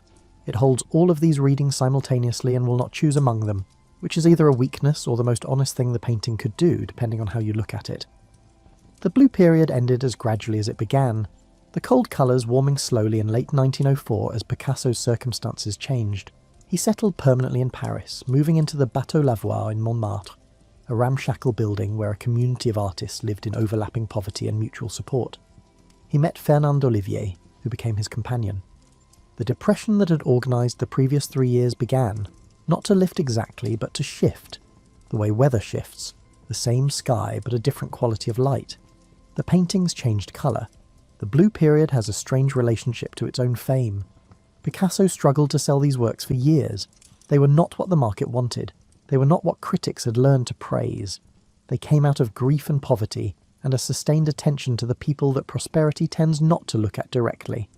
Now they are worth fortunes and hang in the world's best museums and are printed on coffee mugs. Picasso himself, who lived to see all of this, said almost nothing about what the period had meant to him. He had said what he needed to say in the paintings. The paintings are still saying it. The rose period arrived the way the blue period had arrived, gradually and without announcement, the palette warming as Picasso's circumstances changed, and the depression that had organised the previous 3 years began to shift. By 1904 he had settled permanently in the Bateau Lavoir, a ramshackle building in Montmartre that housed a community of artists in overlapping poverty and mutual company. Fernand Olivier arrived in his life and became his companion, and the subjects of his paintings changed with her presence, the emaciated beggars giving way to acrobats and circus performers, the cold blue replaced by earth tones and rose and the particular warm grey of a Paris afternoon. He was painting the world as a place worth inhabiting, rather than a place worth documenting at its margins. He was also looking at things very carefully. Cézanne died in October of 1906 and was honoured the following year with a major retrospective at the Salon d'Automne. Picasso studied it with the attention he brought to everything he wanted to understand, which was total and patient and ultimately transformative. What Cézanne had been doing with form, the way he had broken apart the convention that a painting should show you an object from a single fixed point of view, the way he had allowed multiple angles and multiple moments to coexist in a single image, was something Picasso recognised as a door and walked through. He was also looking at the ancient Iberian sculptures on display in the Louvre, recently excavated from Osuna in Spain, their faces simplified and archaic, the features reduced to essential forms with an authority that had nothing to do with the academic tradition he had been trained in. He started incorporating what he saw in these faces into his own figures. The 3 central women in the painting that was building in his studio across the first half of 1907 owe their faces to these sculptures. The other 2 women are something else entirely. In the spring or early summer of 1907, Picasso visited the Ethnographic Museum at the Palais du Trocadero in Paris. He described the experience himself, years later, to the writer André Malraux. The smell reached him first, he said. Mould and rot and the flea market quality of a place that housed objects brought from very far away by people who did not understand what they were handling. He wanted to leave. He stayed. The masks, he said, were not like any other pieces of sculpture. Not at all. They were magic things. They were against everything, he said, against unknown threatening spirits. He understood what they were for, what they were doing. He understood, standing there alone in that awful museum, why he was a painter. He went back to his studio and changed 2 of the faces in the painting he had been working on for months. The painting was called, at that point, Le Bordel d'Avignon, the brothel of Avignon, a reference to the Carré d'Avingo in Barcelona, where Picasso had spent time as a young man. Later it would be given a more polite name. It shows 5 nude women, confrontational, staring directly out of the canvas at whoever is looking at them, the conventional passivity of the female nude entirely abandoned. The 3 on the left have faces derived from Iberian sculpture, simplified and flat. The 2 on the right have faces that were changed after the Trocadero visit, angular and fractured, wearing something very close to African masks, the planes of the face broken apart and reassembled in a way that is simultaneously familiar and wrong, or rather wrong by the standards of what Western painting had been doing with faces for several centuries, and right by some other standard that the painting was in the process of establishing. X-ray analysis of the canvas has confirmed what this looked like before the changes. Originally, all 5 figures shared similar facial features, the same almond eyes, and simplified profile that characterised the Iberian influence. The Trocadero visit produced the rupture that split the painting in 2, the left side and the right side operating by different visual logics, the whole canvas held together by the confrontational directness of the women's gaze rather than by any conventional compositional unity. Picasso had created hundreds of preparatory sketches and studies across the previous 9 months. The early versions of the composition included a male figure on the left, a medical student entering the brothel holding a skull, a narrative element he eventually removed because the story it implied would have contained the image rather than releasing it. He also removed a sailor on the right. What remained when both men were gone was pure confrontation, 5 women and whoever was looking at them, nothing between the image and the viewer to absorb or mediate the encounter. The painting's immediate reception was damaging. Picasso showed it to his circle at the Bateau Lavoir, and they did not know what to do with it. Georges Braque, who had become his closest collaborator within a year, said at first viewing that it was like eating rope or drinking petroleum. Henri Matisse, his great rival, was appalled. The poet Guillaume Apollinaire, who was among Picasso's most devoted supporters, was shaken. The dealer Daniel Henry Kahnweiler, who visited the studio in July of 1907 and saw the canvas, was at a loss. The painting did not go on public display until 1916. In the years between its completion and its first public exhibition, Picasso kept it rolled up in his studio. What the painting had done to him, and what it would eventually do to the history of painting, was not immediately legible to anyone standing in front of it in 1907, including Picasso himself.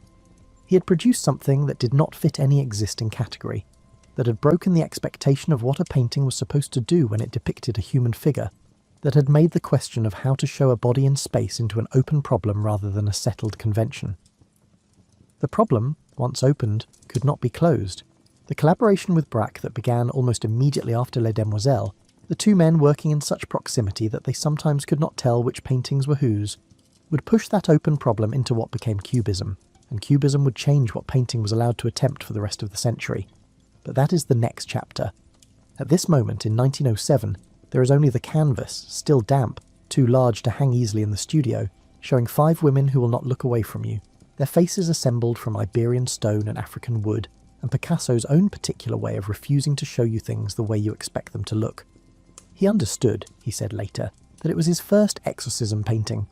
He had given form to the spirits. He had become independent of them. The question that Les Demoiselles had opened was this: if a painting does not have to show you what a thing looks like from a fixed point of view, then what is it allowed to do instead? Picasso did not have the answer when he finished the painting in 1907.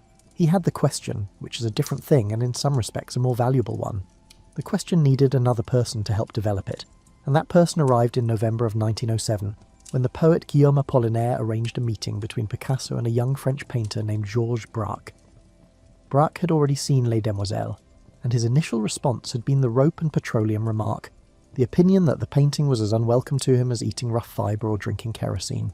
But it haunted him through the winter of 1907 and into 1908, in the way that genuinely new things haunt the people who are capable of understanding them, not pleasantly and not easily, and not with any immediate sense of what to do about it.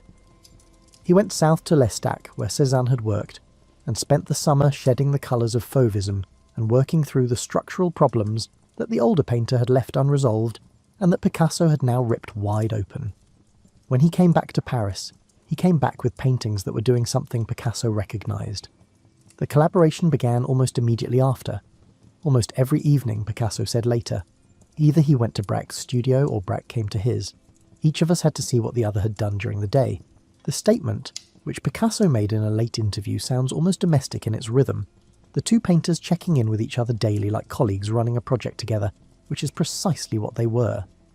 The project was the reinvention of what a painting could be, conducted in the studios of 2 men who were temperamentally almost opposite. Picasso intuitive and bold and restless, Braque methodical and reserved and committed to structural precision, and whose differences turned out to be exactly what the project required. Braque's own description of the collaboration was that they were like 2 mountaineers roped together. What they were building, across the years from 1908 to 1914, came to be called Cubism. The name was coined accidentally by a French art critic named Louis Vaucel, who described Braque's landscape paintings of L'Estaque as reducing everything to little cubes. Bizarreries cubiques, he wrote, geometrical peculiarities. He meant it as a dismissal. The artist used the word as a handle, and the handle stuck, which is how many of the most important movements in art history acquired their names from someone who thought they were insulting the work. The word does not quite describe what the work was doing, but it points at it. What Cubism actually did was refuse the convention that a painting occupies a single moment in time from a single fixed point in space. The academic tradition and the entire history of Western painting from the Renaissance forward had built itself on single-point perspective, the mathematical system that produces the illusion of depth on a flat surface by arranging everything in relation to a single vanishing point. It is a powerful system, and it produces beautiful work. It also requires a lie, the lie that the viewer is stationary, that the world is frozen, that the object being depicted exists in one moment from one angle. Cézanne had begun to question this without quite abandoning it. Picasso and Braque abandoned it. In the paintings of what came to be called analytic cubism, which developed from roughly 1909 through 1912, a figure or an object is shown from multiple angles simultaneously, the front and the side and sometimes the back all present in the same image, assembled into a composition that is recognisable without being illusionistic. A guitar becomes a collection of planes and curves that represent the guitar from every angle at once rather than from one. A woman's face shows you the profile and the frontal view in the same head, both truths present simultaneously rather than forced to choose. The palette during this phase narrows to greys and browns and ochres, the colour deliberately reduced so that the structural question stays central. The investigation of form kept clear of the distraction of chromatic beauty. The subject matter of analytic cubism is modest almost to the point of comedy. Guitars, bottles, newspapers, a pipe, a glass, musical instruments of various kinds, the things that sit on tables in studios and cafes, the furniture of a working artist's daily life, chosen not for symbolic weight but because they were present, and because their forms were complex enough to be interesting, and simple enough not to overwhelm the formal investigation. Braque, whose father had been a house painter and who had grown up understanding the relationship between pattern and surface, introduced techniques from that tradition into the fine art context, stenciled letters, faux wood grain, the deliberate flattening of illusion that house painting requires. Picasso, who had always been interested in everything that could be done with a flat surface, incorporated these techniques and pushed them further. In 1912 they invented collage. Picasso pasted a piece of oilcloth printed with a chair caning pattern onto a canvas and drew around it, producing a work called Still Life with Chair Caning that incorporated an actual non-art material into the painting, a piece of the real world used as representation rather than representation standing in for the real world. Braque, working in parallel, introduced papier-colle, pasted paper, gluing fragments of newspaper and wallpaper into compositions alongside drawn and painted elements. The result was synthetic cubism, which ran from roughly 1912 to 1914, and which reversed the logic of analytic cubism. Where analytic cubism had broken objects into their component planes, synthetic cubism assembled those planes into new constructions, building a guitar or a figure from geometric fragments rather than analysing an existing one down to its geometry. The collaboration during these years was so close that even experts, looking at the unsigned paintings from the period, sometimes cannot determine which of the two men made which work. Picasso and Braque occasionally signed their paintings only with initials, or not at all, treating the work as genuinely joint rather than individually attributed. This was unusual to the point of being unprecedented in the history of art. Two painters of comparable ambition voluntarily merging their output to the degree that authorship became uncertain. Art historians have spent decades trying to establish precise chronologies, debating which idea came from whom and when, and have acknowledged that the conversation was so continuous and so reciprocal that the question may be unanswerable. Outside their immediate circle, Cubism was initially confusing and then influential in approximately the way that all genuinely new things are confusing and then influential, with the confusing part lasting longer and the influential part being larger than anyone involved anticipated. Other painters came to it and developed their own versions. Juan Gris, Fernand Léger, Jean Metzinger, Francis Picabia, all working in Paris in the years before the war, each took the formal discoveries of Picasso and Braque and applied them to their own concerns and sensibilities. Unlike Picasso and Braque, who refused to exhibit their Cubist works publicly, through most of the collaboration, these painters showed their work at the major Paris salons, and it was through them that Cubism became visible to the broader public and to critics and to artists in other countries who had not been in the studios of the Bateau Lavoir. Then, August of 1914 arrived.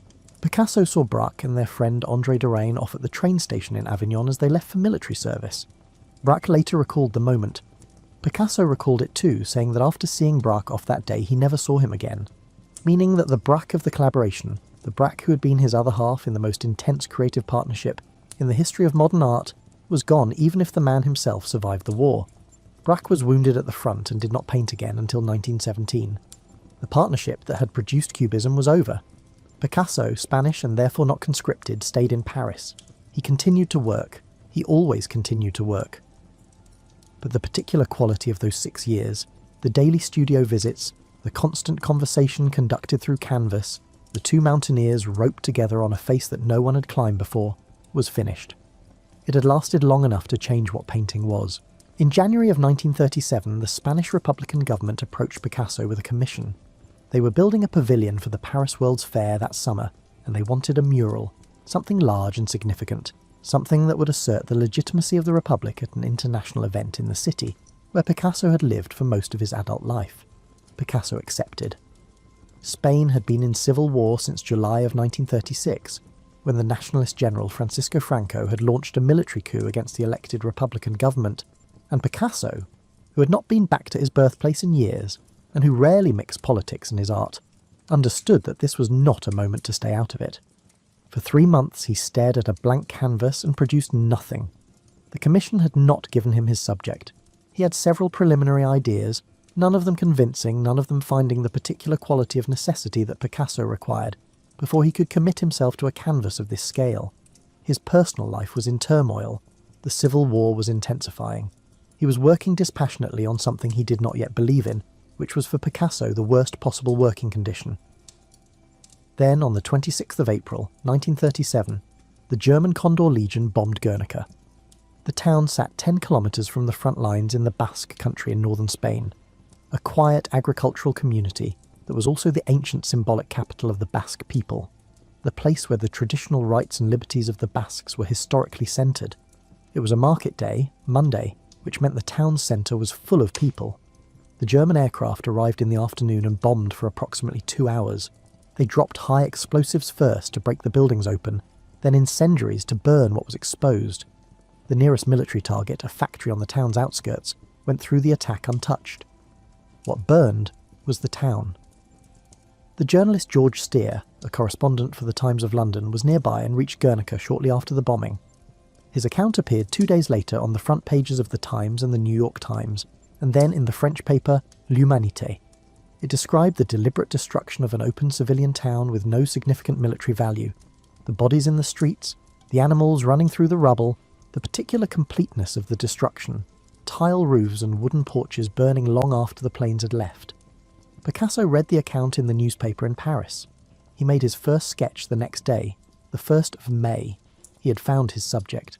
What followed across the next 35 days is one of the most documented creative processes in the history of art, because Picasso's companion and fellow artist Dora Maar photographed the canvas at multiple stages of its development, preserving a record of the painting's evolution from initial composition through successive revisions. There are over 40 preparatory sketches and studies in addition to Maar's photographs. The documentation shows a painting that changed substantially as it was made, not in its core emotional content, which was fixed from the first day, but in its compositional organisation, the arrangement of the bodies and the symbols and the spaces between them. The canvas Picasso was working on was enormous, 3.5 metres tall and nearly 8 metres wide, painted in his studio on the Rue des Grands Augustins. It required scaffolding to reach the upper sections. He chose to work in grey and black and white, stripping out all colour, a decision that gives the painting the quality of a news photograph, the documentary authority of something that is reporting rather than interpreting. He also ordered house paint rather than artist's paint, specifying a matte finish, the minimum amount of gloss, so that the surface would have no beauty of material to distract from what it was saying. The painting that emerged shows a collection of figures in extremis. A wounded horse occupies the centre, its mouth open in a scream, stumbling over a fallen soldier below it. A bull stands on the left, facing away from the chaos, intact where everything else is breaking. A woman with a dead infant holds the child up in a gesture that is simultaneously a cradling and a presentation, her face torn open in grief. Another woman drags a wounded leg across the bottom of the canvas. Another leans from a window holding an oil lamp into the scene. A dismembered soldier lies on the ground, a broken sword in his hand beside a flower. Flames rise on the right side. A light bulb shaped like an eye hangs at the top of the composition. its spiked rays a mechanical parody of illumination. The symbols have been argued over ever since. The horse, Picasso said, represented the people. The bull represented brutality and darkness. The lamp held by the woman in the window was the lamp of truth, or the lamp of the Republic. The broken sword was resistance that had not surrendered despite being broken. The baby in the mum's arms did not need explaining to anyone who looked at it. Picasso also added, at various points, that the painting meant exactly what it showed, no more and no less, which is the kind of statement artists make when they have been asked one too many times to reduce their work to a caption. The photographs Dora Maar took during the 35 days show a painting trying out different answers to the same question, which is how to contain this level of suffering in an organised image without reducing it, without making it bearable to look at, without allowing the viewer the comfort of aesthetic distance. The early stages show the bull and the horse in different positions, different proportions, different relationships to each other. A raised fist appears in early sketches and disappears in the final version. Colour appears in some studies and is stripped away again. The compositional logic shifts and settles and shifts again. On the 4th of June 1937, Picasso declared it finished. It was exhibited at the Spanish Pavilion at the Paris World's Fair beginning in July, placed near the entrance so that it was among the first things visitors saw. The initial reception was mixed. The painting was difficult, the composition dense and fractured, the imagery not easily decoded by viewers who had not been given a key. It did not win the public immediately. It was not designed to be immediate. What it was designed to be became clearer as the painting travelled. After the World's Fair, it toured Scandinavia and England to raise awareness and funds for the Spanish Republic. In 1939, when the Republic fell to Franco's forces, Picasso refused to allow the painting to go to Spain. He had said before the war was lost that the painting would be given to the Spanish government the day the Republic was restored, and he held to this position with absolute consistency for the rest of his life. He loaned it instead to the Museum of Modern Art in New York, where it would remain for 42 years. During World War II, when Paris was under German occupation, a German officer visited Picasso's apartment. Seeing a photograph of Guernica, the officer asked whether Picasso had done that. Picasso answered that he had not. "You did," he said. The painting returned to Spain in 1981, 6 years after Franco's death and 8 years after Picasso's, in a Spain that had become a constitutional monarchy rather than the republic Picasso had insisted upon. It was displayed initially behind bulletproof glass at the Prado Museum, and then, in 1992, it was moved to the Museo Reina Sofia in Madrid, where it now hangs. Approximately 11,000 people visit it every day. Guernica is 3.5 metres tall and nearly 8 metres wide, and it was painted in 35 days by a 55-year-old man who had spent 3 months unable to start it and found his subject in a newspaper on the 1st of May 1937. It does not resolve. It does not conclude. The horse is still screaming, and the mum is still holding the child, and the soldier's sword is still broken, and the light is still the cold mechanical light of the bulb, rather than the warm light of any sun. It is the most visited painting in Madrid. It has been reproduced on protest banners in conflicts on every inhabited continent. It has been quoted, referenced, and adapted by artists working in every medium for nearly 90 years. It has become the thing that Picasso most consistently resisted, which is a caption, a single image that stands for a single idea. He would have been annoyed by this. He also would have recognised it. A painting that people reach for when they are trying to show what war does to the bodies of civilians is a painting that has done its work. On the evening of the 7th of April 1973, Pablo Picasso had friends to dinner at his villa in Mougins, a small town in the hills above Cannes in the south of France. He was 91 years old. After dinner, he went to his studio and painted until 3 in the morning. Then he went to bed.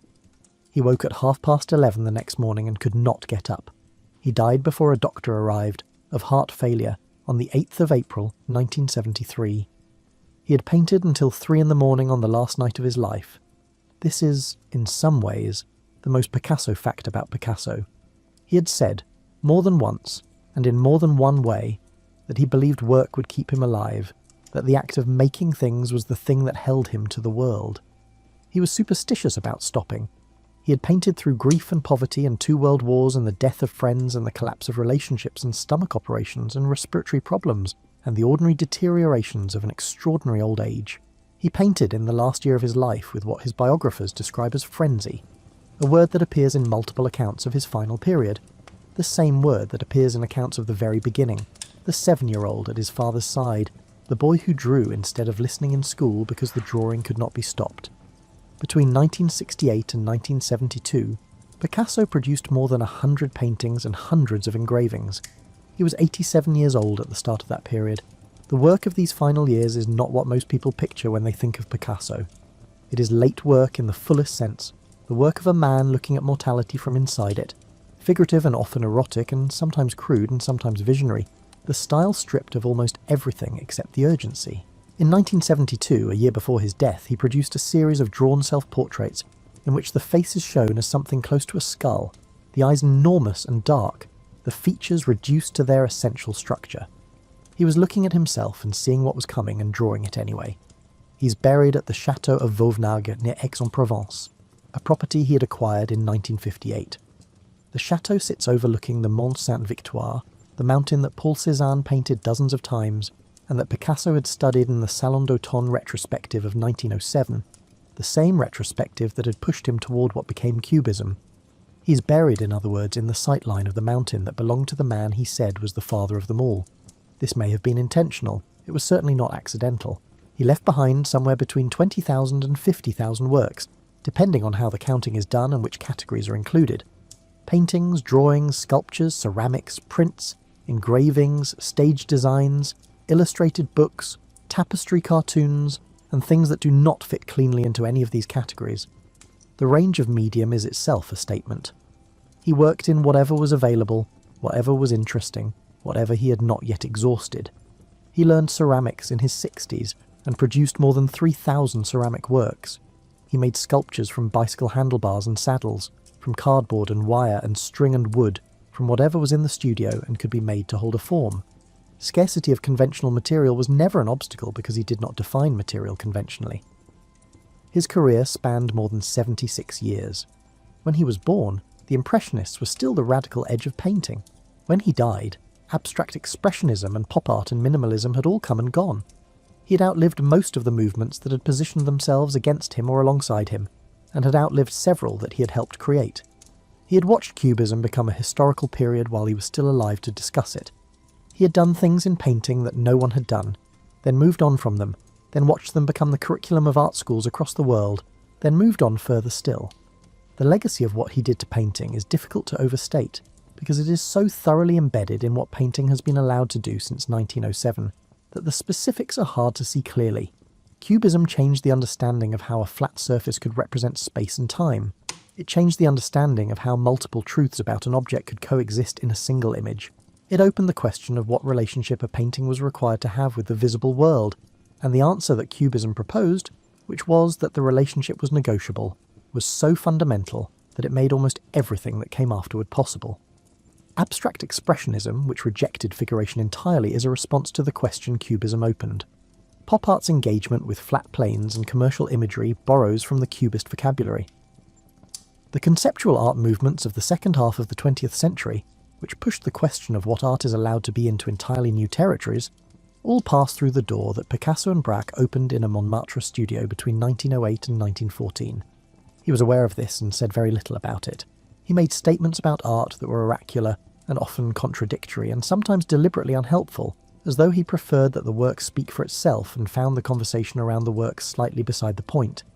He said painting was a form of magic. He said it was a lie that told the truth. He said it took a long time to become young. These are not the statements of someone who wanted to explain himself. His face became one of the most photographed faces of the 20th century. He was the first living artist to have a retrospective at the Museum of Modern Art in New York in 1939. He joined the French Communist Party after the Second World War and was awarded the Lenin Peace Prize in 1962, and these affiliations generated controversy that followed him for the rest of his life, as did his treatment of the women he was involved with, which by the accounts of several of those women ranged from complicated to harmful. The biography is not simple, and has not been made simpler by the passage of time or the scale of the reputation. What remains when all of it is accounted for is the work itself. The Blue Period paintings, still in the museums where they have lived for decades, still doing what they were doing in 1902 when nobody wanted to buy them, which is looking at suffering without sentimentality and without distance. Les Demoiselles d'Avignon at the Museum of Modern Art, still stopping people in the gallery the way it stopped everyone who saw it in Picasso's studio in 1907, still refusing to show you what you expect to be shown. Guernica in Madrid, where 11,000 people a day come to stand in front of it and feel what it feels like to be in a room with a painting that will not let war be abstract. The Old Guitarist, in Chicago, a bent old man cradling an enormous instrument in a room full of cold blue, the guitar the only warm thing, playing music for no audience in a painting that was made in a period when Picasso could not sell paintings and was burning drawings to stay warm and had just lost his closest friend. He was a boy in Malaga who could draw before he could speak. His first word was the word for pencil. He drew pigeons for his father and then painted over his father's unfinished pigeon, and his father understood what he was looking at and gave him his brushes. He went to Barcelona at 14 and passed an entrance examination in a week that was supposed to take a month. He went to Paris at 20 and moved into a leaking building in Montmartre and began to work. He worked for the next 71 years without stopping, except when grief stopped him briefly and exhaustion slowed him for a year, and his body failed him in small ways that he ignored. He painted until 3 in the morning on the last night of his life. The work is still here, all of it. The pigeons and the beggars and the broken guitars and the fractured faces and the screaming horse and the skull-like self-portrait of a 90-year-old man looking at what was coming and drawing it anyway. If you are still awake, my tired dumplings, that is Pablo Picasso. If you fell asleep somewhere around the Blue Period or the Shed in Montmartre or the Blue Guitar in Chicago, which would be a very good place to fall asleep, that is exactly what this was for. If you have a hand free from wherever it is, a like and a subscribe cost you nothing and helps the channel more than you would think. It is the least baroque thing you can do with a finger, and Picasso would have approved of economy. Good night.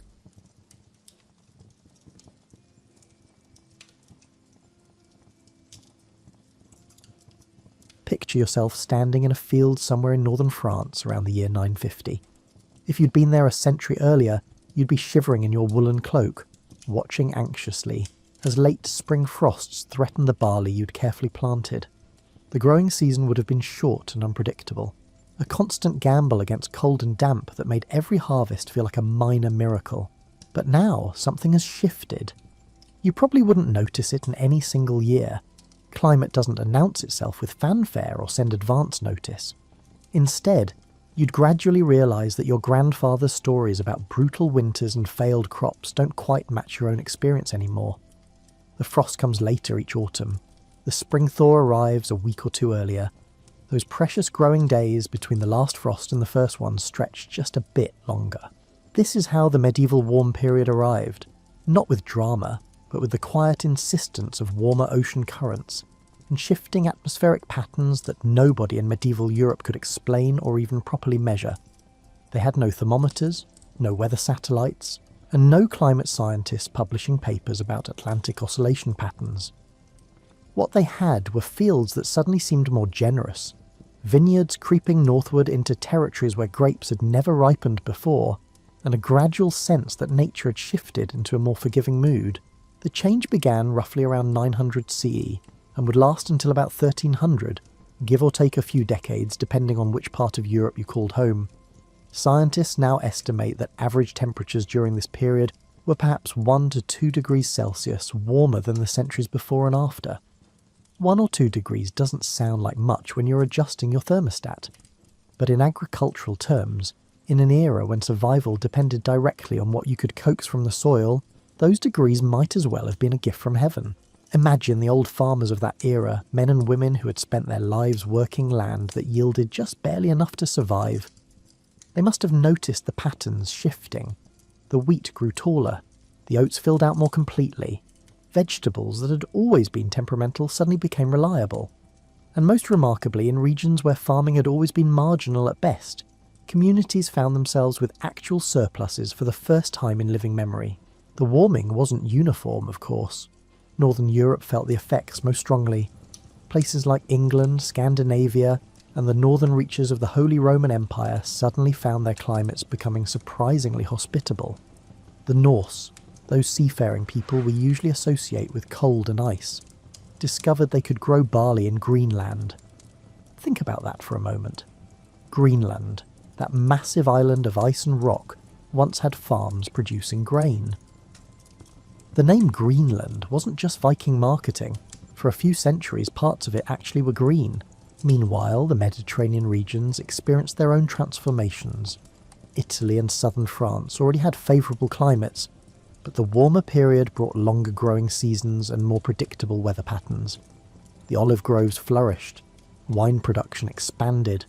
The entire rhythm of agricultural life adjusted to this new, more generous tempo. But perhaps the most significant changes occurred in places that had previously been on the edge of viability. The Scottish Highlands, those misty mountains where farming had always been a hard-scrabble affair, suddenly supported more extensive agriculture. Villages appeared in alpine valleys that had been too cold for permanent settlement. The tree line crept higher up mountainsides, and forests reclaimed areas that had been tundra just generations before.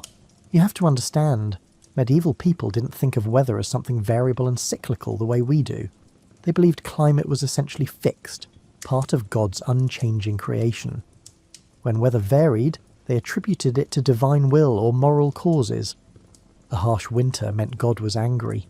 A good harvest meant their prayers had been answered. The idea that global temperature patterns could shift over centuries without any supernatural cause would have been almost incomprehensible to them. So when the weather improved, medieval Europeans didn't see climate change. They saw a blessing. They interpreted the warmer temperatures and better harvests as evidence that God was pleased with Christian civilization. This wasn't just wishful thinking, it was the only framework they had for understanding why their world was becoming more abundant. The timing of this climatic shift coincided with other changes in European society. The chaos of the early medieval period, those centuries after Rome's fall when various kingdoms rose and fell, when Viking raids disrupted coastal communities, when central authority was more aspiration than reality, was gradually giving way to more stable political structures. The warming climate didn't cause this stabilisation, but it certainly helped. It's much easier to build a civilization when you're not constantly worried about starving. As you lie there tonight, consider how differently medieval people experience seasons compared to us. You probably interact with weather primarily as an inconvenience, traffic delays, cancelled plans, and wardrobe decisions. For medieval Europeans, weather was existential. A bad growing season didn't mean buying more groceries. It meant hunger, possibly starvation. A mild winter didn't mean lower heating bills. It meant livestock survived, fuel wood lasted longer, and people made it through to spring. When temperatures rose by those 1 or 2 degrees, when growing seasons extended by a week or two, the effects rippled through every aspect of life. More food meant better nutrition, which meant healthier people, which meant more workers, which meant more land could be cultivated, which meant even more food. It was a virtuous cycle, the kind of positive feedback loop that drives historical change in ways that are only obvious in hindsight. The forests of Europe, which had been slowly recovering since the Roman period, now faced a new pressure. Warmer weather meant more people, and more people needed more farmland. The great medieval deforestation began in earnest during this period, as communities cleared woodland to create fields, pastures, and settlements. The primeval forests that had once covered most of Europe began their long retreat into the pockets of wilderness that survive today. Settle deeper into your blankets now and imagine you're walking through a medieval village during harvest time in the year 1150. The smell of cut grain fills the air, that dusty, slightly sweet scent that only comes when wheat or barley is being gathered. You hear the rhythmic sound of scythes through stalks, the voices of workers calling to each other across the fields, and somewhere nearby, someone is singing a work song whose melody has been passed down through so many generations that nobody remembers who first composed it. What you're witnessing is an agricultural revolution that happened without anyone planning it. Without any government program or conscious innovation, the medieval warm period created conditions that allowed medieval Europeans to finally move beyond subsistence farming into something that resembled actual productivity. The key crop in this transformation was wheat. Before the warming period, much of northern Europe relied on hardier but less nutritious grains like rye and oats, which could survive in poor conditions but didn't provide the same caloric value as wheat. Wheat is fussier. It needs more warmth, better soil, and more careful timing. But when conditions are right, wheat yields more food per acre than almost any other grain crop available to medieval farmers. As temperatures rose, the wheat line moved north. Fields in England that had grown rye for generations were replanted with wheat. French estates that had struggled with mixed grain crops found they could specialise in wheat production. The difference wasn't just agricultural, it was nutritional and economic. Wheat makes better bread, stores longer, and commands higher prices at market. Communities that successfully transitioned to wheat farming found themselves with both better diets and more valuable crops to trade. But the real revolution came from the combination of warmer weather with several farming innovations that happened to emerge around the same time. The heavy plough, which could turn the dense soils of northern Europe far better than the light Roman scratch ploughs, became widespread during this period. The three-field system of crop rotation, where you plant one field with winter crops, one with spring crops, and let the third lie fallow, allowed farmers to keep more land productive each year. These innovations weren't new inventions during the medieval warm period, but they became practical and widespread because the climate now supported them. A heavy plough is only useful if your soil is productive enough to justify the investment. Three-field rotation only makes sense if your growing season is long enough for both winter and spring crops to mature reliably. The warming temperatures turned agricultural theory into practical reality. You'd see other changes too, subtle ones that transformed daily life in ways that medieval people probably didn't fully appreciate. Kitchen gardens became more productive, providing vegetables that added variety and nutrition to diets that had been monotonously grain-based. Fruit trees that had been temperamental now produced reliable crops. Herbs for medicine and flavouring thrived in the extended growing seasons. Beekeeping expanded dramatically during this period, and if you've ever tasted real honey, you'll understand why this mattered. In an era before sugar was available to anyone but the wealthy, honey was the only sweetener most people would ever taste. More temperate weather meant longer flowering seasons, which meant bees could produce more honey. Monasteries in particular became centres of beekeeping, and the demand for beeswax candles ensured that honey production was both spiritually and economically valuable. The warming period also made livestock farming more feasible in northern regions. Cattle, sheep and pigs could be supported in larger numbers because winter fodder lasted longer, and animals didn't need to burn as many calories just staying warm. This meant more meat, milk, cheese and wool, all the products that made medieval life slightly more comfortable and substantially more prosperous. Dairy production particularly benefited from the climatic changes. Medieval people didn't drink much fresh milk, it spoiled too quickly without refrigeration, but they were masters of dairy preservation. Cheese, butter and fermented milk products provided crucial protein and fat during winter months when fresh food was scarce. Better weather meant healthier livestock, which meant more milk, which meant communities could produce larger stores of preserved dairy products. The expansion of sheep farming in England during this period laid the groundwork for the medieval wool trade that would eventually make England wealthy. Sheep are remarkably hardy animals, but they do best in moderate climates where they can graze year-round without exhausting themselves fighting cold. The medieval warm period created ideal conditions for large-scale sheep farming across northern England, Scotland and the Low Countries. If you could have spoken with a medieval farmer about these changes, and if they had the conceptual framework to understand your question, they probably wouldn't have described it as an agricultural revolution. They would have talked about how their lord had allowed them to clear more forest for planting, or how their village had pooled resources to buy a better plough, or how the harvest had been good for several years running. The systematic nature of the changes would have been invisible to them, obscured by the daily work of survival and the limited scope of their individual experience. But step back, take the longer view that historical distance provides, and you see something remarkable. European agricultural production probably increased by 50 to 75% between 900 and 1300. The same land, worked by similar methods, suddenly yielded dramatically more food. Some of this came from innovation, some from expansion onto marginal lands, but much of it came from those 1 or 2 degrees of warming that made everything just slightly easier. This abundance created possibilities that hadn't existed before. For the first time since the Roman Empire, significant numbers of people could be supported without directly working the land. You needed farmers to produce surplus food, but once you had that surplus you could support craftspeople, merchants, builders, scholars, and all the other specialists that complex societies require. The grain mills that dotted every medieval stream and river worked overtime during this period, processing the increased harvests into flour. The technology of water mills was ancient. Romans had used them extensively. But the medieval warm period gave medieval Europeans enough grain to make mills economically viable throughout the countryside. The steady splash and grind of mill wheels became the background music of medieval rural life. Vineyards expanded northward in one of the period's most visible changes. Wine production, which had retreated southward after the Roman period, now crept back into central France, the Rhineland, and even southern England. Medieval people discovering they could grow wine grapes in Yorkshire must have felt like residents of Alaska suddenly finding they could grow oranges.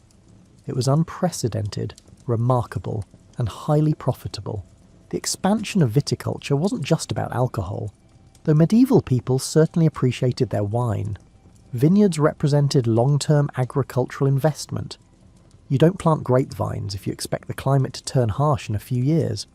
Vines take time to mature and require consistent conditions. The fact that communities were willing to invest in vineyards across northern Europe suggests a widespread, if unconscious, belief that the good weather was going to last.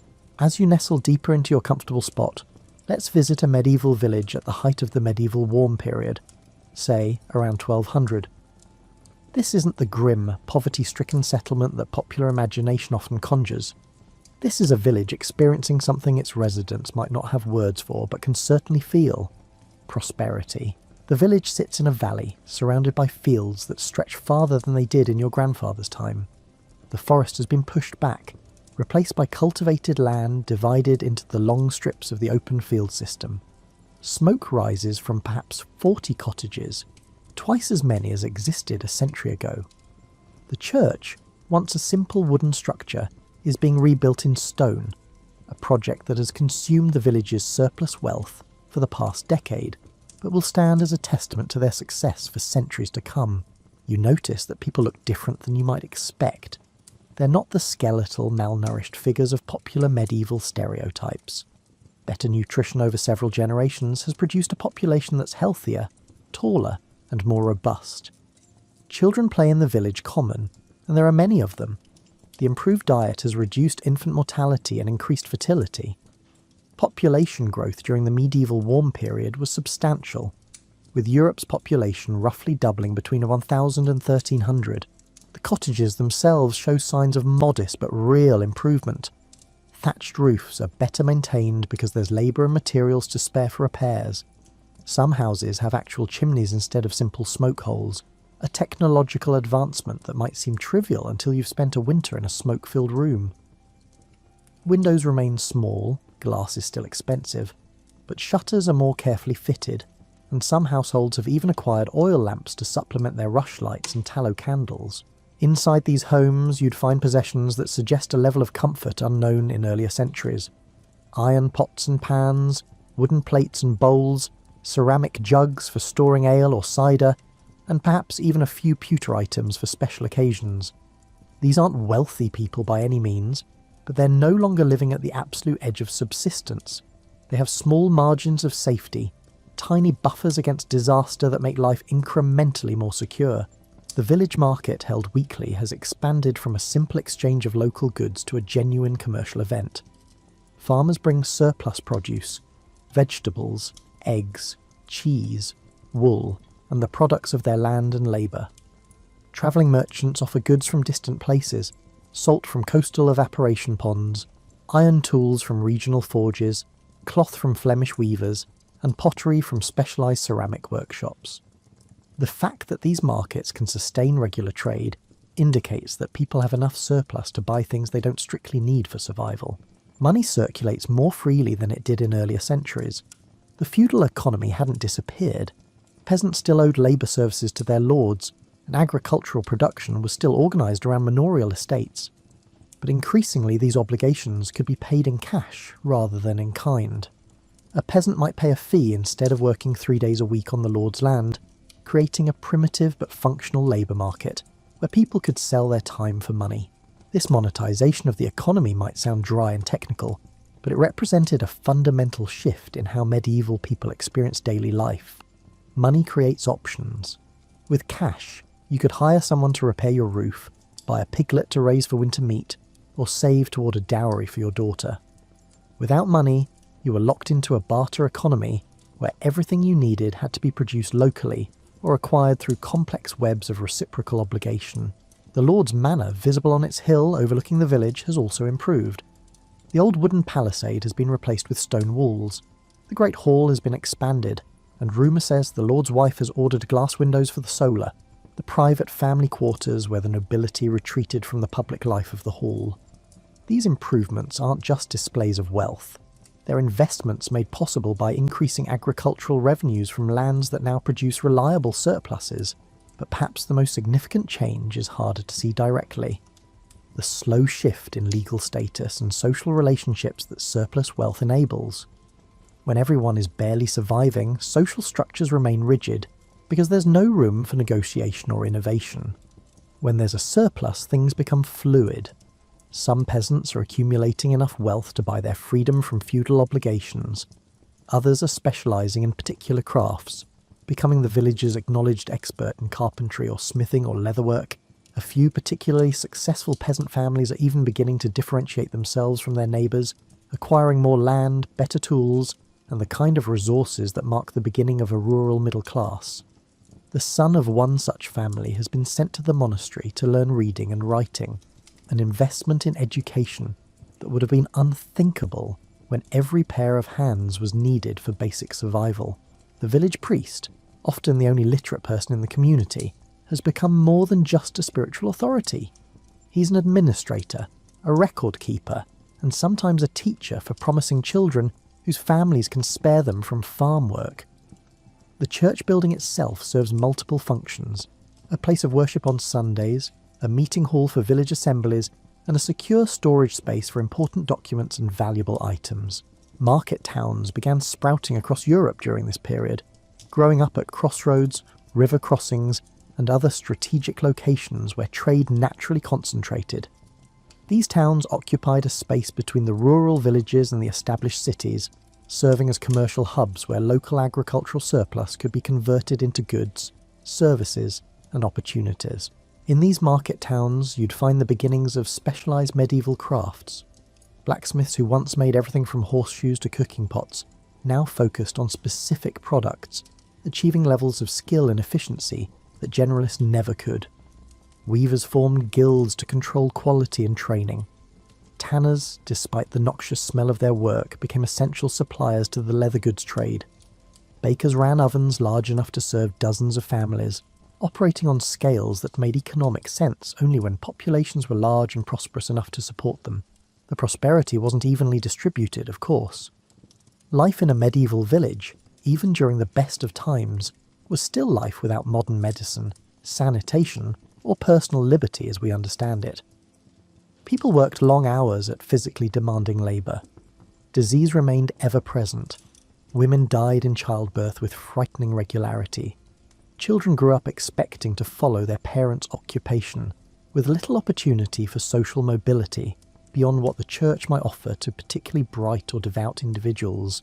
Yet compared to the centuries before and after, the medieval warm period offered something that medieval Europeans had rarely experienced: a sense that life was getting better rather than worse, that the next generation might have it easier than the current one, and that the world was expanding rather than contracting.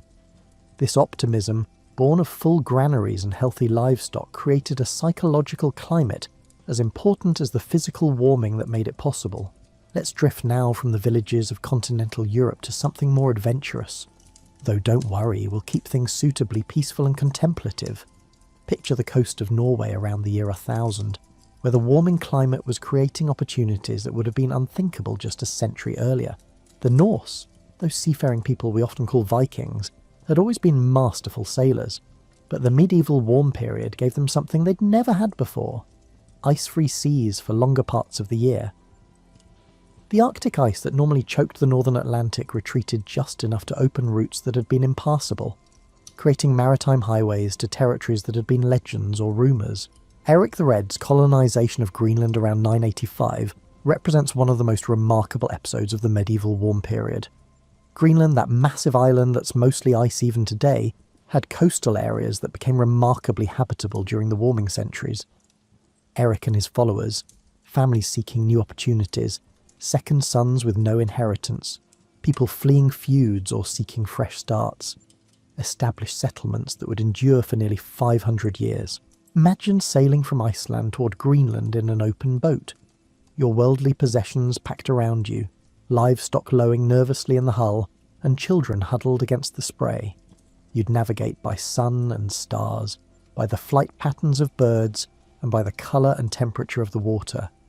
After days at sea, you'd finally spot the high mountains of Greenland rising from the ocean, their peaks white with permanent snow, but their lower slopes surprisingly green.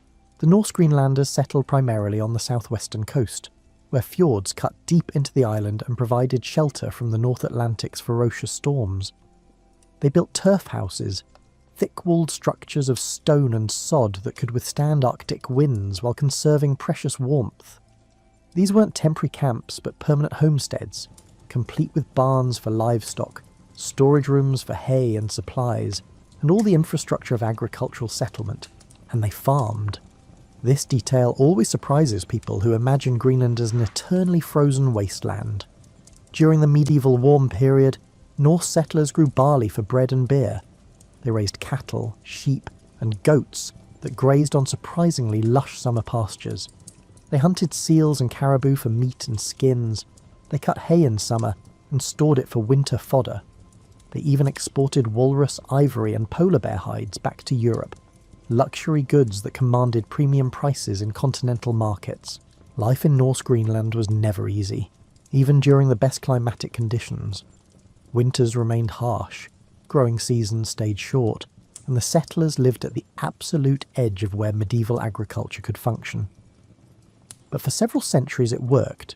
Archaeological evidence shows that the Greenlanders maintained trade contacts with Europe, imported timber for construction, acquired iron tools and weapons, and participated in the broader medieval economy despite their extreme isolation.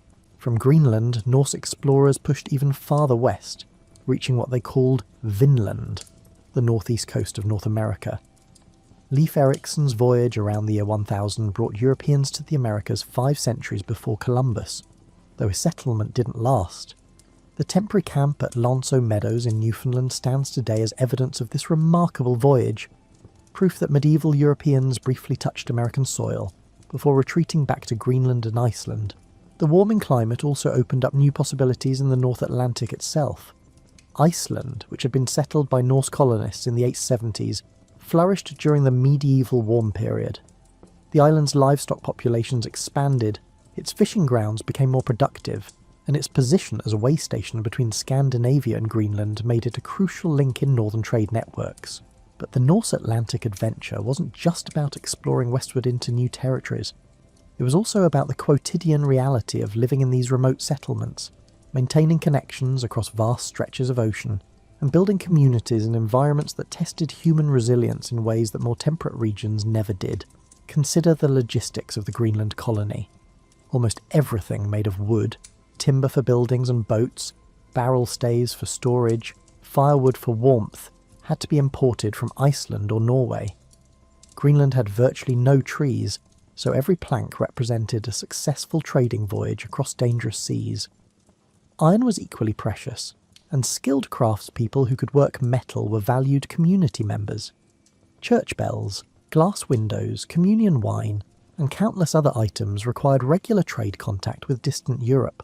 The Greenlandic Norse maintained their European identity despite their isolation.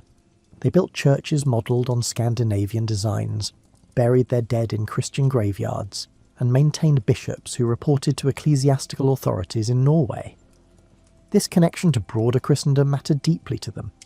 They didn't want to be forgotten outposts, but recognised members of the European civilization, however remote their location. The warming period also affected Norse activities in more traditional waters. The waters around the Faroe Islands became more productive.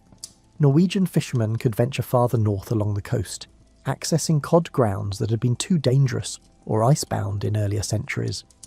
Trade routes across the Baltic expanded as ice-free periods lengthened, connecting Scandinavia with the emerging cities of northern Germany and Poland. In a delightfully mundane way, the medieval warm period made sea travel less immediately terrifying. Medieval ships were remarkably seaworthy.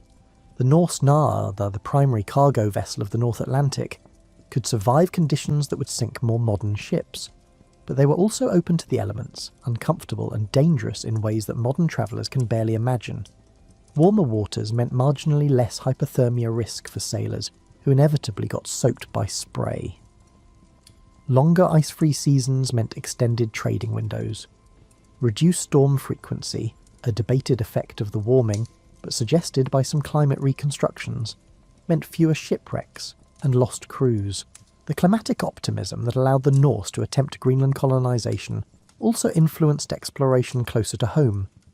The development of permanent fishing stations in Iceland, the expansion of seal hunting operations, and the growth of Arctic trade in furs and walrus ivory all reflected confidence that the favourable conditions would continue. Let's turn now from the adventures of seafaring Norse to something equally ambitious but more stationary: the extraordinary cathedral building boom that swept across Europe during the medieval warm period. Get comfortable. We're going to spend time thinking about stone, faith, and what it means when a society has enough surplus wealth to invest in structures that take generations to complete. Around the year 1000, something remarkable began happening across Europe. Communities that had been making do with modest wooden churches decided to rebuild in stone. But they didn't just replace one building with another of similar size. They built upward and outward, creating structures of unprecedented height and ambition. The Romanesque and then Gothic cathedrals that rose during the medieval warm period represented engineering achievements that rivaled anything since the Roman Empire. The cathedral at Santiago de Compostela in Spain begun in 1075. Canterbury Cathedral in England, rebuilt after a fire in 1174. Chartres Cathedral in France, with its magnificent stained glass, was largely constructed between 1194 and 1220. Notre Dame de Paris started in 1163. Cologne Cathedral begun in 1248. These buildings and hundreds like them represented not just religious fervour, but economic capacity. You don't build cathedrals when you're worried about starving. Imagine the construction site of a major Gothic cathedral in, say, 1200. The scaffolding rises impossibly high, wooden structures that sway alarmingly in the wind but somehow support teams of masons working at heights that would make modern safety inspectors faint. Stonecutters shape blocks with hammer and chisel, producing edges so precise that mortar becomes almost unnecessary. Carpenters construct the complex wooden centering that will support stone arches until the mortar sets. Glassmakers craft coloured windows that transform sunlight into divine revelation. The organisation required for these projects was staggering. Quarries had to be opened or expanded to provide suitable stone. Transportation networks were needed to move massive blocks from quarry to construction site, sometimes across dozens of miles. Skilled craftsmen, masons, carpenters, glaziers, metalworkers had to be recruited, housed, and paid.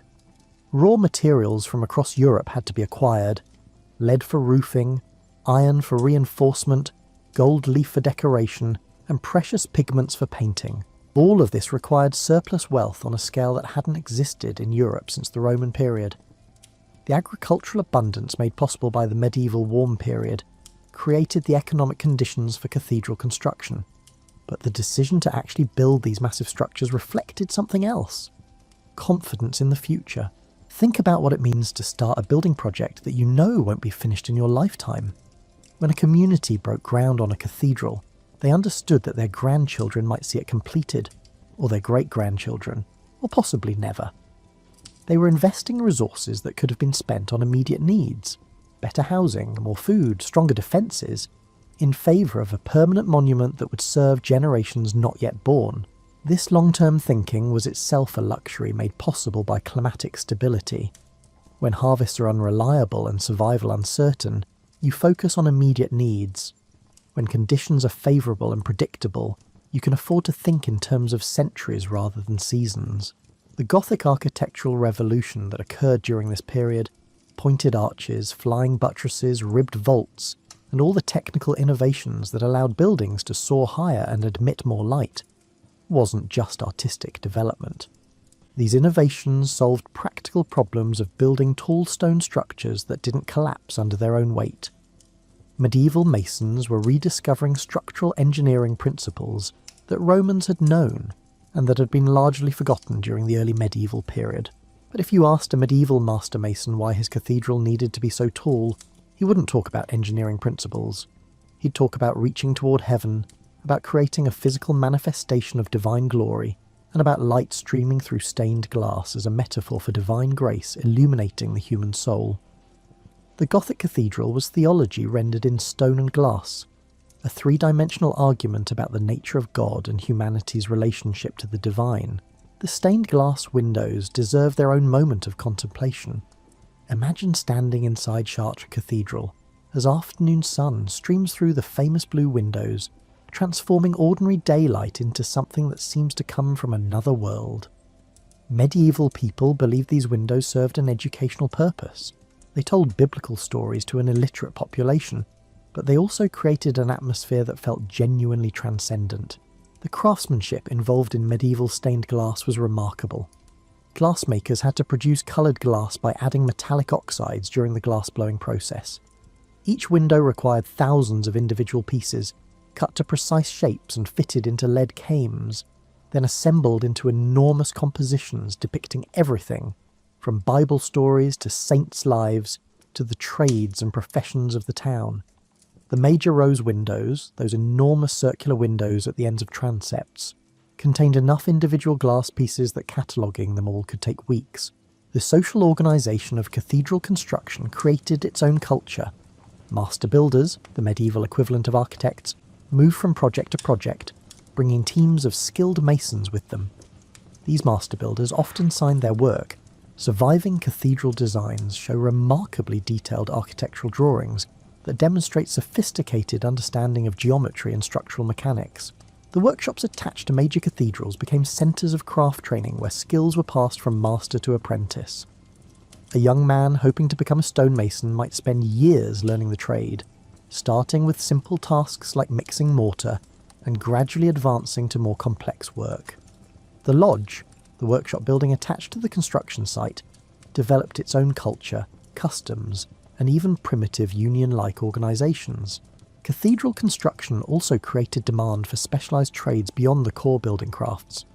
Sculptors decorated facades with biblical scenes and grotesque figures. Painters created enormous frescoes on interior walls. Metalworkers produced decorative ironwork for doors and windows. Woodcarvers crafted choir stalls, rood screens, and elaborate altarpieces. Each cathedral became a focus point for every artistic trade in medieval Europe. The economic impact of a major cathedral project on its surrounding region was substantial. Construction might employ hundreds of workers directly, while secondary effects, feeding workers, housing them, providing materials, supported hundreds more. Towns with major cathedral projects effectively had a permanent jobs program that could last for generations, providing employment and circulating money through the local economy. Monasteries and abbeys went through similar building booms during this period.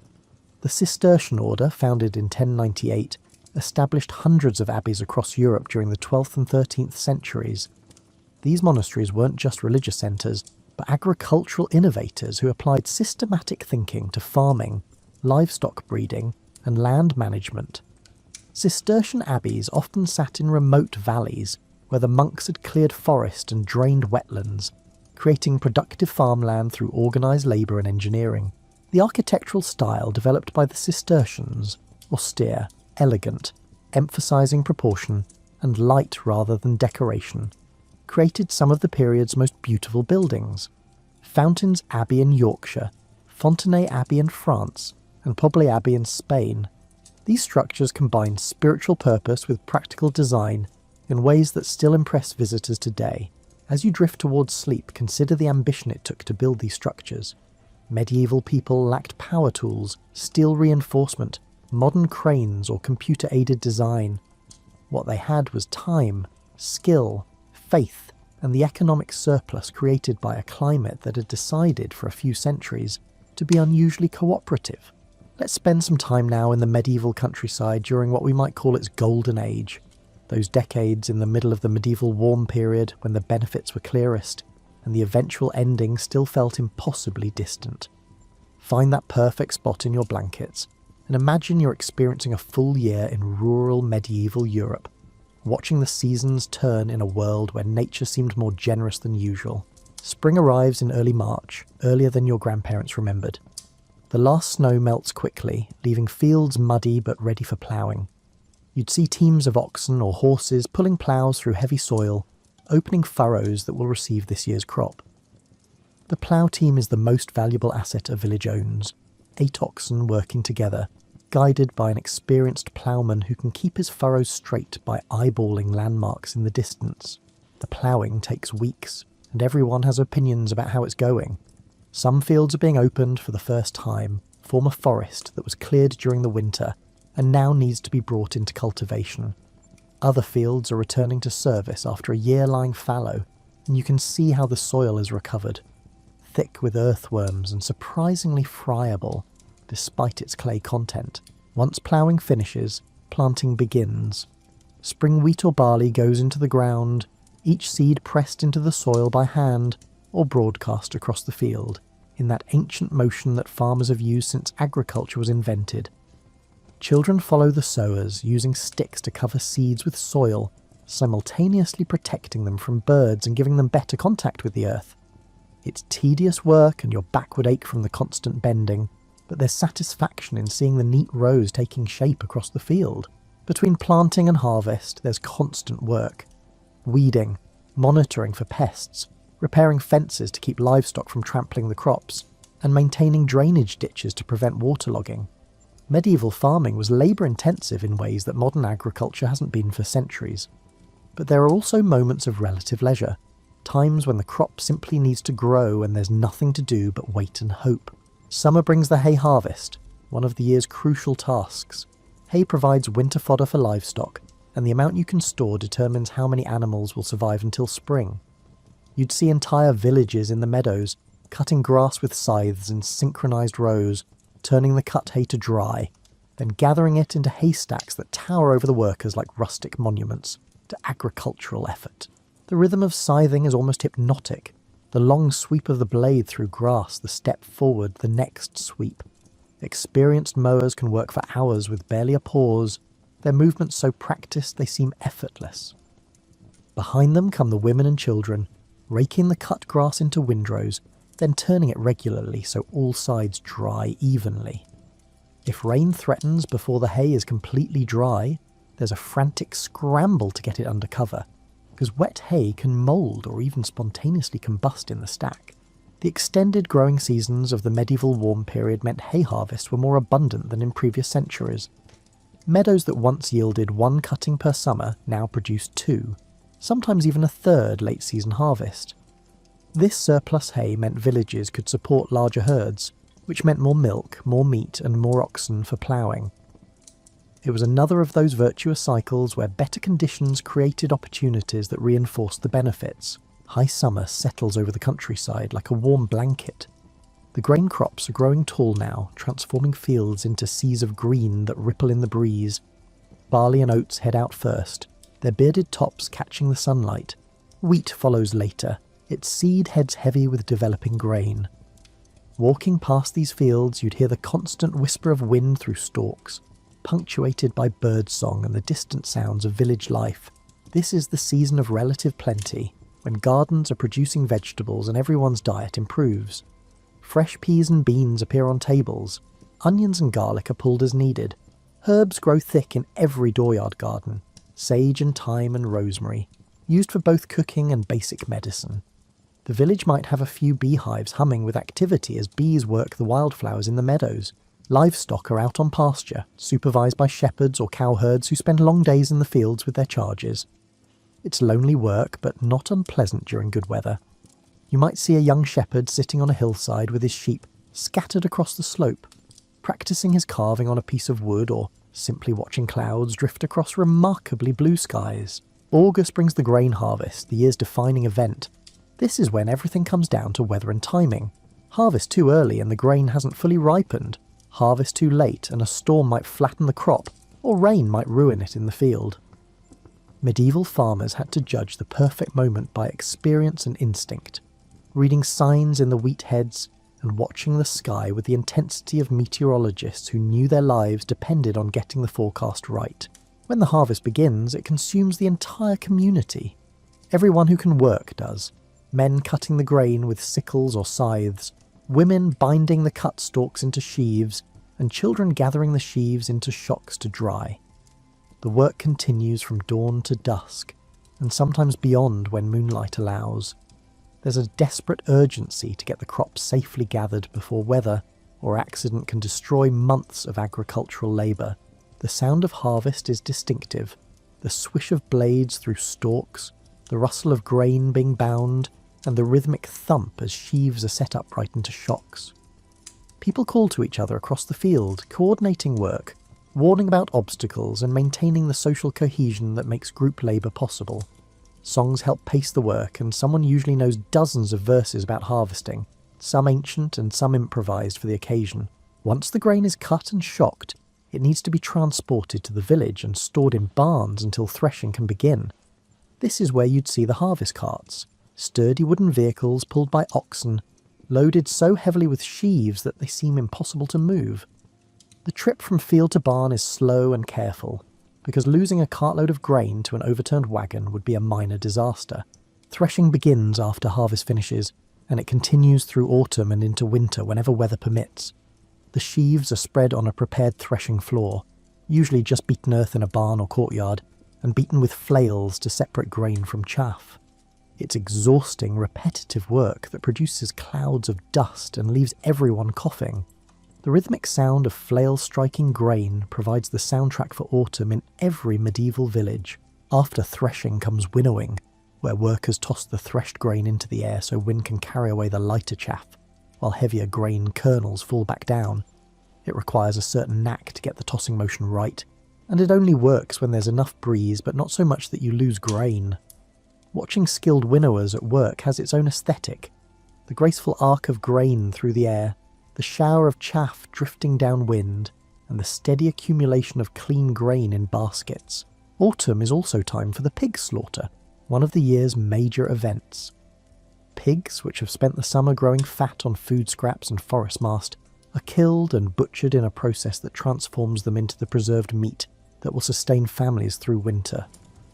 Everything from a pig is used. The meat is salted or smoked. The fat is rendered into lard. The blood is made into sausages. The intestines become sausage casings, and even the head is boiled for brawn. The work of butchering and preserving is skilled and communal. Families help each other, knowing their turn will come and they'll receive the same assistance. The smell of smoking meat hangs over villages in autumn, a scent that means security. You have food stored for the lean months ahead. Late autumn brings different tasks. Root vegetables are harvested and stored in cool cellars. Apples are picked and pressed for cider, or stored in straw-lined boxes, where they might last until spring. The last grazing is finished, and livestock are brought into barns or closer pastures, where they can be monitored during winter. Firewood cut during the summer needs to be split and stacked close to houses, where it will stay relatively dry. Winter in the medieval warm period was milder than in centuries before or after, but it was still winter. You'd see less outdoor work and more indoor tasks: weaving, tool maintenance, food preparation, and craft work. This is when the social life of villages turned inward, when people gathered in the relative warmth of halls or large houses, and when storytelling and music passed the dark evenings. The Christmas season brought its own traditions: the Yule log, carefully selected and brought to the hearth with ceremony. Special foods were saved for this celebration, perhaps a goose or even beef if the harvest had been good. Evergreen decorations to remind people that life persists even in the darkest season. Mystery plays performed by village amateurs, retelling biblical stories with enthusiasm that compensated for any lack of professional polish. Throughout all these seasons, you'd notice the background presence of the church marking sacred time alongside agricultural time. Saints' days provided regular interruptions to work, creating a rhythm of feast and fasting that structured the year religiously and socially. The liturgical calendar told medieval people where they stood in salvation history, even as the agricultural calendar told them where they stood in the annual cycle of planting and harvest. The medieval warm period didn't eliminate the hardships of rural life. People still worked incredibly hard, still faced dangers from disease and accident, and still lived within narrow social and economic constraints. But it softened some of the harshness. Harvests were more reliable, winters were less brutal, and the margin between sufficiency and starvation widened just enough to make life feel less desperate.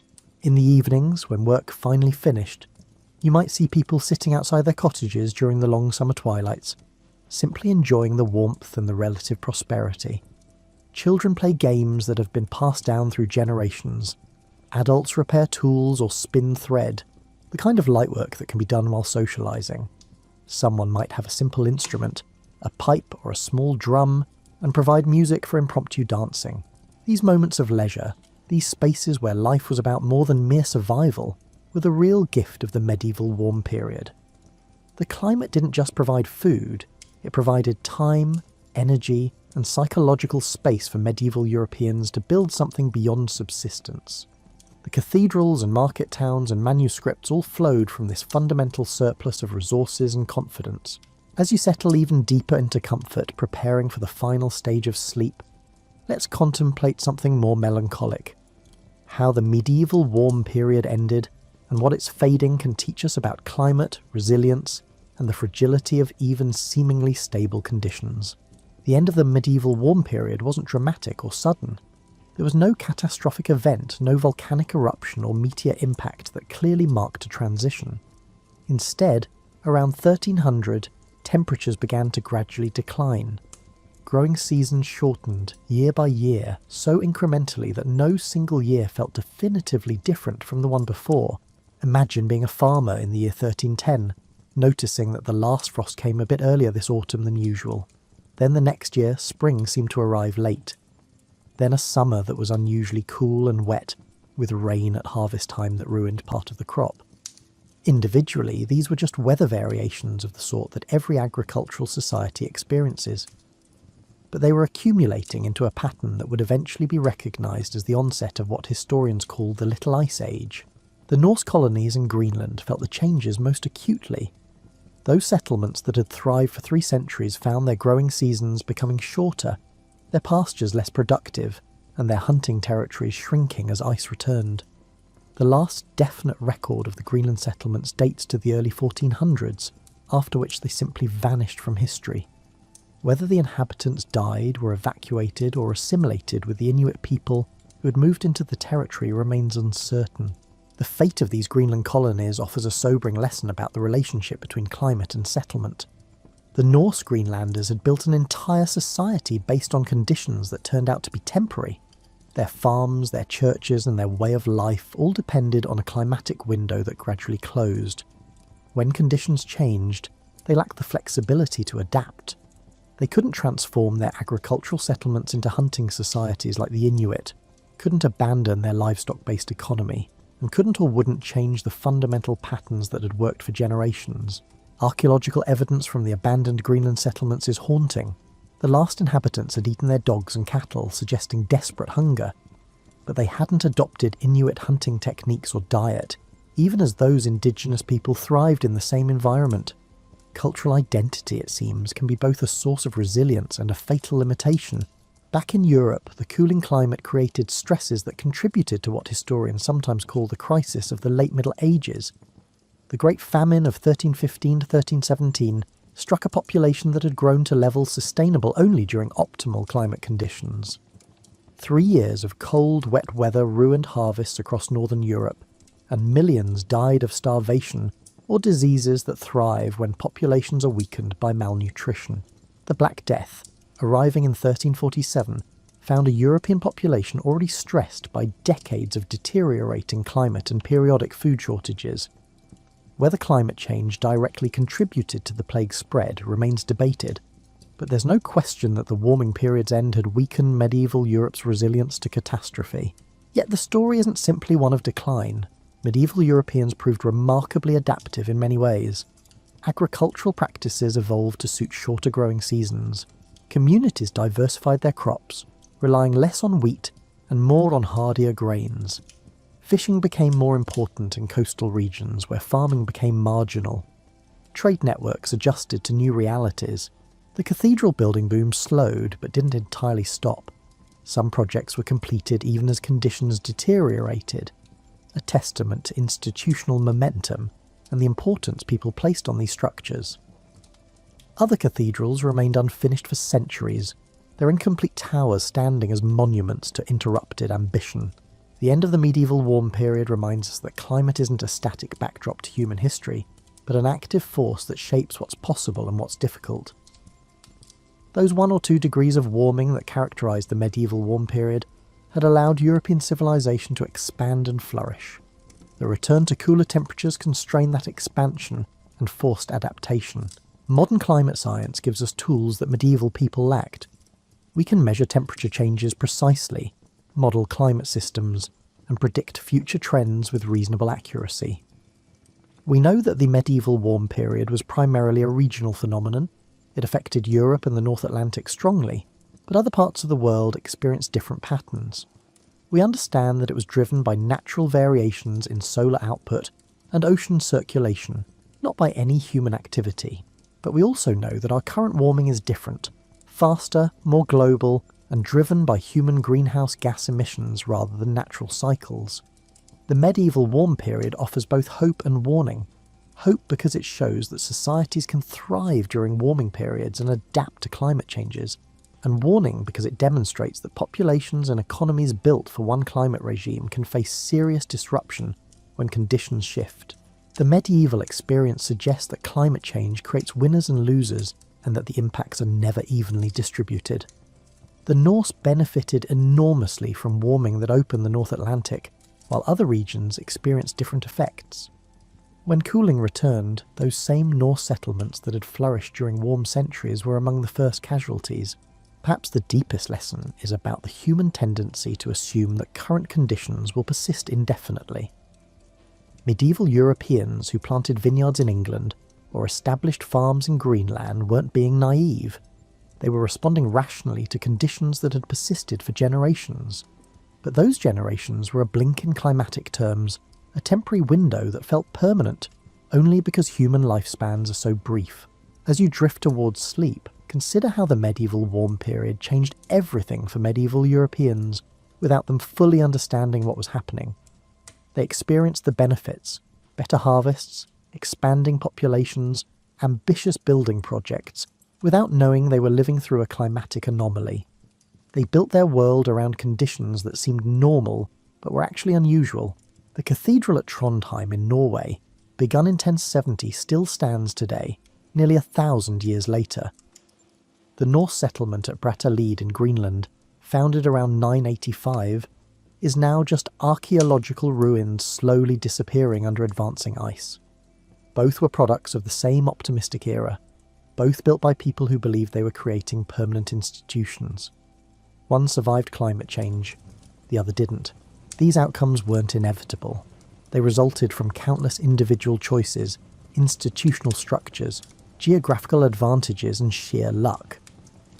The medieval warm period didn't determine medieval history, but it shaped the space within which that history unfolded, creating opportunities and imposing constraints that influenced everything from agriculture to architecture to exploration. As sleep draws closer and your breathing settles into its nocturnal rhythm, let's take one last quiet moment to reflect on what those warm centuries mean for us, viewing them from the comfortable distance of 700 years. The medieval warm period stands as a reminder that Earth's climate is never truly stable, that the normal conditions we experience are actually temporary states within longer patterns of variation. Medieval Europeans couldn't have known this. They lacked the scientific tools and historical perspective to see their time in context. We have no such excuse. We can look back across centuries and see how profoundly climate shapes human possibilities. Those medieval farmers who brought new land under cultivation, the Norse sailors who colonised Greenland, and the master builders who designed soaring cathedrals.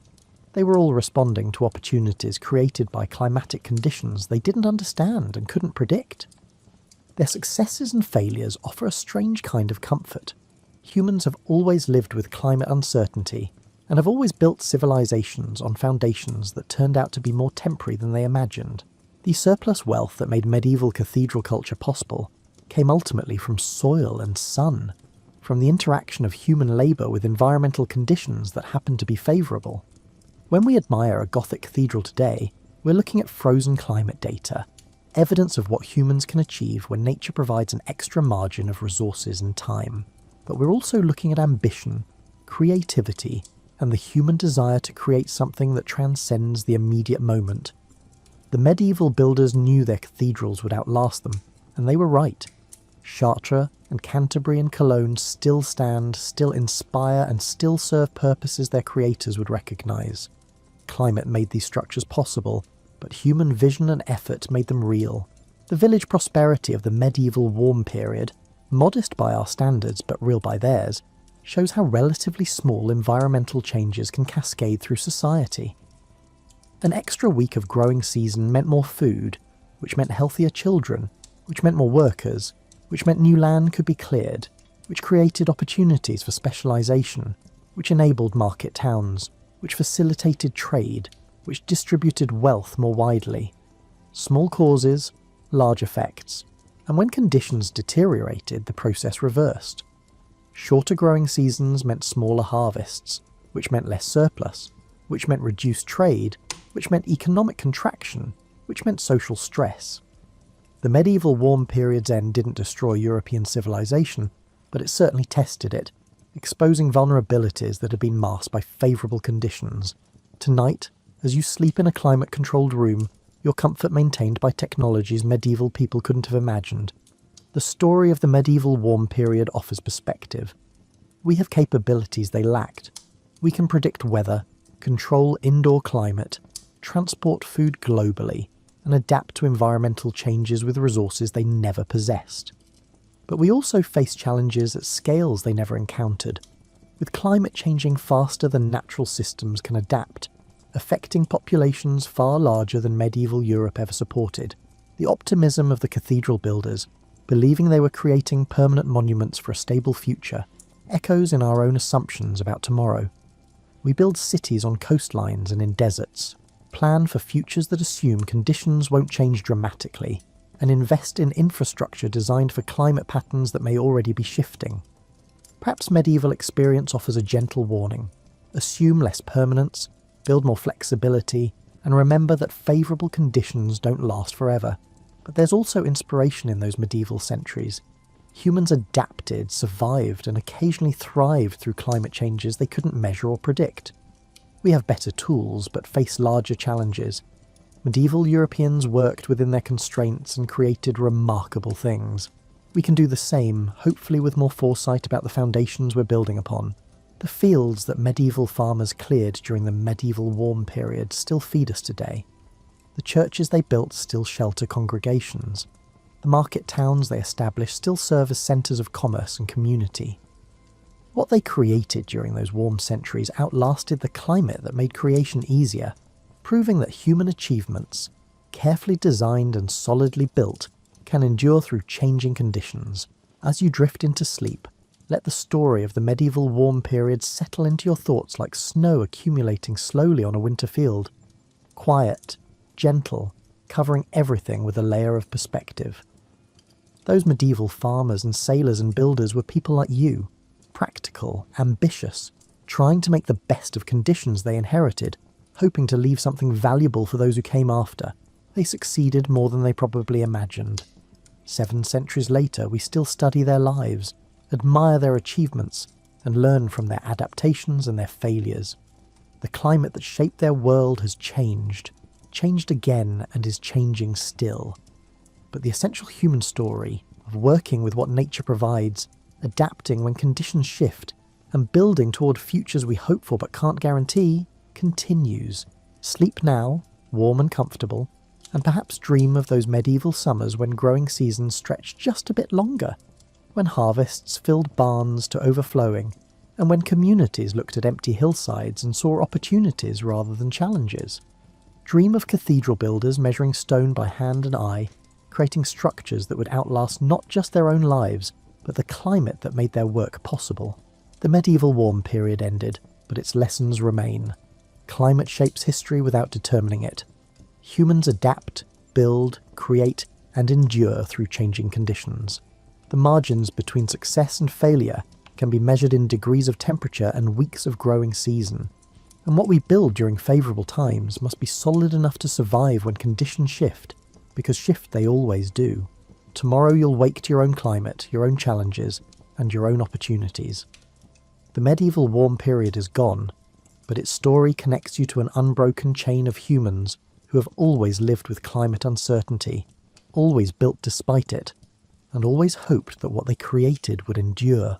And sometimes, wonderfully, it does.